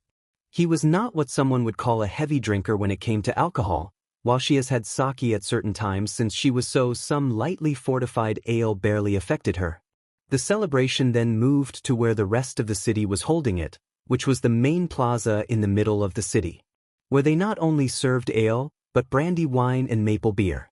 There was also assorted cheeses, meats, breads, and glazed sugar fruit. "So, is Goblin Slayer coming?" Izuku asked towards the others. "Yeah, right," the elf said, pointing over at the large hill that overlooked the city plus all around it. "I will give odds that he is sitting up there, watching for any goblins to come." She then laughed, as did the others. Music began to play and Momo grabbed Izuku's hand. "Come, you are dancing with me," Momo stated, and almost dragged him onto the planked wooden dance floor that had been set up. Other couples were already there and Momo threw her arms over Izuku's shoulders. He moved his arms around her lower back and the two swayed back and forth to the music. After 3 songs had played, the elf lightly elbowed the priestess, who had been watching the two as they danced. "Go on. I'm sure Creati will let you dance with Deku if you want to. You are about the only one she would trust," the elf said to her much younger friend, trying to encourage her. The blonde girl blushed and nervously lowered her sight down towards the ground.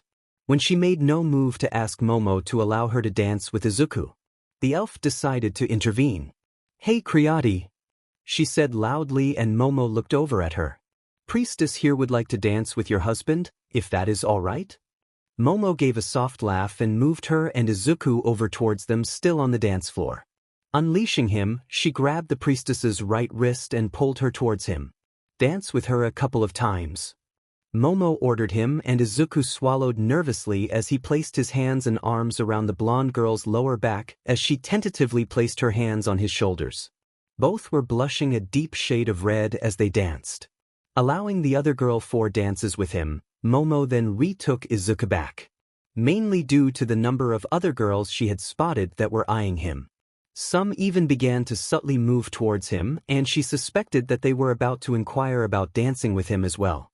That was something she was not going to allow. So after politely cutting in, she made it clear as possible that Izuku belonged to her by kissing him as passionately as she could.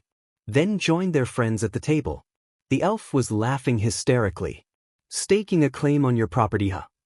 The elf said, still laughing but now at how red Izuku's face had become. He was unaccustomed to public displays of affection. Momo smiled. Yep. Got to show those other girls that he is mine.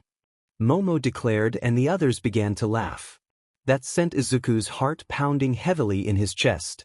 He found it confusing as hell why she clung to him and wanted to be with him. She even married him. What's wrong? She asked, noticing his subtle change in expression. She had learned to see those changes of expression that resulted in his change of mood. Oh, just thinking. Izuku replied, and Momo shook her head. No, it is more than just that. Momo stood and gently pulled at him. We are going to have a little private time, we will be right back. She said to their friends as she led Izuku away from the festivities and towards where there were not too many celebrators around. Once there she stopped and turned to face him, still holding his hand. Okay, what's wrong, and don't give me that it is nothing? She stated, and Izuku swallowed heavily, lowering his gaze towards the ground. I am still completely confused on why you want to be with me. The only possible reason would be that we are both from the same world. Other than that, there is no logical reason why. Izuku said, and Momo rolled her eyes. That is not the reason, Izuku. I want to be with you. Sure, we are from the same world, so what? That does not even matter, does it? Momo asked, moving closer, so that she was mere inches from touching her nose against his. Well, does it? He shook his head. No, not really. Izuku replied, thinking about the several others that had tried to get with her. All those that Momo could easily be with. Most were far better looking and actually better suited to be with her. Exactly. I want to be with you because, well, when we first met back at UA, I came to respect your dedication. That respect turned to admiration, and then later I sort of. Momo blushed and reached up with her left hand, caressing his face tenderly. Come to really like you a lot, and I hope you feel the same about me. You did a few days ago tell me that you loved me, so do you or not? She asked him, and Izuku nodded. Yes, I love you. Izuku said softly, and Momo tilted her head, lightly kissing him. Good, because I love you too. Now we can either go back and rejoin our friends or... Momo glanced in the direction that their home was. Or we can go back to the cottage and perhaps we could that we are married so we could. She felt embarrassed and she had no idea why. She had blankly stated the fact that she believed that soon they would have section. She even initiated a session where he felt her up. But now she just could not say it outright again. Not without feeling utterly embarrassed. She noticed how pale he had become, knowing exactly what she was hinting at. She stroked his cheek again. I want to, Izuku, that I really want to. She whispered to him, and he closed his eyes, then nodded. That was all the consent she needed. Pulling away and turning. She quickly walked him out of the city and to their cottage. Hurrying before he had a chance to change his mind. Back at the table. I don't think they are coming back. The priestess said, blushing slightly, and the elf laughed. Nope, they won't be back anytime soon. So who's up to another round? The elf asked, and of course the dwarf was. 3 days later. With a deep satisfying sigh, Momo tightened her hold onto the sleeping form of her husband Izuku, and that was who he was now. He was her husband not just because of the marriage ceremony or that they were considered married by this world's common law. No, she knew that now he was her husband, because they were bonded thoroughly now. Nothing in their world or on this one could separate them. Though if they ever was able to return home someday, she suspected her father would kill Izuku. Her mother, on the other hand, would settle for just castration. She gazed fondly and lovely at him, then smiled. How is this even possible? She whispered almost inaudibly. How is it possible that I now love you more than I did before? Did having SEC cause this or just solidify what I feel? She actually did not really care. All she did know was that she loved him and planned to be with forever. Awakening with a naked girl sprawled almost completely on top of you makes it extremely hard to even want to get up. That was what Izuku faced as he felt almost all of Momo's body on top of him with her arms wrapped lightly around his neck. Even if he wanted to get up, which he didn't. She was not about to let him. Which he did not mind at all. So he was a complexity of conflicts. He wanted up so he could go train, but he did not want to really get up. Gazing at the still sleeping form of Momo Yaoyorozu, who was now his consummated wife, he could not help but feel giddy. Then a thought came to him and he felt guilty and somewhat afraid. Oh Faberbisket, why mom is going to flip out and probably have a meltdown, he whispered. When someone knocked on the door, Momo raised her head slightly. Go away, loudly towards the door and whoever was knocking on their door. She looked to see that Izuku had also awoken or had been awake. She shook her head. Don't even think about getting up yet. We are not leaving this bed until I say so, she told him sternly, and whoever it was that had knocked must have gotten a clue to what was transpiring within. They departed without knocking again. Outside, the priestess and the elf had come to check on them since they had departed early during the festival and had not returned. Though the elf had told her younger friend that it was more than likely they would not see them again for at least another day or so, if they were doing what she suspected that they were doing.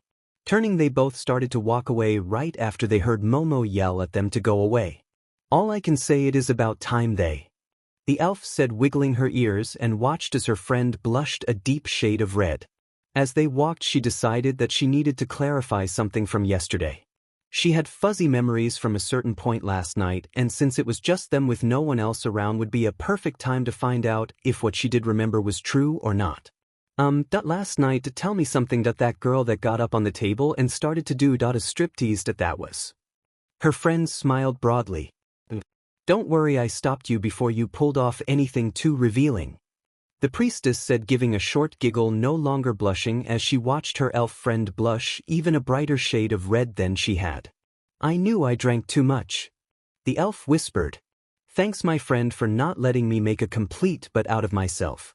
She continued to blush at the hazy memory of herself getting up on the table and began to remove clothing. It would have been a height of degrading if her friend had not stopped her. I always thought high elves were more dignified than that, the priestess said, smiling, and her friend twitched her ears, blushing even more. Well, we generally try to be. That will teach me to let that dwarf goad me into a drinking contest again, the elf said silently, swearing off drinking for a while, perhaps ever. They neared the city exterior and both decided to return to their shared apartment. The effects of yesterday and last night still lingered within them. The real reason they had gone to check on Momo was to ask her to create them something called aspirin. Last time the elf had a headache, the young woman had given her 2 of the mysterious pills, and within an hour the discomfort was gone. She was hoping that it would have the same effect on hangovers. Now, though, without the pill, the 2 of them would have to resort to just taking a nap and hope that the pain in their heads would go away. Homeworld, 5 months plus. Inko Midoriya poured tea into her visitors' teacups. 4 of her son's classmates had come to visit her, though these were not the same 4 that had come last week. These were Mina Ishido, Mizo Shoji, Fumikare Tokoyama, and Kyokujiro. Last week there were only 3 of them she had not originally known before. Katsuki Bakugo had come with Eijiro Kirishima, Tenya Ida, and Achiko Uraraka. Before that were Shoto Todoroki, Toru Hagakure, Tsuyu Ajui, and Rikido Sato. She did not mind them coming, for they would tell her stories about her son that she had not really known. Though Katsuki had come almost every week before then to check on her, to make sure she was sleeping and eating. He did ask rather in his forceful way to not tell any of the others he had been doing that for the past 4 months, claiming that if the others found out, they would think that he was weak. So she promised not to say a word. At some point during the visit, she asked to speak with the 2 girls alone, since the one called Toru Hagakure had told her last week that both Mina Ishido and especially Kyokujiro were closest to Momo Yaoyorozu.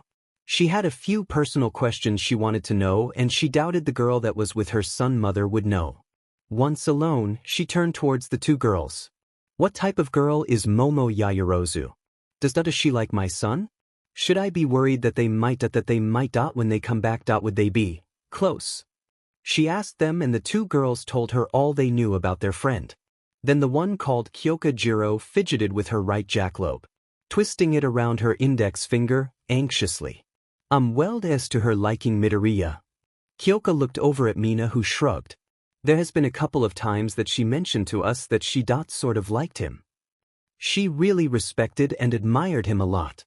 As did all of us. Mina quickly added and then decided to just tell. She had been trying with Kyoka for weeks before Momo and Izuku had disappeared to get their friend to pursue him. I guess it would be alright to tell you that she does have a crush on him. So as to be worried that I really do not know how to answer that. The pink girl said, then noticed Kyoka was really twisting her ear jack in frustration. Oh come on Kyoka, that you and I know that by now Momo probably is with him. We both know if we were in the same situation and was whisked away with him. It would be the same for either one of us. Inko looked at her strangely. Mina sometimes is a little too. Okay, she is a complete weirdo. But what she said was true in a way. From what I know and have heard, all of us girls in his class sort of have a crush on him. That was something that Inko really did not want to know. Hey, I am not a weirdo, I am spunky and cheerful. Mina protested and Inko chuckled. So all of you liked my son? I actually find comfort in that. I also find comfort in that he had or has so many friends. Before going to UA, he really did not have any friends. He would tell me why, but I think it had to do with that he had been diagnosed quirkless. No one knew that he was just a late bloomer. Inko said, I wish I had known that sooner. That he did not have any friends before coming to UA. For starters, I would have made sure to be his friend right from the start. Mina stated and Kyoka quickly said the same. Now I would not worry too much about Momo. She is a really nice and wonderful person. She told his mother and Inko smiled. I am just hoping that when they come back they have not made me a grandmother. I am far too young to be one of those yet. Inko declared and the two younger girls laughed. The guild. Arriving on the second day after the winter solstice festival, Momo headed for their friends while Izuku went to check the quest board. Unlike Goblin Slayer, he was looking for any type of quest that he and his wife could handle. Alone or with the others, if they wanted to come along, that is. Checking the quests, he ignored the ones that involved going into the sewers to kill off the huge rats and bugs. For one, those were utterly disgusting. Today, though, most of the other quests were not very appealing, so he went over to join Momo, who was chatting with the elf and the priestess. Anything there? Momo asked and Izuku shook his head. Nope. Izuku sat down next to her and Momo immediately leaned herself against him, clasping his left hand in her right. So what are the rest of you going to do today? He asked them and the dwarf picked up his mug, hoisting it high. Perhaps today would be a good day to check in with Sir Goblin Slayer at the farm. The last time I saw him, he something about rechecking the surrounding woods for any signs of goblins. The lizard priest suggested. Sure, why not? It would be better than sitting around and watching Barrel Belly there eat and drink himself into a stupor. The elf said with a small smile and the dwarf frowned over at her. You are just jealous long ears that I can hold my booze, while you got so intoxicated you tried to do a striptease. The dwarf countered back to her and the elf gave a loud laugh. Like anyone would want to see you strip. The elf stated back then stood. Shall we go? For I am more than willing to remain to pass the time waiting for him to think of a good comeback. She added and the dwarf chuckled. Standing as well. They all stood and followed the two out of the guild hall. It did not take more than half an hour to reach the farm. Once there they found out that Goblin Slayer had left earlier that morning to check the woods to the west. So with the elf in the lead, following his trail, they made their way only pausing at a mid-sized opening. This is where me and Goblin Slayer confronted the Goblin Lord. The priestess informed them, stopping at the exact spot where she had encased the goblin within 2 of her protective spells, caging him in. Here is also where I almost allowed myself to have pity on him. I almost listened to his pleas and was about to have mercy on him. I was tempted to release him. She lowered her gaze to the ground, then gave out a shuddering breath. Then I remembered what the goblins had done to my first party and then what they did to us at Watertown. I lost all pity for him and did not even protest when Goblin Slayer killed him. The elf placed a reassuring left hand on her right shoulder. Any of us would feel the same as you did. From what we have all faced with dealing with goblins. They do not deserve pity or mercy. If they showed pity and mercy, then only then would they should be granted both. The elf told her, thinking about when she had first gone on a quest with Goblin Slayer. where they found that poor elf woman that the goblins had tortured and raped repeatedly. That the goblins were truly evil and should be eradicated. After another moment for the priestess to compose herself, they moved on to locate Goblin Slayer. Standing in front of the window, Momo watched as Izuku left to go on a quest with the others, while she remained at home. 3 months had passed since the Winter Solstice Festival, and now she had to go on a sabbatical from going on quests for at least another 6 to 7 months. With a sigh, she gave him another wave and he returned it, then proceeded onward. When he was finally out of sight, she returned to the table and started to create various items that she would by the end of the day to the store to be sold. At first she blamed him for her condition, then accepted that it was actually both their faults.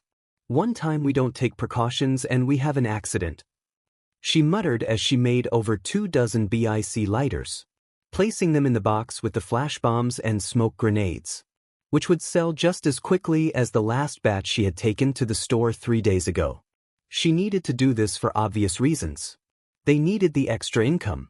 Her and Izuku's friends wanted to continue giving her her share of any quests, but she declined, stating that if she did not go on them then she did not deserve any share of the reward. So she decided to create things that she knew would sell. Nothing really dangerous, but most of the local adventurers could not get enough flash bombs or smoke grenades. After a few moments more, she stood and went to get something to eat. Then noticed that Izuku had forgotten the one bag she had prepared for him, in which contained flash bombs, gas grenades, and even tear gas grenades. With a scowl, she vowed to punish him later. The next morning, and after being ill in a basin for about 15 minutes, Momo brushed her teeth. Right after she changed her clothes, someone knocked on the door, and as she opened it she noticed it was Cowgirl. "Deku asked me to come by once in a while to check on you," the other girl said, and Momo let her in. "That is what I figured he'd do. Though I was actually expecting someone else, not that I also expected that he would ask you to check in on me. But another one should be around any minute now." Tea. Momo indicated the boiling pot on the hot plate and Cowgirl nodded. Just as she was about to pour the hot water into 3 cups, someone else knocked on the door. "Do you mind letting Guild Girl in?" she asked Cowgirl, who opened the door to reveal exactly who Momo had said would be coming. "On the road. Don't you think it is about time to tell us where we are going?" the elf asked, and Goblin Slayer glanced about in the back of the wagon, moving closer to the others. He leaned in to make sure that the driver did not overhear him. "Watertown," Goblin Slayer said, then glanced towards the driver who was busy driving the wagon. "The Sword Maiden sent a letter to me. In it she told me that she had discovered another group of goblins had moved back into the catacombs under the city." "Oh no, not again," the priestess said with exasperation, not really looking forward to encountering goblins again under Watertown. She had almost died when the goblin champion almost bit her arm off. Though that was an occupational hazard being an adventurer. What she was more concerned with was that Goblin Slayer had seen her naked. "I wonder what they are doing there? I mean, with that swamp dragon in there, wouldn't they avoid the catacombs?" the elf asked, and Goblin Slayer nodded. "That is what is troubling me. Even though they are stupid, they are not that stupid to want to be where it is. That dangerous," Goblin Slayer said, and removed the map that he had kept from their last time they were there. From what the letter said, a party of adventurers were confronted here, just off where we left that mirror. He pointed to a spot on the map. "Do you think that they are after that mirror?"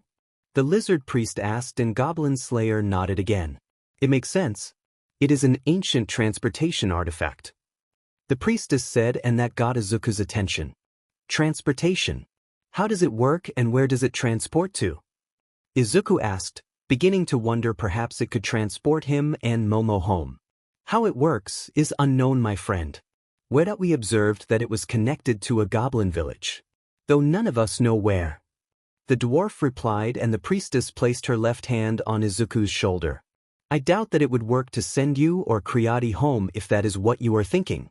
From what I read about similar artifacts, there has to be another mirror for it to connect to," the priestess said, and Izuku slumped. Another hope dashed. Since arriving, he and Momo had hoped that someone from their world would make the man that sent them here bring them back. That hope ended at the 6-month mark. Then they were hoping that one of the magic users here could do it. Nope, that one too was dashed, because all of the magicians they talked to had no idea of a spell that could do that. So they both decided to look for a way home, but they were also resigned in the fact that they could be here the rest of their lives. Along with their first child's life. That thought made him laugh. What do you find amusing, Deku? The elf asked, and he looked over at her, smiling broadly. That me and Creati are going to be parents. I am just sort of giddy with the idea that me and Creati are going to be parents. Izuku replied and laughed again, as did the others. Except Goblin Slayer. I wish you two would have waited until the goblins were all dead. We could have used Creati on this quest. Goblin Slayer said, then noticed the glares he was getting from the priestess and the elf. It was not on purpose that we had an accident. Izuku said, and thought back to when Momo returned from the outhouse holding a dismay test. She had been sick each morning for 3 days, so she created one and went to make sure she was not PRGNT. To her first dismay and then their both delight, she was expecting. Maybe it might be best if me and Creati do not get home after all. The others looked at him oddly, and he gave a short chuckle. Her parents and my mother would probably want to kill me for getting her PRGNT. They all laughed, even Goblin Slayer. Watertown. Entering the catacombs near where they had dropped the cement-encased mirror, they found several dozen dead goblins. The last party of adventurers were not low-rank adventurers. The Sword Maiden insisted that only steel rank or above took on the quest and were forewarned what they would be facing. So the 3 adventurers were more than ready for the goblins, and after they slaughtered them all, they did not remain to discover why the goblins were there. No, that was not what the quest entailed for them to do. All it had was that they get rid of the goblins, and that was all. But Goblin Slayer and the others still kept up their guard. The mirror is down there, the dwarf said, pointing at the deep pool. None of them dared get too close, suspecting that the albino alligator could be lying in wait. Checking near the sides, the elf ran her fingers among the stones and found broken spear heads littering the stone floor. What do you think, long ears? The dwarf asked, and she looked around, then gave them all a small smile. The goblins were here all right. Looks like they had brought some type of harpoons or large spears with them. The elf picked one up. The serrated edge was about as big and long as Goblin Slayer's sword. Holding it up so that all of them could see it. They came here to kill the swamp dragon, or at least drive it away long enough for them to get the mirror. Goblin Slayer pointed further on where remnants of a block and tackle could be seen. Ropes, gears, and long wooden poles. The last adventurers had arrived just in time to stop the goblins from trying. Do you think they might try again? The priestess asked, and Goblin Slayer shook his head. I don't know. This had been a mid-sized group of them. Perhaps about 30 or so. Goblin Slayer picked up what was once a goblin shaman staff, suspecting that this was the one that came up with the entire plan to get back the mirror. It had failed due to the adventurers and probably the alligator. The harpoons were large, but not big or deadly enough to actually harm the Sword Maiden's familiar. At most it would annoy or piss us off the huge monster. He would guess that the goblins could try again, but again it would be a hopeless endeavor.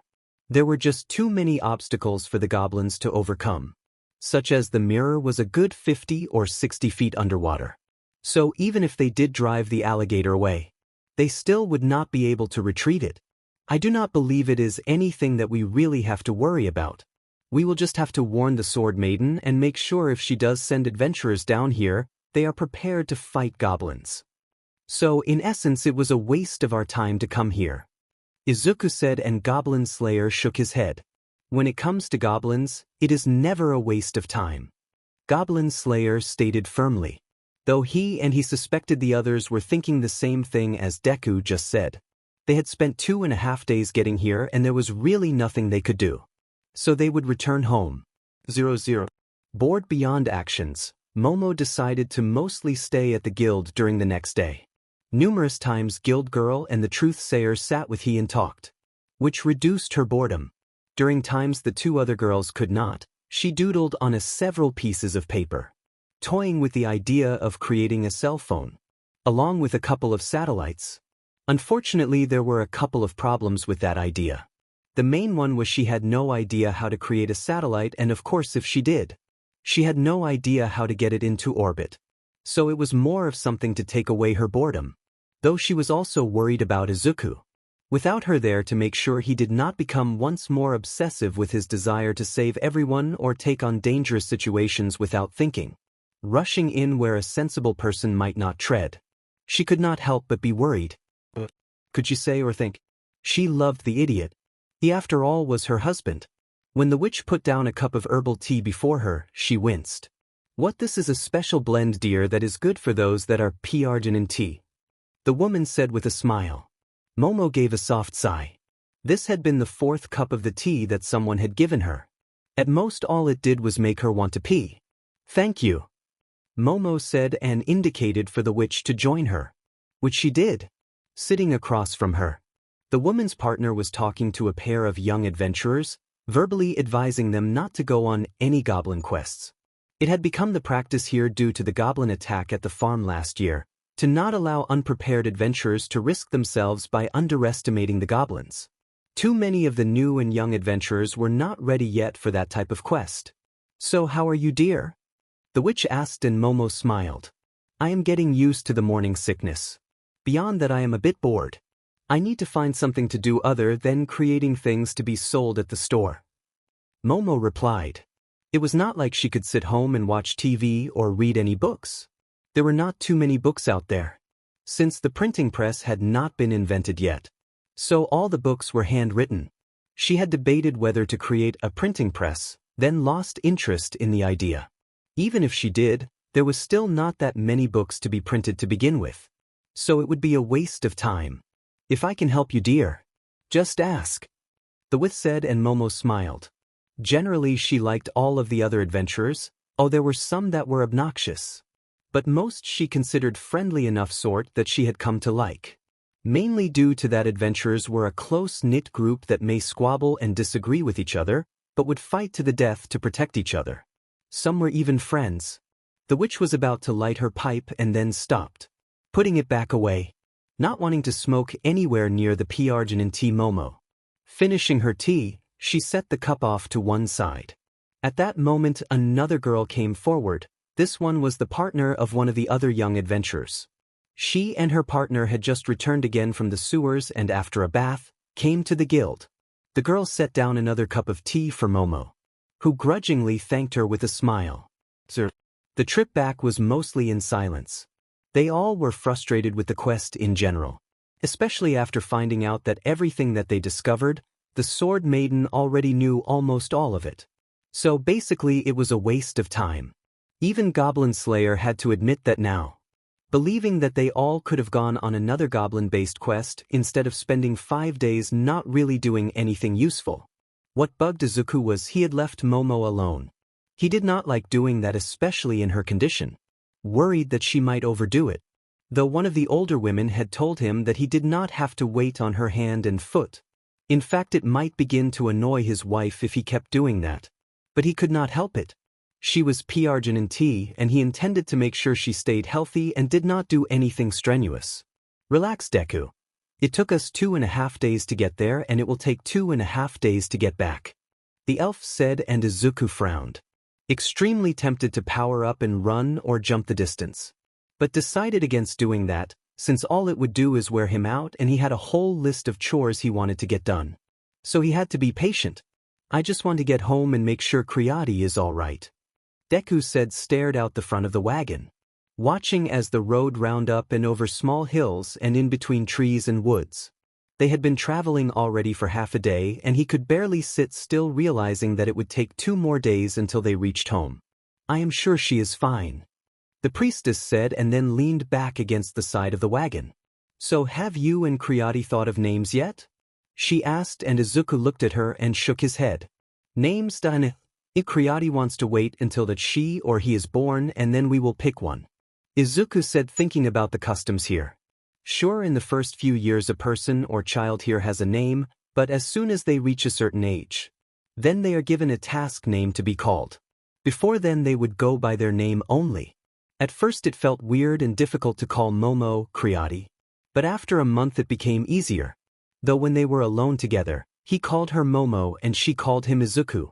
Is she going to come back and do quests after some time? The lizard priest asked, and Izuku shook his head again. No. Izuku knew what his friends were doing. They were basically distracting him from thinking about how long it was going to take to get back home. We decided that one of us has to give up being an adventurer. So we flipped a coin and she lost. She was not happy about it, but we cannot risk having both of our baby's parents not coming home again. That meant one of us had to quit and remain home. He suspected that was how it happened back home when two heroes had a child. One or the other gave up being a hero, so they did not orphan any children. It made sense here as well. Actually, in time I may partially retire as well. Only to go on quests when you guys need a little extra muscle. He told them and they could relate. There was a high mortality rate for adventurers. No matter how good they were or how highly they were ranked. I am surprised you have not retired already. The elf said with a small smile. This is not the life for someone that is going to be a parent. I bet that Creati would rather have you home rather than out here on a quest. She looked around at the priestess, wondering when her friend would no longer be able to go on quests with her. It would and will happen. Time ages everyone but those that are immortal. 00. No more tea. Momo said as Cowgirl began to set down another cup of herbal tea before her. Everyone has been giving me tea almost all day long. I have had 7 cups already and any more I will end up spending the night in the outhouse. She said and Cowgirl laughed. Drinking the tea herself. Everyone does that because they care. Cowgirl said and sat down. She had come to once more check in on Momo. First at her cottage and then seeing that her friend was not there, went to the next logical place. The guild. Now she fully intended to make sure that her friend go home all right. Are you about to go home? She asked and Momo nodded. I better or someone else is going to bring me another cup of tea.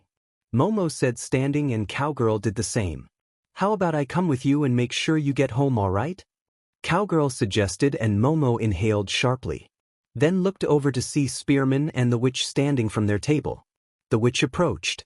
It is getting late, dear. How about we come with you as well? The witch suggested and Momo sighed, wondering if this was how it was going to be from now on, where everyone she knew waited on her and wanted to make sure that nothing happened to her. So what could she say? It was nice of them to worry. Okay, I guess that would be all right. Momo headed for the door with the others and Spearman passed them, opening the door and waiting for the 3 ladies to step through. Once they did, he held his spear loosely in his hand and glanced about looking for any threats. Once back home, the 2 girls entered with her and Spearman sat down on the porch. Removing a blanket from his bag, he laid it down on the wooden planks. What is he doing? She asked Spearman's partner. The witch smiled. Oh, he intends to remain there tonight, dear. With Deku not around, it might be best that someone be around since sometimes the nights can be dangerous. The witch replied with a small smile. Momo would protest, but again she found it kinda sweet that the others were being the way they were. So what could she do, other than accept it? Speaking of the night, do you mind it I stay the night? I do not relish in the idea of walking home alone in the dark. Cowgirl asked and Momo suspected that the other girl had planned to remain as well, right from the moment she had come to the guild. With all of this attention, she now wanted Izuku home sooner. So hopefully it would only be him to lavish all the attention upon her. Though she suspected that it would only continue from the others. She became sullen. Dear, are you all right? The witch asked in concern and Momo looked over at her, giving her a weak smile. I miss my husband. If this is how it is going to be with him going on quests, then I will have to really consider whether I want him to continue being an adventurer. Momo said, admitting to herself that she had thought about that almost the minute he had left. They had come to the realization that they were going to be here the rest of their lives, so with her P.R.G.N.T. it was now apparent that they needed to actually reconsider either of them being adventurers. She had already resigned and now maybe it was time for Izuku to do the same. Perhaps only become a part-time adventurer and not going on any long-term quests. Homeworld. Gasping audibly, Mei Hatsum shook her head in denial. But there it was on her computer screen.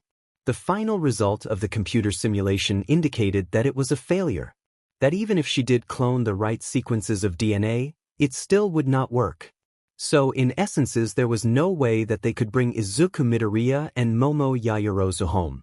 It was not just Asakaki Tashiniaki's quirk, but it needed him to focus on a location to open a portal to wherever he had sent them. A computer control would not work. At best it would open a portal, but it could be anywhere. So unless it was a total fluke, then there was no hope of her idea actually working. Regretfully, the Hero administration had already determined it was scientifically impossible. So unless someone with a similar quirk could be located, then there was no possible solution to bringing the two home. She had been the last hope, and now it was gone. She had no other ideas that would even work. 5 years in the future. Returning home from helping Goblin Slayer and the others dealing with an infestation of goblins, Izuku found his wife Momo and his 4-year-old daughter Shino waiting for him at their home. Momo had just returned from working at the guild as a technical support advisor. Something new that the guild had instituted 3 years ago. Her job was to provide advice, supplies, and even research on various quests. Hugging first Shina, he then hugged and kissed Momo. She smiled at him and removed a plastic strip from her pocket, waving it in front of his now almost bulging green eyes. "Guess what is Yukud it is positive again," she said, and then laughed as he looked like he was about to faint. The end, or one story, and for them the beginning of another.